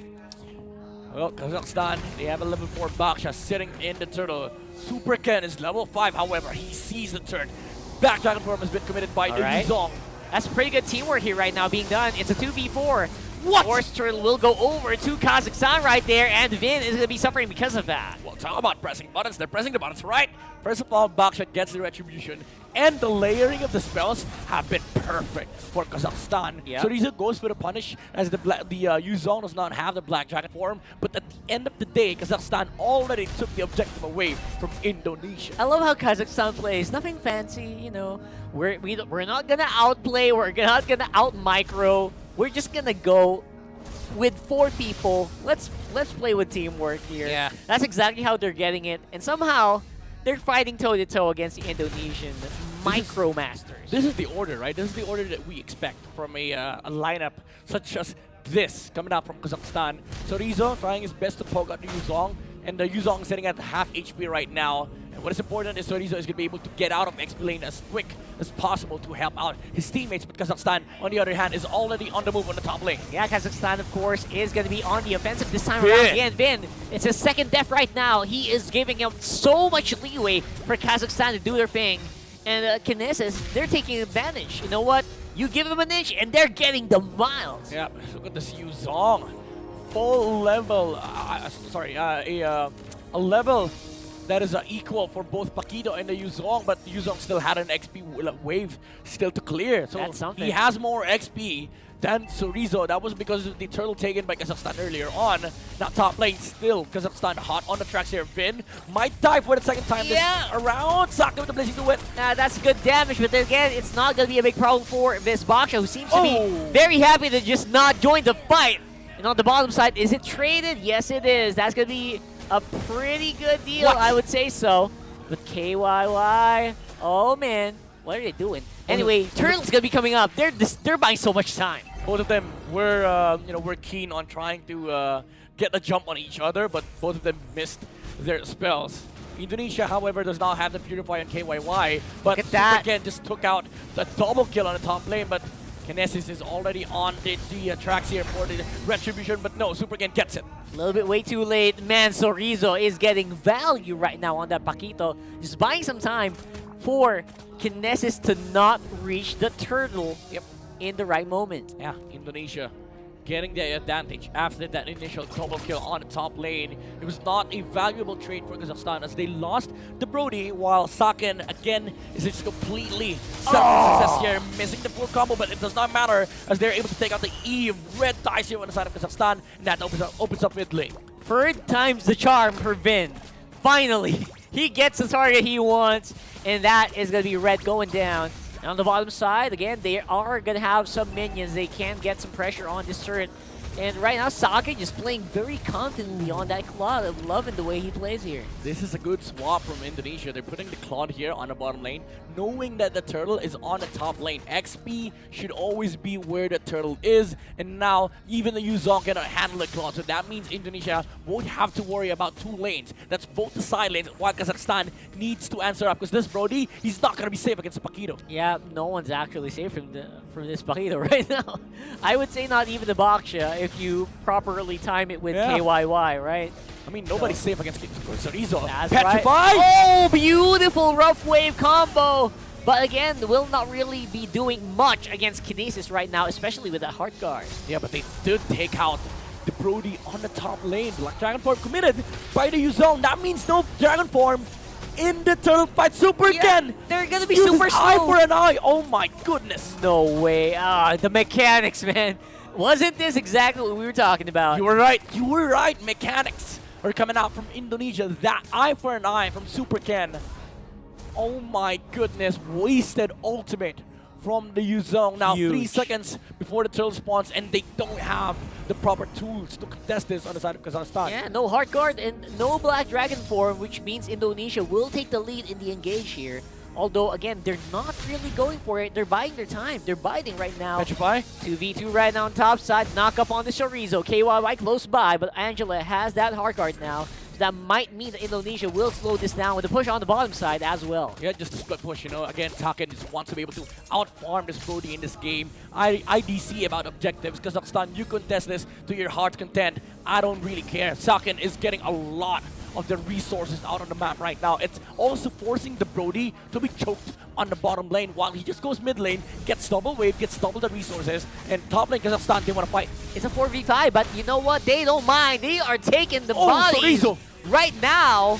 And Super Ken might be in trouble here. Again, nice mechanics here coming in from the Vendetta, but that's going to be the Heart Guard Master. The Angel going down. And that will also be Kazakh QQ going down soon as well. Oh my goodness, Sorizo on this Paquito is just something else. Even Super Ken, he tried to go for the turtle, but he was like, okay, I will just be providing support for Saken, because this Glot, again, this is our win condition. Now that the team fight is over, they're taking turtle once again. Sorizo, again, holding down Kinesis, not letting the Baksha get any chance of inserting that Retribution onto the turtle. Oh, that's going to be it. That's going to be KYY going down. Finally, this Brody really doing the number here. But it's going to be a 2-for-1 in the end for Indonesia. It is a cloud game for Indonesia, honestly. Rockhard Saken has been really set up for success here by his team, and he is now performing for his team. Did you see the damage earlier on? Yeah, it's unreal. Like, he died in under 2 seconds. I guess that's exactly what happens, right? When you have a player like Saken on a hero like Brody with so many ways to move around. Oh, sorry, the Claude, right? So many ways to move around with that BMI. And it's just so easy for him to just go in, especially with with Vin here. Yeah, everybody's scared of the Claude. Might be in trouble. Kinesis dives on the Kaja. That's going to be him going down. There's a flying Heart Guard once more in the Black Dragon form. And finally, you know what, Kazakhstan just picking up the pieces here, but they are behind by quite a big amount of gold. See the skill level of Indonesia. The Saken did not commit Purify there. He knew perfectly well that Purify is on cooldown on Yuzong, so he didn't even try to commit to Purify and use BMI. He just walked away, Yeah. used BMI, and just chill.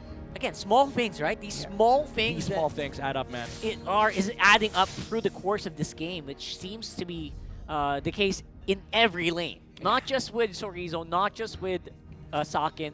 Every lane is just maximizing every inch of power you can take from these heroes. And they're doing that right now here. Is exerting dominance my on the goodness. jungle of Kazakhstan. Jungle control for Indonesia. They are fully capable of contesting these resources away from Kazakhstan. 8 seconds before the Lord 8 spawns. seconds. They have a Guardian's Helmet on the side of Kinesis. The Baksha is really, really tanky, but how tanky can you get against this Claude? Yeah, we'll have to wait and see because right now, no one really is safe. Especially with I think one more item from Sakin will mean that he can basically do anything. Flicker in by Vin. Heart Guard goes in for Dragon Kazakhstan. form? There he goes with Black Dragon form. Is this going to re-engage? Going to be worth it though. Kazakhstan really trying their very best to zone everyone out. Sorizo is on the top side of the Kazakhstan base. And that's going to be the Brody going down. Oh my god, they're winning this Lord fight as well. Kinesis got the Lord, however, but Super Ken is on the chase. They're not letting go of the Subashi. Sorizo closes the gap, and Indonesia wipes Kazakhstan. Although the Eve is able to defend top lane and they have the Lord, Indonesia Oh boy. wins the overall team fight. 4 members down for a Lord. I am not sure if that's worth it. This is going to be negative gold going over to Kazakhstan on that Lord take. Yeah, speaking about gold, 6k already for Indonesia, 6k gold lead. And mind you, they have the Claude. They scale well to the late game, and we've already seen the damage output that he is capable of dishing out for Indonesia. This Brody actually might be hitting its ceiling right now, if what we can tell. You're plateauing. You know, the growth of this Brody is minuscule compared to the growth with Claude. Yeah. I completely see what you say here. Sagan still has a lot of floors to take us to, and Kazakhstan, Brody is already at the top floor. That is basically the ceiling that we're talking about here. The scaling, it has stopped. Yeah. Like, this is the peak of Kazakhstan's lineup. While Indonesia, you also have KYY. The Kadita Oh, yeah. can also scale up as well. Wait And for the Divine Glaive and the Holy Crystal. We saw that earlier. He was able to burst down the Brody himself. All in zone. That's so easy for him right now. Yeah. It's going to be Kazakhstan on the defensive. He's going to be a big problem here for Kazakhstan. KYY, both KYY and Sakin. Super Ken is again having a field day on his Benedetta. Oh! Flicker in. Okay, I don't know who baited who there. I guess both of them baited each other. Oh, And right now, Kinesis is going to go in. It's going to be Kazakhstan with going for broke right now on the mid lane. Kinesis is actually quite low, but Sakin? will be able to play around it. Here's Sorizo coming to the party right now. And that's Kazakhstan thinking, you know what? Maybe we shouldn't have fought Riz right now. KazaQQ is in trouble. Super Ken actually playing a bit more conservative than I thought it would be. But he will be still on the chase. They're not really safe quite yet. That's going to be it. That's a reset. And so far, with all that happening, I would say the gold not moving is surprising for me. Yeah, I mean, Kazakhstan, even though it looked like they were going to lose a team fight there, Brody just flickered in and stunned the Claude. After the initial Purify has been used and they were able to take out Sakin with the damage output from the Brody. So even though the damage has, has hit its peak for Kazakhstan, as long as he put it in one hero, you are able to eliminate the win condition of Indonesia to win team fights. If Yeah. you remove the Claude, suddenly half of their team's damage output is gone. Exactly. So Rizzo did an ample amount of damage there, but it wasn't really enough to win a team fight for Indonesia. So somehow, of course, there is going to be scaling on the Benedetta as well, but we're not quite there yet. So if you remove Saken, who is basically the most farmed on this lineup, I mean, you're going to have some problems here if you're Indonesia. So right now, it's good that Kazakhstan actually is able to hold on here, but they will probably not be able to contest this Lord. Yeah. They are in position, however, both XP laners are on the top lane. So this is a battle of jungle, and gold laners. But they've been already ahead of this in terms of steps, using the Divine Judgment on Kinesis, making sure that Indonesia gets a lot for free, and Vin sets up against the Baksha. That was a huge mind game. You know what? Saken, he BMI'd out. Then he said, you know what? You're still gonna die. You don't back off, you're gonna die. They got a Lord and a kill. And Kazakhstan is in a position wherein they need to just defend their base against all 5 players of Indonesia while they don't have the backshot. Even though the Lord is still walking towards bottom lane, the tower is already gone. In Indonesia, they're going to choke out Kazakhstan right here, forcing them inside the base. So right now, it's going to be up to the minion wave management here in Indonesia. They need to make sure top and mid are pushing so that the Lord can go on the bottom. It looks like they're going to go early with the conceal here.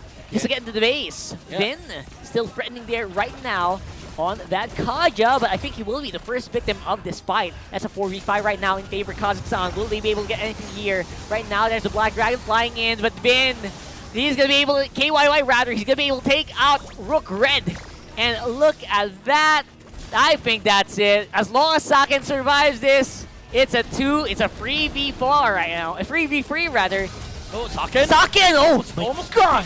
Almost being burst down by the Brody. Actually, and he goes down! Our memory! Oh man! Kazakhstan, they're holding on here! What is happening to Indonesia? They're slipping here one by one. That was a very good play from Rook Alim. The Brody, he saw the wind chant and he waited for the perfect opportunity to use the Thorn apart memory, and it caught a Claude off guard. Yeah. He was able to use BMI out, but the last hit from the Brody was already on its way to take out the Claude. So smart. So smart, definitely. I love that. I love that from Ali. You know what? He's just looking at the looking at the claw. You know what? This is my job. Once you pop your wind chant, you're going down. I mean, you're a Claude, but it's gonna be hard if the Brody makes you his life mission. Saken not really having the best of time in terms of this late game team fights, because Kazakhstan's focus has been always against the Claude. And the Yuzong has been perfect at doing a fantastic job of forcing out the Purify from Saken. You know what? Midnight, this is still anyone's game right now. I think either team, if you get wiped out, I mean, Indonesia might also be in trouble here, especially if they let go of this Lord. Yeah. So right now, that's going to be priority number 1, but it's a fake. They're on the left side of the map. Ooh, 25 seconds for the Lord spawn, and you're right, Indonesia, they're on the left side of the map. They might be eyeing at this Yuzong, because for the past 2 Lords, they have been battling it out on the the opposite side. Both Sorizo and Kazakyukyu. They're hunting and down. There you go. They're hunting down Kazakyukyu, and it's going to be a 4v5 with a Heart Guard on cooldown. It's 3v5 now. Now Top the lane, Angela it's has open. fallen. Oh man, they don't need the Lord, I guess, Midnight. As long as they're able to take out the first Kazakhstan down. members one by one, it will not matter. There goes the real world, but look at this Super Ken just making sure that Red will be going on the cancel. Brody. Brody got some good damage here. Alim, the shining ray of hope for the Kazakhstan team. Yeah, Vin was staying out by the Brody on the backside, but Indonesia, they now shift their focus towards the Lord. That kill on the Yuzong was really critical, and this is the level of experience that Indonesia is bringing into the table. They know for a fact that they can win that fight. Oh, nice microplay from Saken. Now they see the backshot. They're not gonna rush into things. They need to wait up for Vin. They need something against this backshot and the Yuzong. Okay, see what we're talking about, right? Indonesia just doesn't play by the rules.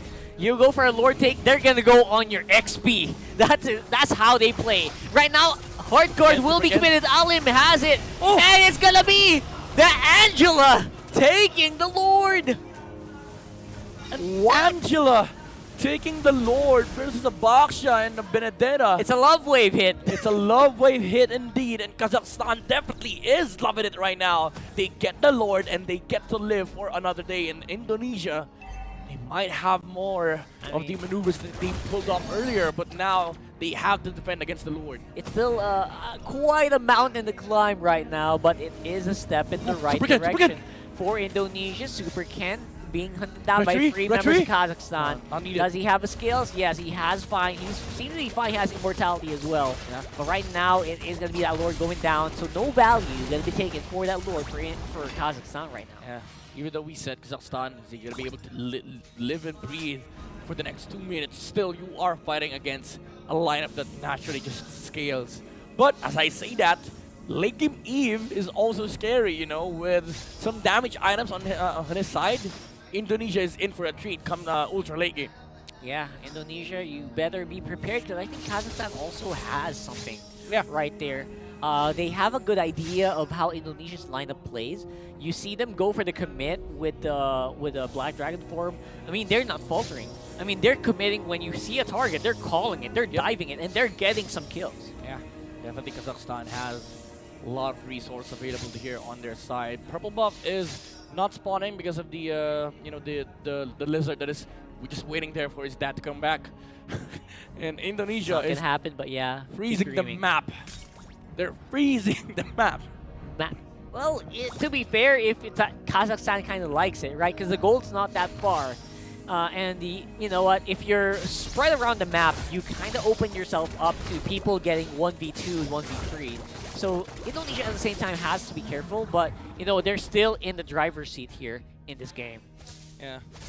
You know, the state of this game is kind of like the serpent that is left on the purple buff. He's just waiting for something to happen.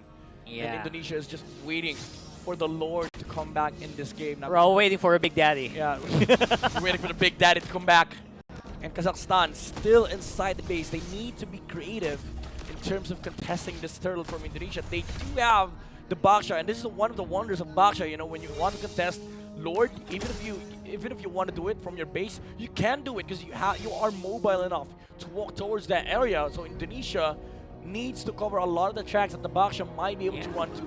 You can basically jump 4 walls with one skill, and that's not something any hero can do except for maybe a Ling. Yeah. So he can really reach that Lord area even while on the defensive position right now. But again, it will be risky. Yeah. So let's see what Indonesia's gonna do now that the Lord has spawned. So we do see Sorizo still on wave clear, wave management duty. XP duties, and they left their Lord to Saken because he is a Claude. He is gonna be able to take the Lord by himself, but Super Ken actually helps out. And this doesn't mean that nobody is clearing the left side of the map, but Vin, there's a full commit. Judgment. Oh He goes my down. goodness. No retribution for Kazakhstan. It's a 4v5, so Riza also threatening on the bottom side of the map.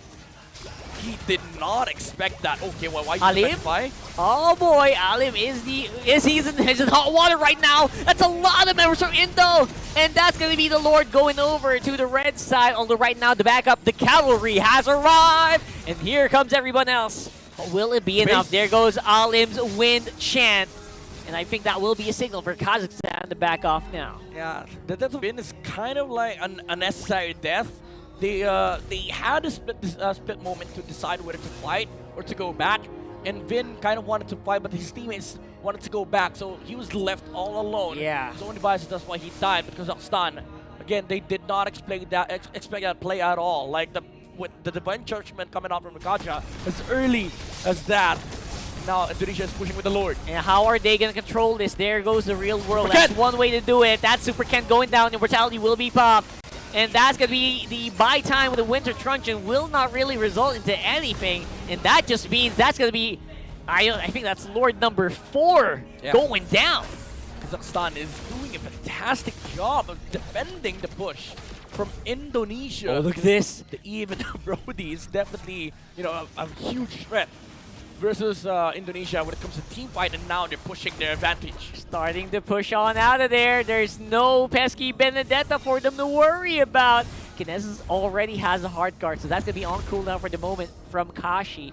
But again, they're finally out of the base. They're starting to get their influence on the map. Yeah. For the first time in this game, in Kazakhstan actually has managed to close the gold gap against Indonesia. We're starting to see Super Ken scale down on this Benedetta, but the catch is there! Oh! They get the Eve kill, and that is crucial. 60 seconds without the Eve. They might use this, Indonesia, to push the base. Because last time they pushed the base, the Eve was such a huge problem. Even though they will have Eve for the next Lord, but it is 60 seconds where Indonesia can actually try and attempt for a base push. 1 whole minute, 4v5. What you gonna do with that, Indonesia? Kazakhstan now, they're kind of balancing it out. They're looking for a play. KazaQQ, will you start to fly here? That's going to be Kinesis. He's going to have the hard guard, but I don't think it's enough. He will pop the Immortality, and that will mean Torizo's on a field day here looking for bodies to hit the floor. It's going to be the Angela going down first. There's Sorizo as well. Alim still got some of that sharpness. The Brody, however, is doing so much damage in his team, but he has immortality, but he only has the backshaw as his teammate for now. Indonesia has 4 heroes, 20 seconds for the 2v4. Lord. Even spawning in 5 seconds, Indonesia might just wait it out. Yeah, they're going for the conservative play here, which is a big sign of respect if you think about it from Indonesia. A team that really likes to go in your face every time you give them the opportunity to do so. Man, Alim on this Brody has been phenomenal. Like the positioning and his capability of dishing out damage has been detrimental for Indonesia. Now, they are playing for the Lord. Sakin is sitting at 10-10. This is a Claude that was very, very successful in the mid-game. But now, I would say all these stats, all the success in mid-game has been gone out of the window. That's Kazakhstan, this is Kazakhstan's game to play because Super Ken has been scaled down. He is literally just a tank now for Indonesia. Right now, Indonesia, they're kind of spreading themselves around on the map here, and they're making Kazakhstan guess. They're not visible. They can't find KYY, they can't find Bin, and there goes the hard guard on the Alim, and that's gonna be the Divine Judgment, not resulting to anything. This is a free hit Brody right now. Sakin? Oh, the damage is just real here, and Sakin's low. He can't really go forward anymore. Super The Ken? turtle, the Lord, Retreat? who's gonna get it? It's gonna be Kinesis! I can't believe it! Oh boy. Kazakhstan gets Lord number 5 of this game. Boy, if you ever wonder if somebody outside of Southeast Asia, well, to be fair, in Asia, can actually out-retreat an Indonesian player, list down Kinesis. Yeah, that's amazing. Hats off to Kinesis right there. Obviously, the rest of the team did a very good job, but Kinesis, I mean, he had the guts to do that. That's Man, amazing. Kinesis on this backshow has been performing really, really well. Sakin! Sakin again for the second time in a minute. He's gonna be super low that he has to back off again. Oh, Super Ken, this is not where you want to be. This is not where you want to be. Oh boy. This is not where you want to be. That's a big trouble now, right You're playing now. against a Neve, you're gonna go home. What is happening? Oh man, Kaza QQ playing it around they're with getting Super sandwiched. Ken right now. It's a sandwich play, but because of that, people have started to go for the chase and they let go of Kinesis. I'm not sure if that's worth it though. I don't know what happened. It looked like a sandwich play from Kazakhstan, but the communication might have been It broke down. Yeah. broke down because Kinesis was left alone. Oh, that's He wanted to push. a misplay. They weren't able to utilize the Lord because of that. They went on the chase. They hunted down Super Ken, and it did not really result to anything. Now we are in a reset. A reset for this game. Kazakhstan and Indonesia. Even though the gold lead is on the side of Kazakhstan, everything that happens in this game boils down to how well they execute. Now Indonesia is inside the base of Kazakhstan. Black Dragon form has been used. Yeah, they're hunting down Sakin right now, and they used up everything in the arsenal. Everyone's ultimates are on cooldown, man. What's the fight gonna look like here? That's gonna be the Divine Judgment used as well. Alim, A lot of low members here. Alim, he's left alone. That's gonna be him going down. Oh, he got baited. That is he huge got bait. Baited. They thought they could actually take the fight, but Indonesia just bought the immortalities when the torn apart memory came out. And Sakin out microed the Brody, and when they saw Alim in a very dangerous position, all of them went in. You know what? Kazakhstan's not playing the lineup to its maximum efficiency so far, but you gotta admit, it's so darn impressive that they are keeping Indonesia on their toes. Yeah, 28 minutes. Even with the start that Indonesia has got, Kazakhstan has been holding their ground really, really well, but they just commit a fatal mistake losing on Brody. That's it. That's a GG push right now, I think. Now that Red is going to be forcing a flicker out. There's a real world. Sakin! Oh no! Oh, Sakin! He's in trouble! He's down! The Claude is down! That's a lot of damage going out from Indo right now, so Rizzo falls as well. What is happening here? This might just be it. This might just be it. It's a 4v3. Red! He was really, really low, but he saw the Claude. He had no BMI. He went for it. Oh my, my goodness, Kazakhstan. Kazakhstan, man, they are playing out of their minds right now. People were surprised when they beat out US. now they're about to beat out Indonesia, and game number 1 has been gets caught out. That's going to be Vin going down for sure. Immortality buying just a few more seconds. And Indonesia, oh man, 2 members are remaining against the 5 of the Kazakhstan team. 30 seconds without Sorizo, 25 without Saken. They have space to push. They have space to take the Lord. They need to clear the minions inside their base, however, but they're already prepping. The Yuzong is already cutting the wave in the mid lane. They have 10 seconds to do this. They only have 1 wave, and it is against the Claude. I don't know, man. Indonesia just... Kazakhstan's thriving on the chaos right now. Okay, KYY clearing the remaining wave, but the cannon is still left. This is going to be enough for Kazakhstan to try and still make an attempt. All right, it's Saken versus the world here on this one. What's it going to be? KYY Oh is going to be falling here, but looks like Kazakhstan are playing it a little bit safer. It's a 5v3, and I think they will go and prioritize the Lord instead. They have Retribution on Kinesis. Super Ken, however, is already walking towards the area wherein he can get some form of vision for Indonesia. And nobody sees him. All right. Nobody sees him here. Okay, they see him. They see the minions, but right now I don't think they can do much except for try to clear it. Alim, very early hard card. I love these preemptive hard cards from Kashi. Yeah. They're working. They're working so well right now. And here comes the Lord take. Who's it gonna be? That's gonna be Kinesis! Ah, no way. No way for the nth time right now. They are winning it out against the jungle battle of Indonesia. Saken is also out. Kinesis, he did this twice before and he did it again. Mind you, he was able to out-retry a level 5 Benedetta being level 4. He was able to out-retry Super Ken in spite of the 4 heroes trying to control him. And now he walks scot-free from this Lord fight, getting the Lord Super Ken on the bottom lane. It's a base race. He's gonna be able to defend, but no. Oh no, it's gonna be the fullback here. Oh, I thought it was gonna be a race at the end, but Alim right now already using the hard guard Akashi. Lord's gonna be taken out soon. Oh no, Lord's actually quite full yet. All right, so KYY. Oh, nice dodge, but it's not gonna be enough. I can't believe my eyes. I am dumbfounded. I am speechless. It's Kazakhstan taking the win against the Indonesian squad. I am speechless. Rockhart, I cannot believe what I just saw. Kazakhstan mounting this defense against Indonesia, breaking what was a streak for this team. And this is such a good showing for their country. That's amazing. Kinesis, man. They have so, you know what? The power of Kazakhstan, they have just so much trust with each other. Oh my Every time someone makes a call, you know what? I don't care. Our brace is gonna break. Let them go. Let's just do our thing. They did their thing and they won. They win the retreat battles. They win the skirmishes. I mean, it was chaotic.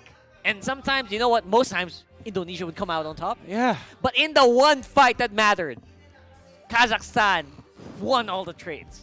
The last 3 fights. All the odds were against Kazakhstan. Late game, Indonesia wins. Red Tree battle, I mean, the level was for Super Ken. But Kinesis every single time says no. Every time there was a 50-50, Kinesis won. Kinesis wins. And they no mounted way. the comeback because of that one Lord Steal. They were allowed to play for more minutes in this game. Alim was also fantastic on that Brody. That was insane. And I cannot say more to the fact that Kazakhstan, this is a testament game for them. Yes. The resilience of this team. Before the game started, weren't we talking about who can press buttons better? Oh my gosh. Well, apparently we were just wondering, I wonder if Kazakhstan can stay on par with Indonesia in the micro. Holy, they won over it. Now They we know. won the macro. Now we know The micro. who presses the retribution better. Oh yeah, 100%. Like Kinesis, oh bro. my goodness. Like, I cannot stop talking about it because it was just damn so crazy. Was it- damn crazy. It's insane. It's insane. It's insane. You know, we have a lot to expect in this series. It is a crazy game #1 for Indonesia and Kazakhstan, but we have more in store for you when IESF comes back.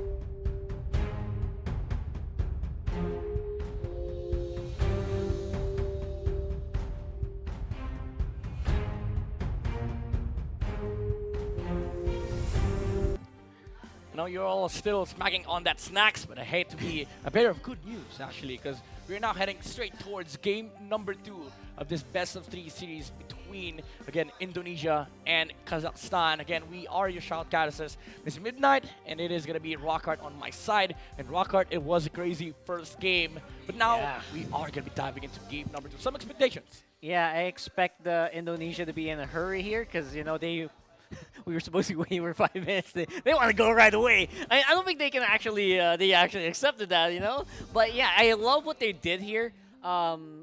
You know what? They fought how the way they knew how. But Kazakhstan, they played their own game as well. They didn't really try to keep up. They did their own thing. They went full chaotic, and now we're going to the draft here. And you know what's crazy? Indonesia now, they go back to the typical meta composition. Like the meta heroes, they go with the Fredrin, they go with the Claude and the Faramis. But Kazakhstan, they're adding a flavor of their own. They are going with a Kadira Rome, probably, and a Valentino support, while picking up the Brody once again to match up against that Claude on game number 1. Saken did have a fantastic time in the early game, had a wonderful record as well, but late game, he was literally fighting into the micro mechanics of the Brody. Again, we talked about the mechanics of Indonesian players, but Kazakhstan bringing out their own game and knowing how to fight around this Claude maybe is the idea why they pick up the Brody once again. Yeah, Kazakhstan basically broke the mold. They broke the status quo of what we thought, you know, was possible with these drafts here. And I love what they did. I love what they're doing. But at the same time, you know what? I'm not a big fan of a single target hero like a Brody going straight into a lineup that has the Nether Realm. I'm not sure if that's gonna work out in their favor, but you know what? I've since that last game, I will give them the benefit of the doubt, right? I think they kind of really worked hard for that. They deserve the chance. They deserve the chance to make whatever they think works happen. If that works, you know what? They still have game 3. Yeah, we still have a game 3. So you know, Kazakhstan definitely is in a room wherein they have some, I would say, some leg room, some room to wiggle with. Yeah. That's why they are kind of allowed to, you know, just bring whatever game they want here in game number 2. Now, Indonesia removes the Lancelot and the Uranus, 2 of the heroes that I think are really, really good against the composition. And Lancelot can just escape both the Fredrin and the, you know, the Paramis, while Uranus is going to be hard to deal with, considering that you don't have that great early game damage on your side. But now they'll pull out a Bane, something like this foretells us, Rockhart, that Kazakhstan is definitely playing their, you know, their game right now. They want to be able to put their identity out here. They came to play here, bro. They came to play. That's right. Yeah, basically full damage lineup. If they add in, what do you call that? What's missing here? XP lane. Yeah. Paquito. If they add a Paquito here, I am gonna throw my hat in the ring, and I'm just gonna say Kazakhstan. Ooh. They're going for something insane, and they deserve the benefit of the doubt. Right now, though, Mincetar, finally, we're getting some sense of control here into the chaos. But Indonesia might be... Okay. Yeah, okay, there you go. They might have... I was about to say they might be leaning too much into control. Yeah. Which they might lack damage later on. So I'm glad they went in for this route.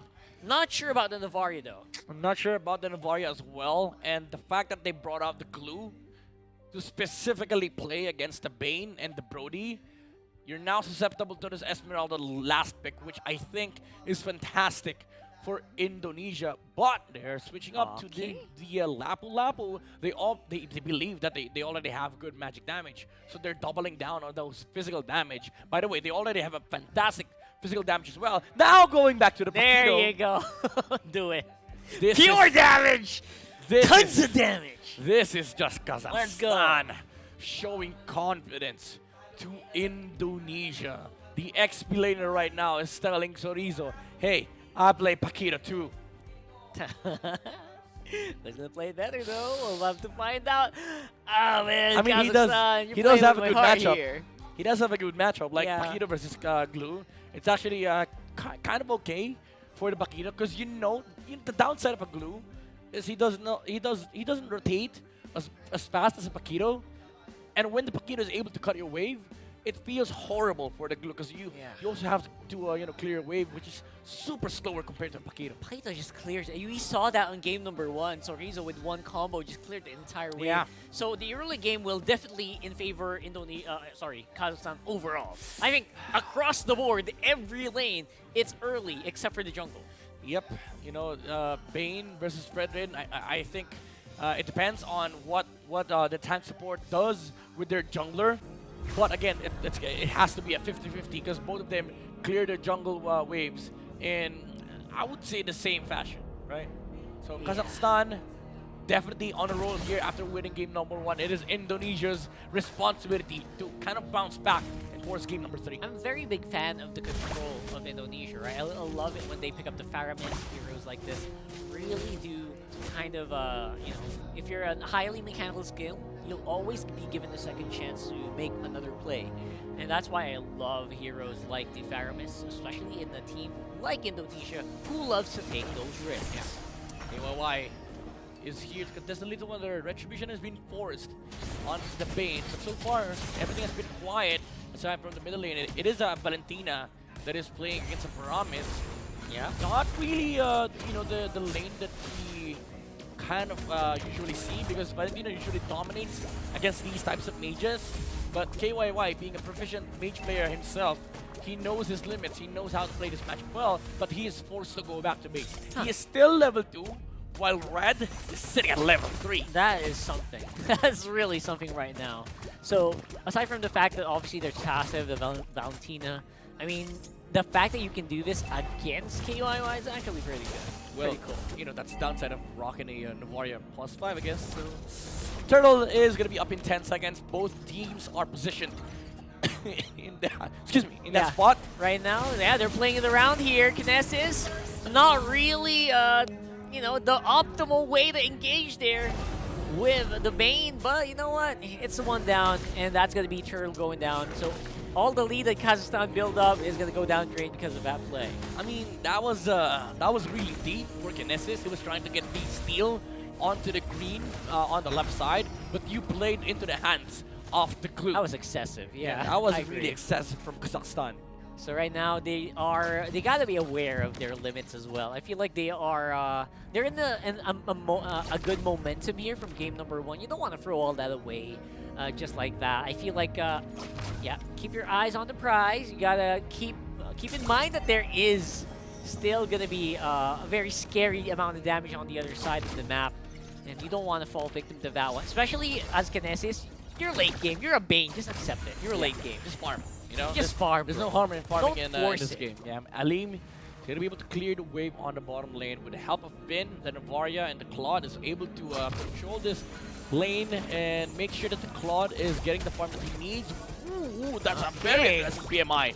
Yes, it is. 3 heroes already have Fury Hammer on the side of Kazakhstan. All the heroes that do need some of that burst, the penetration is going to be real. Yeah, by the way, 3 Quantum Charge on their side. Both Brody, the Bane, and the Paquito, everybody wants to run. It is this, actually, it is the same story on the side of Indonesia as well. 3 Quantum Charge. Oh yeah, definitely one of the best. They have the same emblems. Across the board, yes they do. Oh my goodness, Lethal Ignition on the supports, Impure Rage. So what does that mean, right? I mean, this is probably what the, what MLBB emblem system is evolved to. Look at the knockups coming up from Paquito. That's a double Dempsey roll here right now, and that's going to be everyone in Kazakhstan falling back for now. And I guess they're actually just, I guess they kind of listen to what we said. They kind of just have to buy their time here. They don't want to face against a Faramis with NetherRealm with Indonesia complete. They have to start picking them off one by one, which is exactly what they do to Finn, and they do get a kill for free. I mean, that's kind of an aggressive position to be in, knowing that the Kadita was at the bottom lane. Finn had flicker, but he did not react on in time. Woo! Paquito getting zoned out by the glue and the Fredrin, but Super Ken actually being poked as well by the Valentina, and this is the typical matchup we see with the supports. Valentina and Promise both have 4v3. NetherRealm. Oh boy, there's gonna be split. Kinesis might be in trouble. There goes Cold Altar as well. You gotta remember, both teams have this skill. Right now, there's just no way that Kinesis can Retribution. That's gonna be him going down to power of the Navaria. I love the fact that Indonesia, even though Super Ken was near the turtle, they stopped hitting the objective and they shifted their focus on the Bane. They wanted to remove Kinesis before he was able to take out the turtle himself. Oh, there it is. That's a beautiful combo there from Alim, knowing that Kashi can't really take down the Fredrin with a single rough wave. Gets a follow-up damage with the torn apart memory. Adjustments are now being made by Indonesia. I love the fact that they have this respect towards Kinesis. He is basically like a walking win condition now for Kazakhstan, and Indonesia knows it. They focused on trying to take out the Bane, and immediately after that went straight towards Kinesis buff. Unfortunately, Super Ken was just taken out by Kashi at that moment, and Saken forced to use a Purify. That means for the next 90 seconds, they have a chance. They can crack this Claude. That's still pretty big, right? And I mean, even if it was just Purify, that's going to be the Claude vulnerable for the next few moments here. Yeah. And that's something to be proud of if you're Kazakhstan able to pull that off against a player like Saken. And I think nobody talked about the Purify cooldown on the side of Indonesia, because at that moment, he didn't have it. He used it on Fredrin, I believe. Oh, there it is. Interesting. Never mind. Alright. Okay, never mind. He did use it on the clock. He did use it, yeah. So right now... I was checking the cooldowns. Yeah, I was looking at that. I looked at that as well. So right now, Turtle is, surprisingly, Indonesia still going to have control of Turtle, right? Because maybe Kazakhstan might be waiting in the bushes for way too long here. Yeah. Well, Kazakhstan is It's a risk, yeah. Still holding the ground. They are behind by 600 gold. Just 600 gold in Indonesia. If you're a fan, you might be cheering for the Claude late game again. But we saw what happened in game number 1. Bam! What the heck just happened there? Oh my goodness, I was just talking about it, and the Claude was taken out on the bottom side of the map. As you called it, right now it's going to be Turtle going over to Super Ken once more, but the team fight, what's it going to look like here?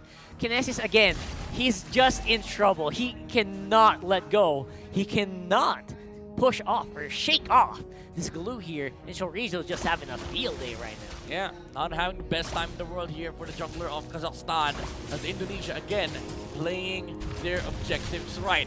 They want to take out Kinesis first before taking the turtle, but again, Kazakhstan was just able to take out the Claude on the bottom side of the map, and right now the burn from the lethal ignition takes out Saken. Oh man. Everything. I mean, Indonesia keeps winning some of these trades, but they're even on the gold. What does that tell you, right? That's interesting. They're getting the objectives. They got, I think, the last free turtles of the game. I mean, Indonesia, they win the macro, the macro gameplay with Kazakhstan. They're winning these things that you don't really expect, like taking out the Claude. You are hampering the timings of Indonesia's side. And compared to game number 1, wherein they had a fantastic time in the mid to late game, Kazakhstan, they are neck and neck with Indonesia. And they have so many damage dealers to the point where I would even say, to hell to the objectives, I just want to scale up. Yeah, I mean, if you're neck and gold, that means Kinesis, he has time. The rest of his team is buying time for him to farm up those items. Yeah, because Indonesia will be farming up those items. Liquor by Vin! Oh, that is massive! That's gonna be Vin going down as well! What is happening right now? Indonesia's micro is falling apart! Kazakhstan doing wonders here in game number 2. Even though we are in a territory wherein the Claude would likely scale up, it is not a problem for Kazakhstan, because in terms of damage, they have so many. And when it comes to objectives, they are able to mow down these towers because of the Bane. So Kazakhstan, in theory and in reality, they're not really rushing anything. Yeah, they can scale for days here. Kazakhstan asks, do you want damage? They say yes. How much damage? How much damage do you need? Yes. How much damage do you want? Definitely yes. And now, Tons. Chorizo not in position to contest the Bane, but they get the vision from the Echo. The Astral Echo provides so much for Indonesia, but such that they suck in Esses, they let go of the Lord! But of course, that's going to be overall fine. I mean, oh my goodness. I guess respect begets respect right now. Alim on the side. Ken He saw that Kinesis was near the Lord and he's not getting poked by the Lord. He's not getting poked by the glue. So he resets the Lord. Sorizo with the flicker. Alim, he's the target. He's the target. He's making the run for the hills. And he, I think, can't really get out. But Vin able to get double kill right now. I think Sorizo's buying all the time that they need with that play. And that's going to be one by one. Kazakhstan players are falling. Super Ken, low on HP. Paquito versus 3. Paquito versus the world. Oh, that's it.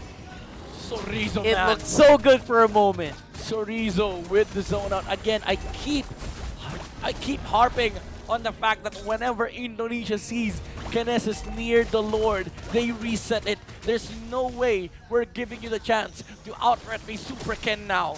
In Kazakhstan, they're feeling the pressure of actually contesting the objective because Indonesia is turning their team fight towards Kazakhstan. Like the focus is bait out the Lord and fight. When Kazakhstan comes in, we fight. We don't care about the Lord. It's funny because they don't care if it looks good as long as they're getting the results that they need. Yeah.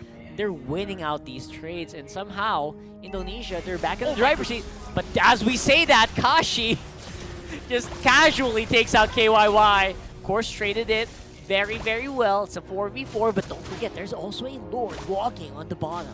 Yep. And Indonesia right now, they have a poking mechanism in the form of the Novaria with the COD lightning traction. She hurts. As long as they take care of KYY though, they're going to be fine with these team fights, especially with Deadly Catch right now. Good damage. Sakin though does not really care that much, just outputting, just wailing on that tower. Man, the economic damage that they've done to Kinesis right now. He only has a Fury Hammer, a Thunderbolt, and a War Axe. Oh my god. Needs to do a lot of catching up. But Kazakhstan only lost one tower on the bottom lane. Paquito is still definitely healthy to fight for Kazakhstan, but Indonesia, they will be backing off. Again, they are playing for the Claude to scale up. They are playing for the late game. They have damage, but the question is, can they actually close out the game? Can they actually buy? Actually, can they buy time? That's a question for Kazakhstan here, who seem to be just on a warpath right now. And I guess I don't blame him. Right now, I'm not really sure what the plan is. Like, they have so much damage, they can't touch anyone. Yeah. Because Indonesia, they're just keeping their distance. Yep. They can't give any target out. Again, there is the fact of the Nether Realm, where we haven't really seen much of it. Because again, the majority of these fights, it hasn't come into the damage battle. It was always Sorizo zoning out the key players on the side of Kazakhstan. And I think that is the thing that Kazakhstan needs to override. Like, how do they deal with this glue? Do we actually shift our focus to trying and taking out this glue before we actually contest Indonesia?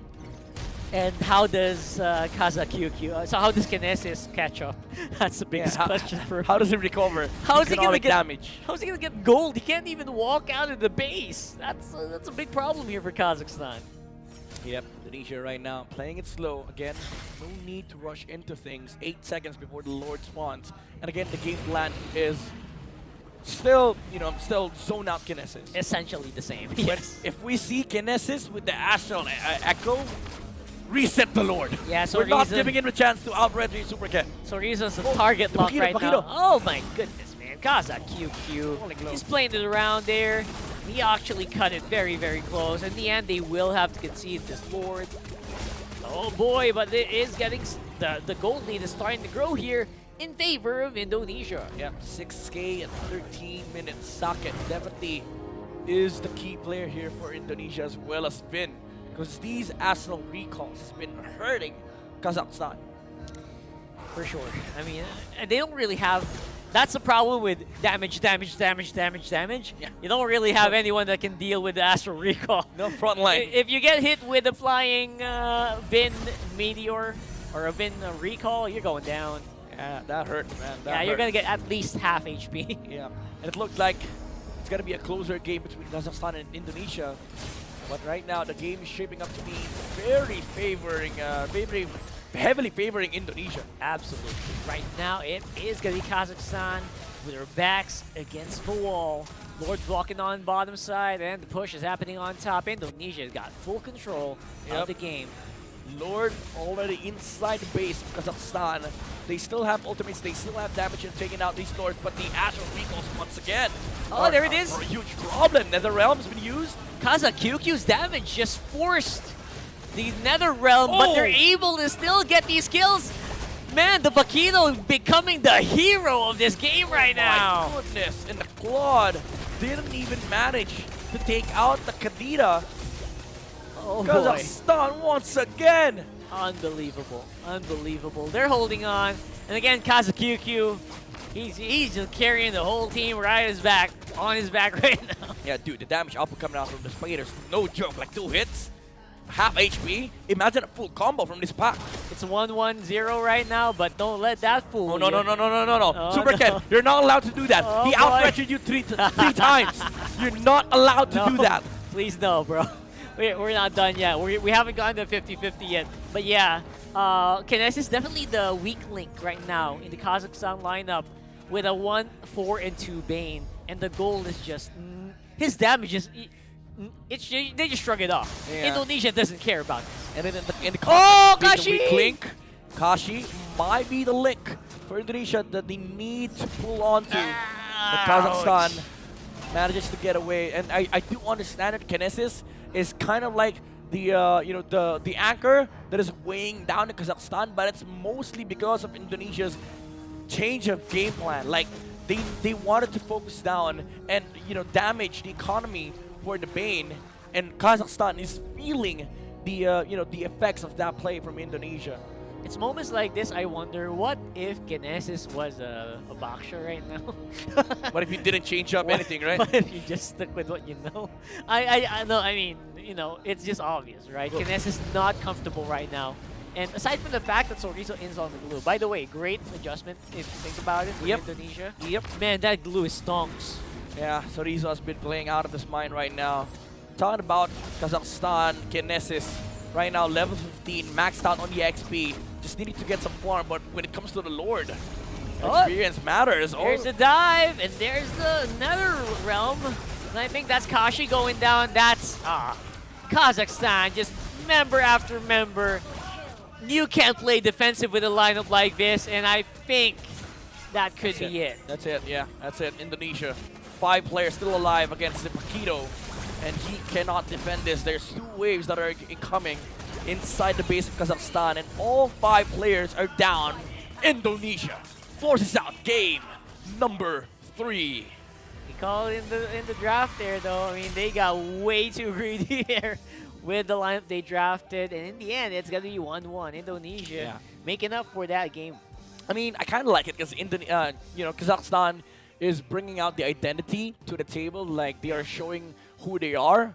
But at the end of the day, Indonesia, they know how to beat out these kinds of lineups. And it's hard to, I would say, execute these cheesy compositions against very experienced teams. And you saw that earlier, like, they knew how to play against the Bane. They knew how to play against this damage-heavy composition. Just zone him out, send Sorizo on a suicide mission, and suddenly nobody is willing to frontline for them. Fighting against a team like Indonesia, who are very used to beating out very veteran players of MLBB. You cheese them once, all right. Cheese them twice, you can't really. Right? I mean, they're going to punish. You make a very greedy play, you make a very greedy draft, they know how to counter it. They know how to answer. That's actually super impressive for a team like this. But yeah, Kazakhstan, I hope they learned their lesson for that one if they want a chance to win out on game number 3 at all. Hey, still, we get game number 3. So, I mean, that's kind of a reward for us and the audience because we get to witness one more game of amazing MLBB. Again, I gotta say, I loved this matchup between these 2 teams, Indonesia and Kazakhstan. It has been really a story of showing the identities and the experience of these players. Indonesia getting a comeback on game number 2 just shows how strong and resilient these players are, and I cannot wait for game number 3. Expectations are already out of the window. I want to see Kazakhstan play the typical game that they want to play, and Indonesia sticking to what they know. Because it's very obvious, right? These 2 teams representing 2 completely different regions, you see a big difference in how they play. Yeah. And I would say that, Indonesia's starting to get a read. They're starting to get a read on how these Kazakhstan players are doing.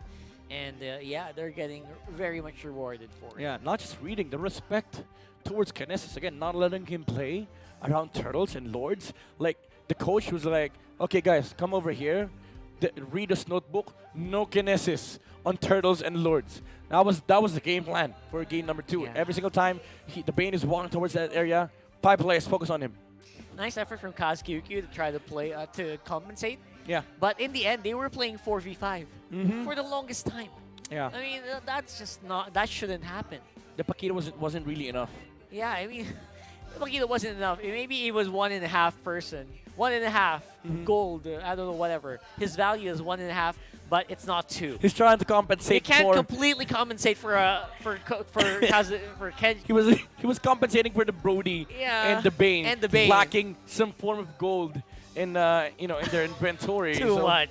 And well, he did play fantastic in this game. Yeah, KazQQ, man. What the heck? I mean, maybe it's the hero, maybe it's the player, I don't know. But all the Paquito players that have played today have been standouts. And I would say if we don't see Paquito game number 3, that's going to be hella weird. I would be surprised. And I would say Paquito definitely try it out, guys. It is so good. It's so good right now. Paquito, the Fredrins, the Bakshas, we're kind of going away from the assassins. We're shying away from the typical assassins. And they had a few weeks to enjoy their meta. Although some teams still prefer those typical typical assassin junglers that we kept on seeing, the Lancelots, the Lings, the Hayabusas. But here, I think it has been a solid proof of the existence still of tank junglers. It's stamped out. It's right there, and they're very solid. Especially heroes like the Fredrin, the Baksha. I mean, Hylos even made an appearance, right? Oh, yeah. So, I mean, nothing's out of the question here. Yeah, we're seeing a lot of great stuff, and I hope to see more in Game 3. Maybe even surprise picks like the Hellcurts, maybe some Zask.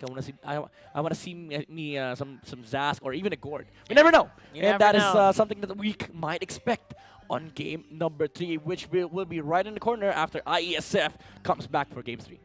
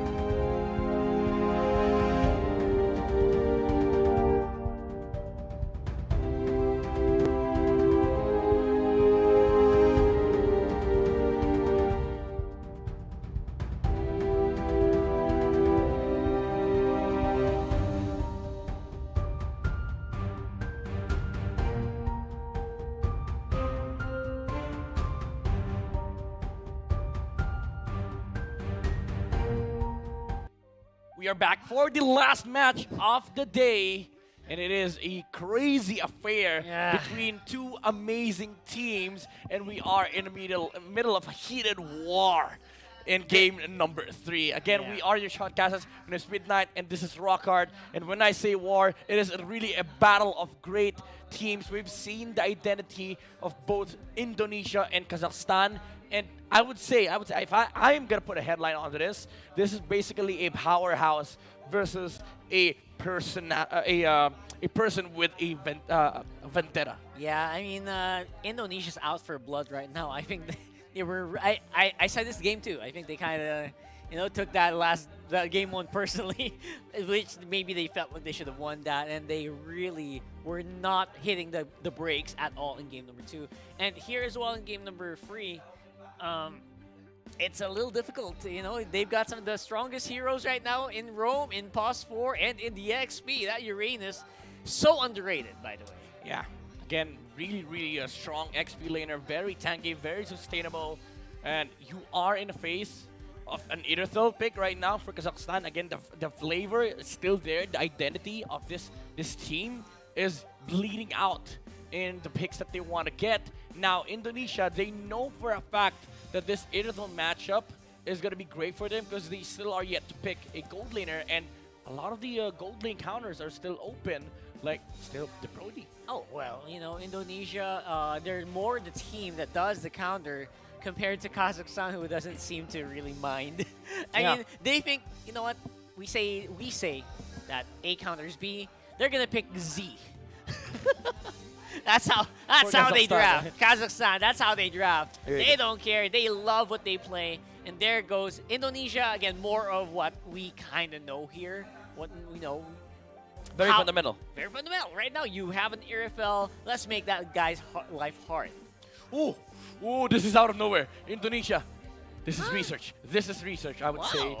I think because, again, being a very fundamental team, Rockhard, Khalid beats Uranus in the XP lane. So I think Indonesia knows that somebody on the opposite side of the team plays Khalid. Yeah, it would be so fun if they also banned out an Esmeralda here. Although, again, it's kind of unlikely. There you go. All right, better. I think better. For me, it's better. Esmeralda, Uranus, I don't like forcing counters there. Terizla actually is more meaningful in the team fight, so it's actually better for you. My question is, does Kazakhstan play Glue? Would it be great, wouldn't it? Yeah. Yeah, Glue is looking like a great hero right now for Kazakhstan. They still ban out the Lancelot of Super Ken. Joy is also removed. No Fanny as well. They've already got some hard hitters. Yep. With the Irithel and the Valentina. Yeah. So Indonesia, they still are yet to pick a jungler for Super Ken. And I think Martis is still up for the taking on their side. Yeah. But there's the Baksha. Okay. 4 jungle bans and 1 club ban. 1 Sakin ban, all Super Ken. All right. I have a feeling we'll probably see an assassin jungler here for Indonesia. They have drafted very good laners on all lanes. Yeah. And maybe they can kind of take more of a risk on the jungle because of this. Kaja is open though still for Indonesia, and we've seen this from game number 1. Kaja and Karina combo from both Vin and KYY. So I think that's still a possibility. Great against the Fredrin and the Irithel. Not really great because not really that excellent because you're still giving the Divine Judgment towards the Valentina. Now this makes more sense. The Kadita and Navaria is such good counters against the Valentina. Ooh. What an explosive choice here. Indonesia's mid lane is going to be explosive, but on the other side, the XP lane for Kazakhstan could be actually really good. Not jungle, not jungle. Yeah. Well, or could be. Oh, wait, is this Valentina room? Is this Fredrin room? I don't even know at this point. I personally would love it if this was locked in. Okay, but there you go. Yeah, Florine. Huh. Oh my goodness, we forgot. I don't even know that they actually picked that up yet. No, Florine doesn't seem to be. Okay, there you go. Okay. There you go. I thought the world was turning upside down for a moment. Yeah, we're back to normalcy. This is gonna be hard for the Brody, man. I would say Brody is gonna have a hard time in this game. Now they pick up the Ling for Super Ken. It does provide a lot of early game potential for Indonesia, because the amount of things that Link can do in this game will be like a lot. Being a Link player myself, I see this draft. I can do a lot in this game. The big plus is there's no hard CC aside from Energy Eruption from the Fredrin, as well as a targeted stun coming in from the Florian, which is very difficult to hit. My only concern with this Link pick is that you double down on the fact that late game is a little problematic for Indonesia, because Kazakhstan, even though they have they have a Novaria and a Kadita, two heroes that can burst down the Irithel. If you don't have anything against Irithel in the late game, she will shred through a lot of these heroes in the front line. That's right. And at the same time, you also have a threat of Valentina, so which makes it very difficult to hunt down this Irithel, because you're going to be so busy dealing with the Valentina in the first place. Yeah, and imagine like Valentina, Fredrin, Yuzong, and you also have to worry about the Irithel with the added benefits of having a Florin in your lineup. Just global pressure all across the map. But again, early game, I would say Indonesia has kind of a small to medium window to work with, because they do have the Brody that can utilize, that can win the lane versus the Irithel and can be utilized alongside the Link. So again, this boils down to how Indonesia plays the early game and how Kazakhstan is able to kind of prevent Indonesia from snowballing. That's going to be a tough pickle, right? Stopping the snowball of Indonesia seems to be a very difficult feat right now, especially considering that their XP lane or their gold lane is going to be so much better. That Brody is going to beat that Irithel 1v1 any time of the day if you don't run interference, which they're doing right now. They're running interference. They're sending the Valentina up very early on. Already one step ahead, but Indonesia is going to follow suit with KYY. Petrify! Oh, if that recall hit, that would have been it. But yeah, that's going to be first blood denied so far. Oh no, it's a flicker in! Vin, man!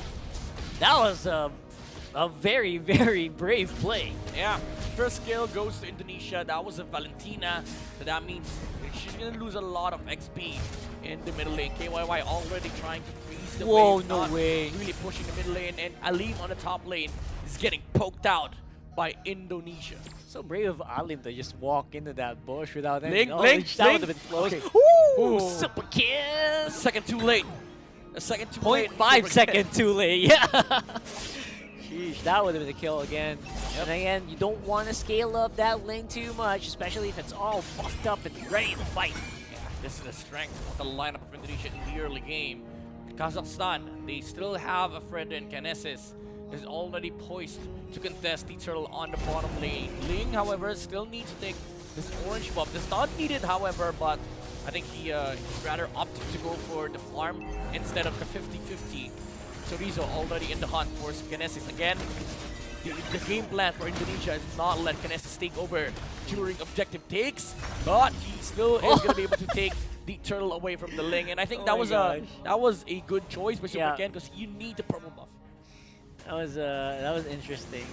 That's okay. Let's start the counter here. Yeah, 50-50 red trees that who takes the 50-50s. So far 1-0 for Kinesis, which was exactly what we saw in game number 1. Yeah. By the way, Yuzong died during that turtle game. He died to KYY, so Indonesia still getting something on the map. Yeah, quite stonks still. So gold is going to be even. XP also going to be equalized a little bit by that, with all the time that they spent zoning it out for that turtle take. Yeah, Kazakhstan again using this gold lane. I mean, helping the gold lane to be able to scale towards the mid and late. Bottom lane, however, Kashi did not fully burst down the Uranus, and this is how this is why Uranus is such a strong hero. He is just able to sustain so many stuff in the early game. Yeah, like I said, super underrated, especially since you can actually deal with so much. Not just your own enemy on the lane, but also anyone else who will try to intercept you.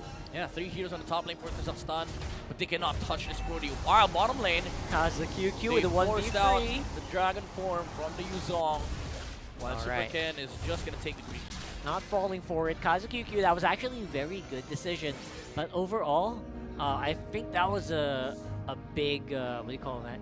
a big a big move to just try to survive. Yeah. It wasn't really like a big outplay or anything, but so far it's still Indonesia who seem to be in the driver's seat, especially on the map.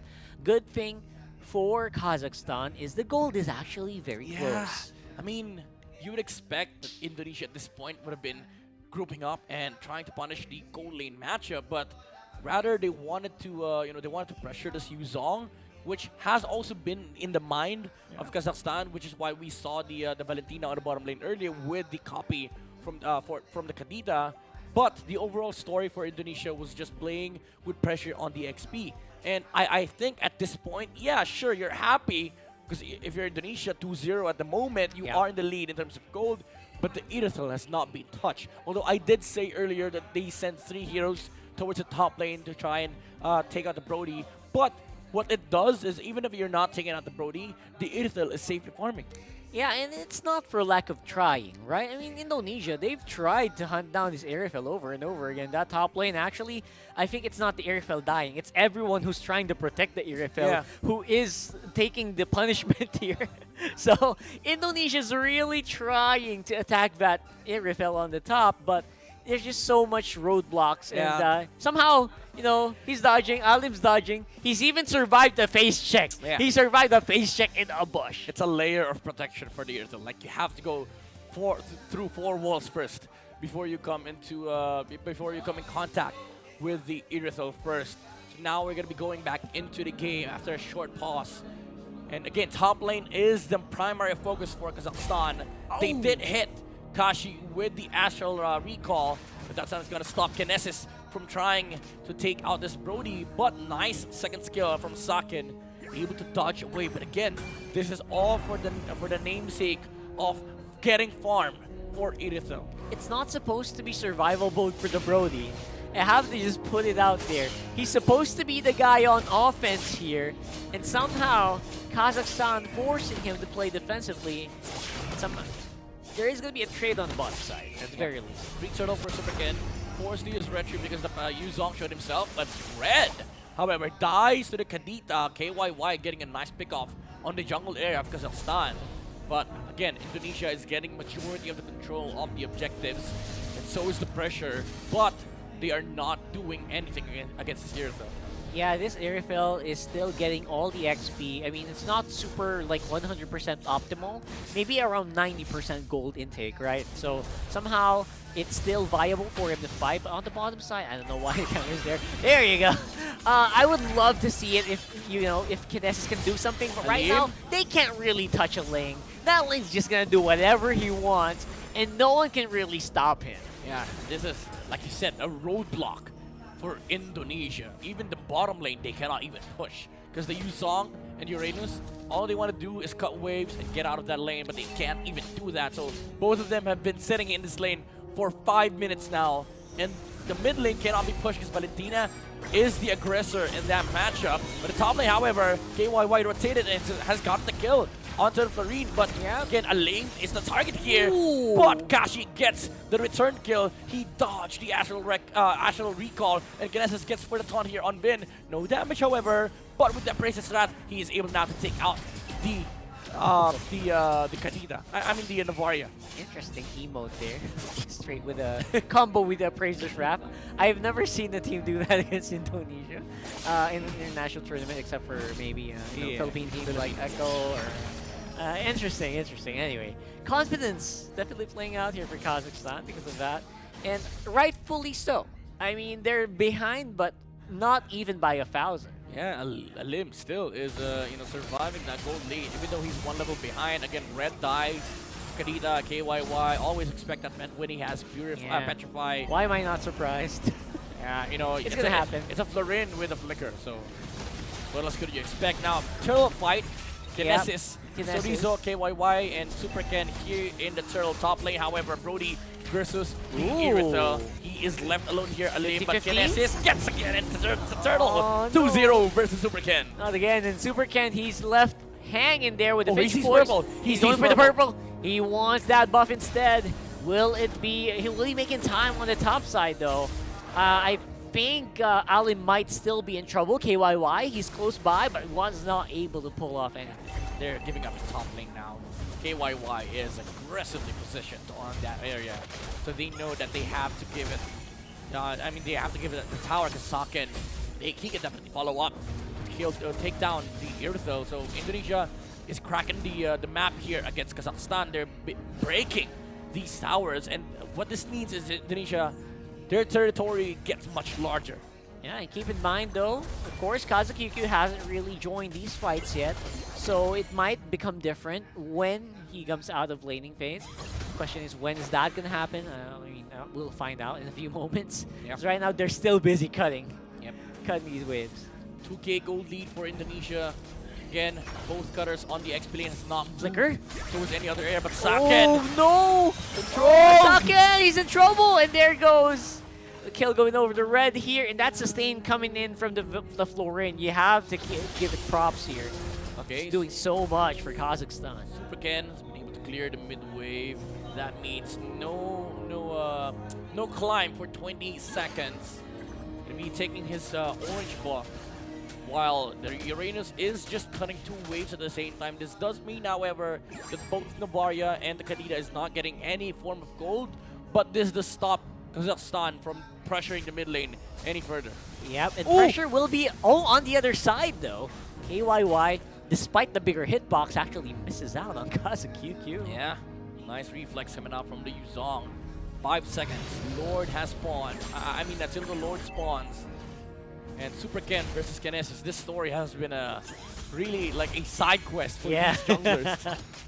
Interesting, right? Who's gonna get the retro this time? Yeah. Every time it's a 50-50. Kinesis has always won. We need a counter. We need a counter in the bottom left. Yeah, and that one turtle that Indonesia got, it wasn't even 50-50. It was just one guy. So interestingly enough, fight will be breaking out. That means Kazakhstan is confident. Here comes the flying Black Dragon form. And where it goes, it's gonna be going to Sorizo. Kashi with the kill over on the KYY. Fight still ongoing. Kashi on the side, just trying to stay alive here. Doesn't really have that rough waves anymore. It's gonna be Kazakhstan going down. That's damage being forced out. There's no one the front line anymore for Kazakhstan here. Okay, Kazakhstan and Indonesia, both of them went full force on that team fight, but it was the Uranus that has gotten the Lord. Both junglers were stunned. One was petrified, one was knocked up. So it wasn't really a fight between them.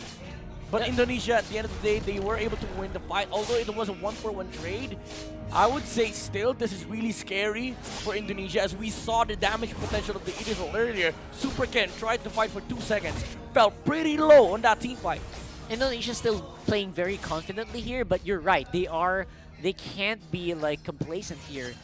People can still go down. Although right now Indonesia's clear, or their ability to destroy the front line is actually really high. So Kazakhstan, I don't think they can kind of fight it right now. They have to wait for the Lord maybe. But while all that's happening, they're gonna get hit by recalls over and over again from this Novaria. The constant pokes coming out from Finn. Sarizo picks up the blade armor as well, so this does help them in terms of front line against the Irithel. He's now able to kind of sustain and give some damage back towards a limb.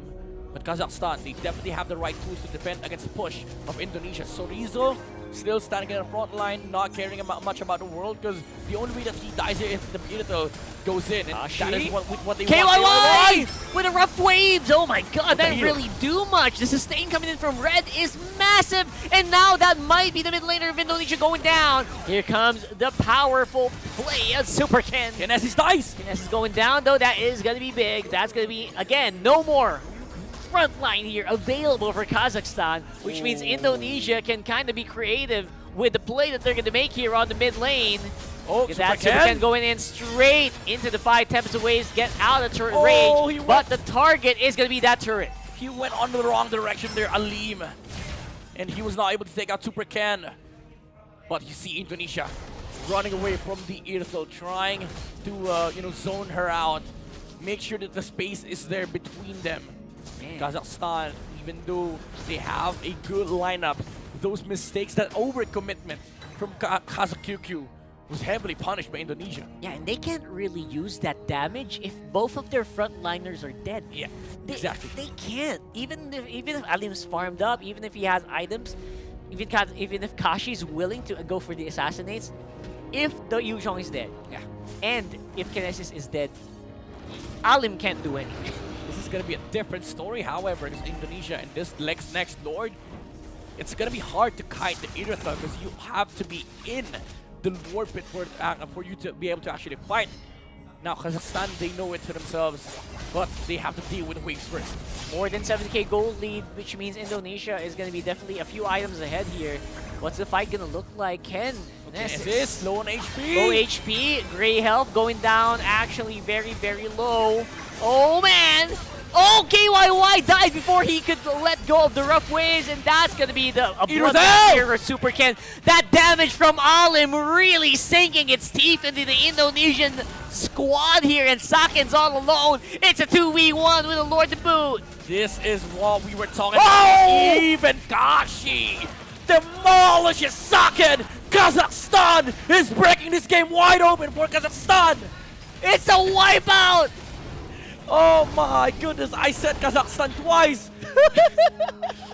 This is crazy. But this has to follow the story. Rockhart, the Irithel, has been untouched majority of this game, and now Alim is showing why Irithel is such a powerful marksman. I don't know, man. In the face of 3 heroes, in her face, mind you. They die in under 3 seconds. Kazakhstan is thriving on the chaos. They're loving it. They're loving it when Indonesia's doing their own plays. When every Indonesian member is just doing their own thing. Kinesis. Right now, Kinesis though going to be going in for the energy eruption, pulling back Look at Chorizo. the damage. Chorizo, he can't really sustain this long. The sustain is in favor of Kazakhstan. That's going to be Uranus going down. This is a walking death ball for Kazakhstan, a walking killing machine. This squad, when they group up as 5, again, this is with the protection we were talking about earlier. 4 layers of protection for the Irithel in Indonesia. The question is, how do you actually take this Irithel down? Surrounded by red and surrounded by the Fredrin, I think it's going to be so difficult right now. If you think about it, there are ways to do it, but KYY, he's been trying over and over again. Yeah. But he's been having a hard time finding these targets. They have backline access, but the thing is, if you look at how they want to go in, yeah, KYY, he has the ability to do so, but every single time that he goes in, Purify. And even if they catch the Irithel off guard, the Florina is always on point with the heal. So They gotta take care of this Florin first then. exactly, because the heals, you cannot underestimate that. It can regenerate the Irithel from maybe 10% HP back to full. Yes. With one burst. And Basically your first and your ult. Yeah. you also have to consider the fact that every single time Kazakhstan initiates the fight, it's always with Kinesis and Kazakyuku on the front line. They were always the starters. So now you have to consider for Indonesia, it's really scary, but you have to do it. You have to go first. You have to force out these spells, but that means leaving the Ling or the Kanita on the front lines. But it's hard still because It's difficult for Yuzong will Indonesia, always yeah. be on the back line. He will always be in Sakin mode, Sakin duties. And somehow Super Ken just a tad bit too late to these parties so far for the past few engages. Yeah, right now, Kazakhstan's lineup, their front line rather, is actually surviving longer now because of the increase on the heal. Because I guess Red's probably leveling up and the heal's leveling up as well. Yeah. As time is passing by, it's actually improving. So Indonesia might be fighting an uphill battle this time around. Yeah, I mean, they are really in a dangerous spot right now. Still 2.5 something gold lead, but at the moment it doesn't feel like it. Kazakhstan, they just have more damage. They have more firepower on their lineup, and that's crazy to think that there is a Navaria and Kanita on the side of Indonesia. You are lacking damage versus Kazakhstan. And overall, I feel like if you don't appropriate your damage properly, then it's gonna fall off. KYY's already starting to fall off, Yeah, right? by the way, Kazakyuku, we have damage. Why not buy more damage? Just purchase a Hunter Strike. Yeah, why not, right? They're able to take out the Chorizo. He wasn't able to survive long. Again, the problem of the Uranus is he's the only front line. The only front line. He's the only front line right Well, now. we saw him dying under 2 seconds in front of the Irithel, right? Yeah, and it was even with his teammates behind him. Yeah. They weren't far away. They were right there. They just couldn't do anything about it. They don't have the same kits as Kazakhstan has. They have all the tools that they need to protect this Irithel with the sustain, tankiness on the front line, the initiation, and the heal. What does Indonesia have? At best, yes, you can control your targets, you can burst them down, you can split push, but that's it. How do you fight 5v5 against Kazakhstan? Because that's going to be an issue for this next Lord, which is going to spawn in 20 seconds. So in a straight-up 5v5, I think Indonesia will start to lose out. But maybe that's how they should play this. Maybe they should start using that Ling advantage, split up the map. Just feels like the best way to do it. Yeah, you have to play to the compensating strength, right?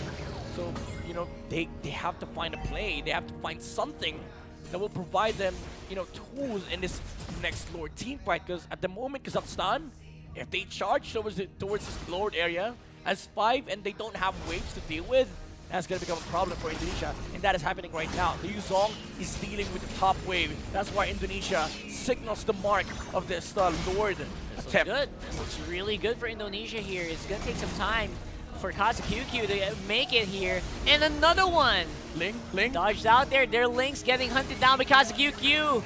That's going to be canceled. A possible cancel on the pinch points here. Lord is taken down quite a bit. Will Super Ken get the 50-50 though? Not this time. Oh my god, no way. They're getting it.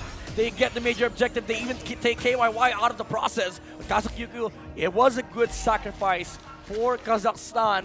They were able to secure the Lord. Oh boy. And it spawns now. How unlucky Indonesia is, even though they don't have the Yuzong. Again, it's one layer for the true hero, which is the Irithel. Now Kazakhstan is marching with the Lord. Kashi on the front line. He is suffering some major damage issues in front of Sakin. But Ling, straight push duties on the mid lane. Oh, that's going to be Kashi going down. Oh my god, that's actually huge. And all of that was from a Super Ken play on the bottom side where everyone's distracted. What do? Do we go down there or do we go fight in the middle? And they're fighting in the middle. They're absorbing all of these astral recalls. Yep. It is definitely the right call here for the Ling.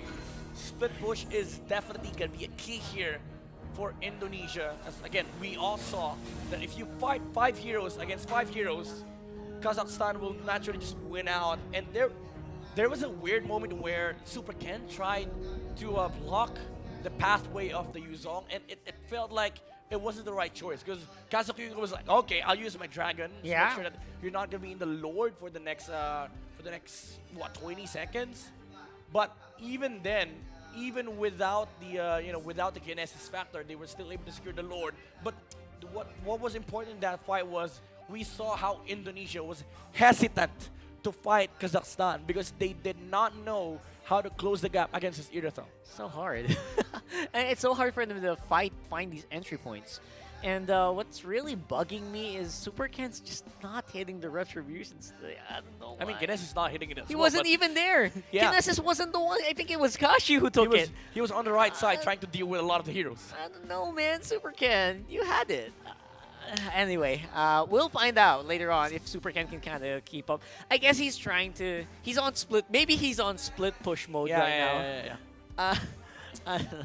I don't know, but I just have to say that this game 3 is shaping up to be a fantastic game. But for now, we're gonna be heading to a short break. So to witness the final moments of game number 3, do stay tuned as IESF will be right back.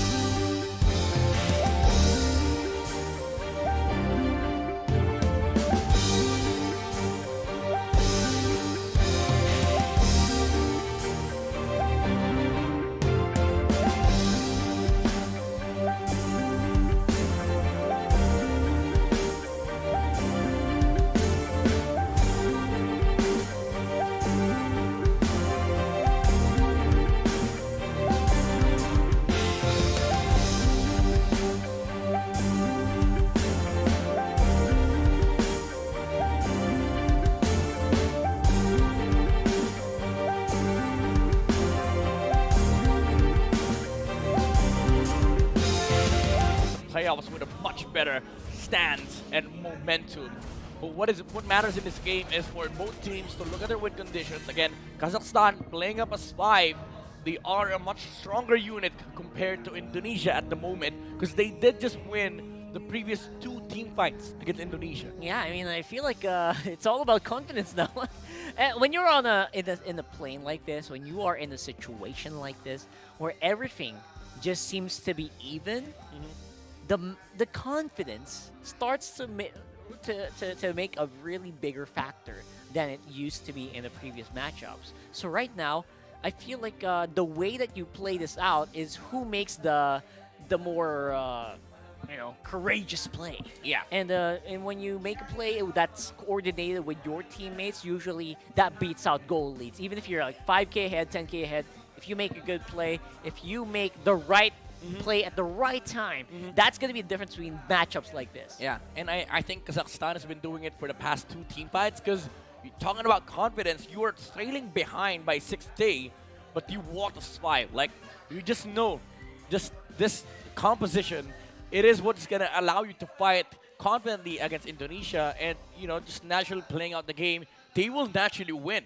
because of the firepower that is coming out from this Iritel. Now, it is Indonesia's turn to find some play, like maybe a confidence play from either Super Ken, KYY. I don't know where it's gonna come from, but they have to make it because at this state of the game, they are just waiting for Kazakhstan's mistakes.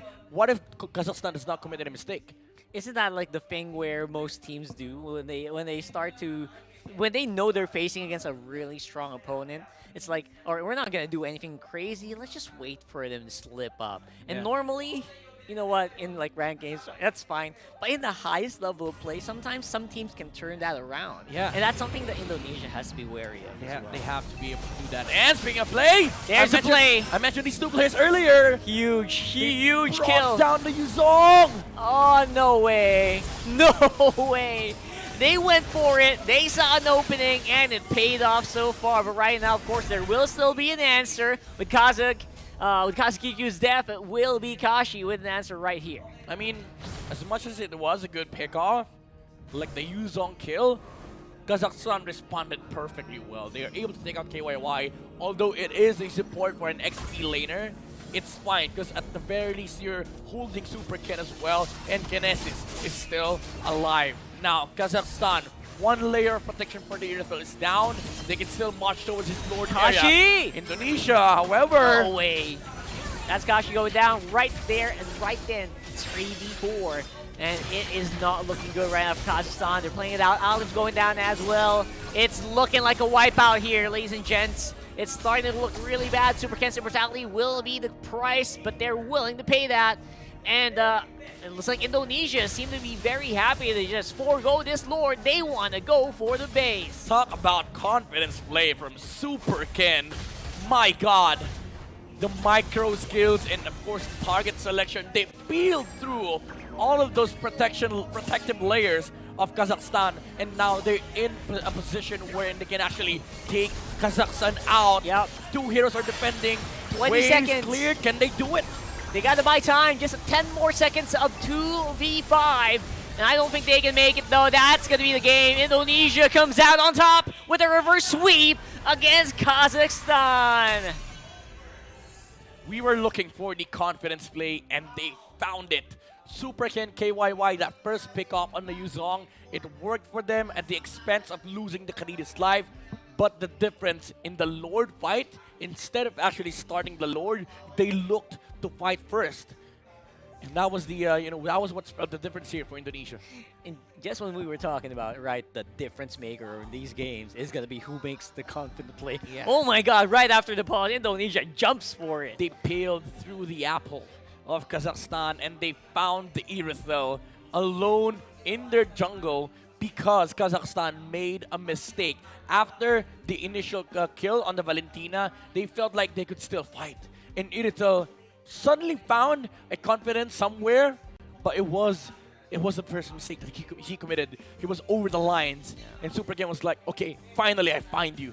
And bit by bit, after that initial kill, man, Kazakhstan just fell apart. And it was just so difficult for them to climb back there. Again, the very well executed play there for Indonesia. I guess that's it. That is going to be group stages here in IESF. Playoffs bound, we will be tomorrow. Yep.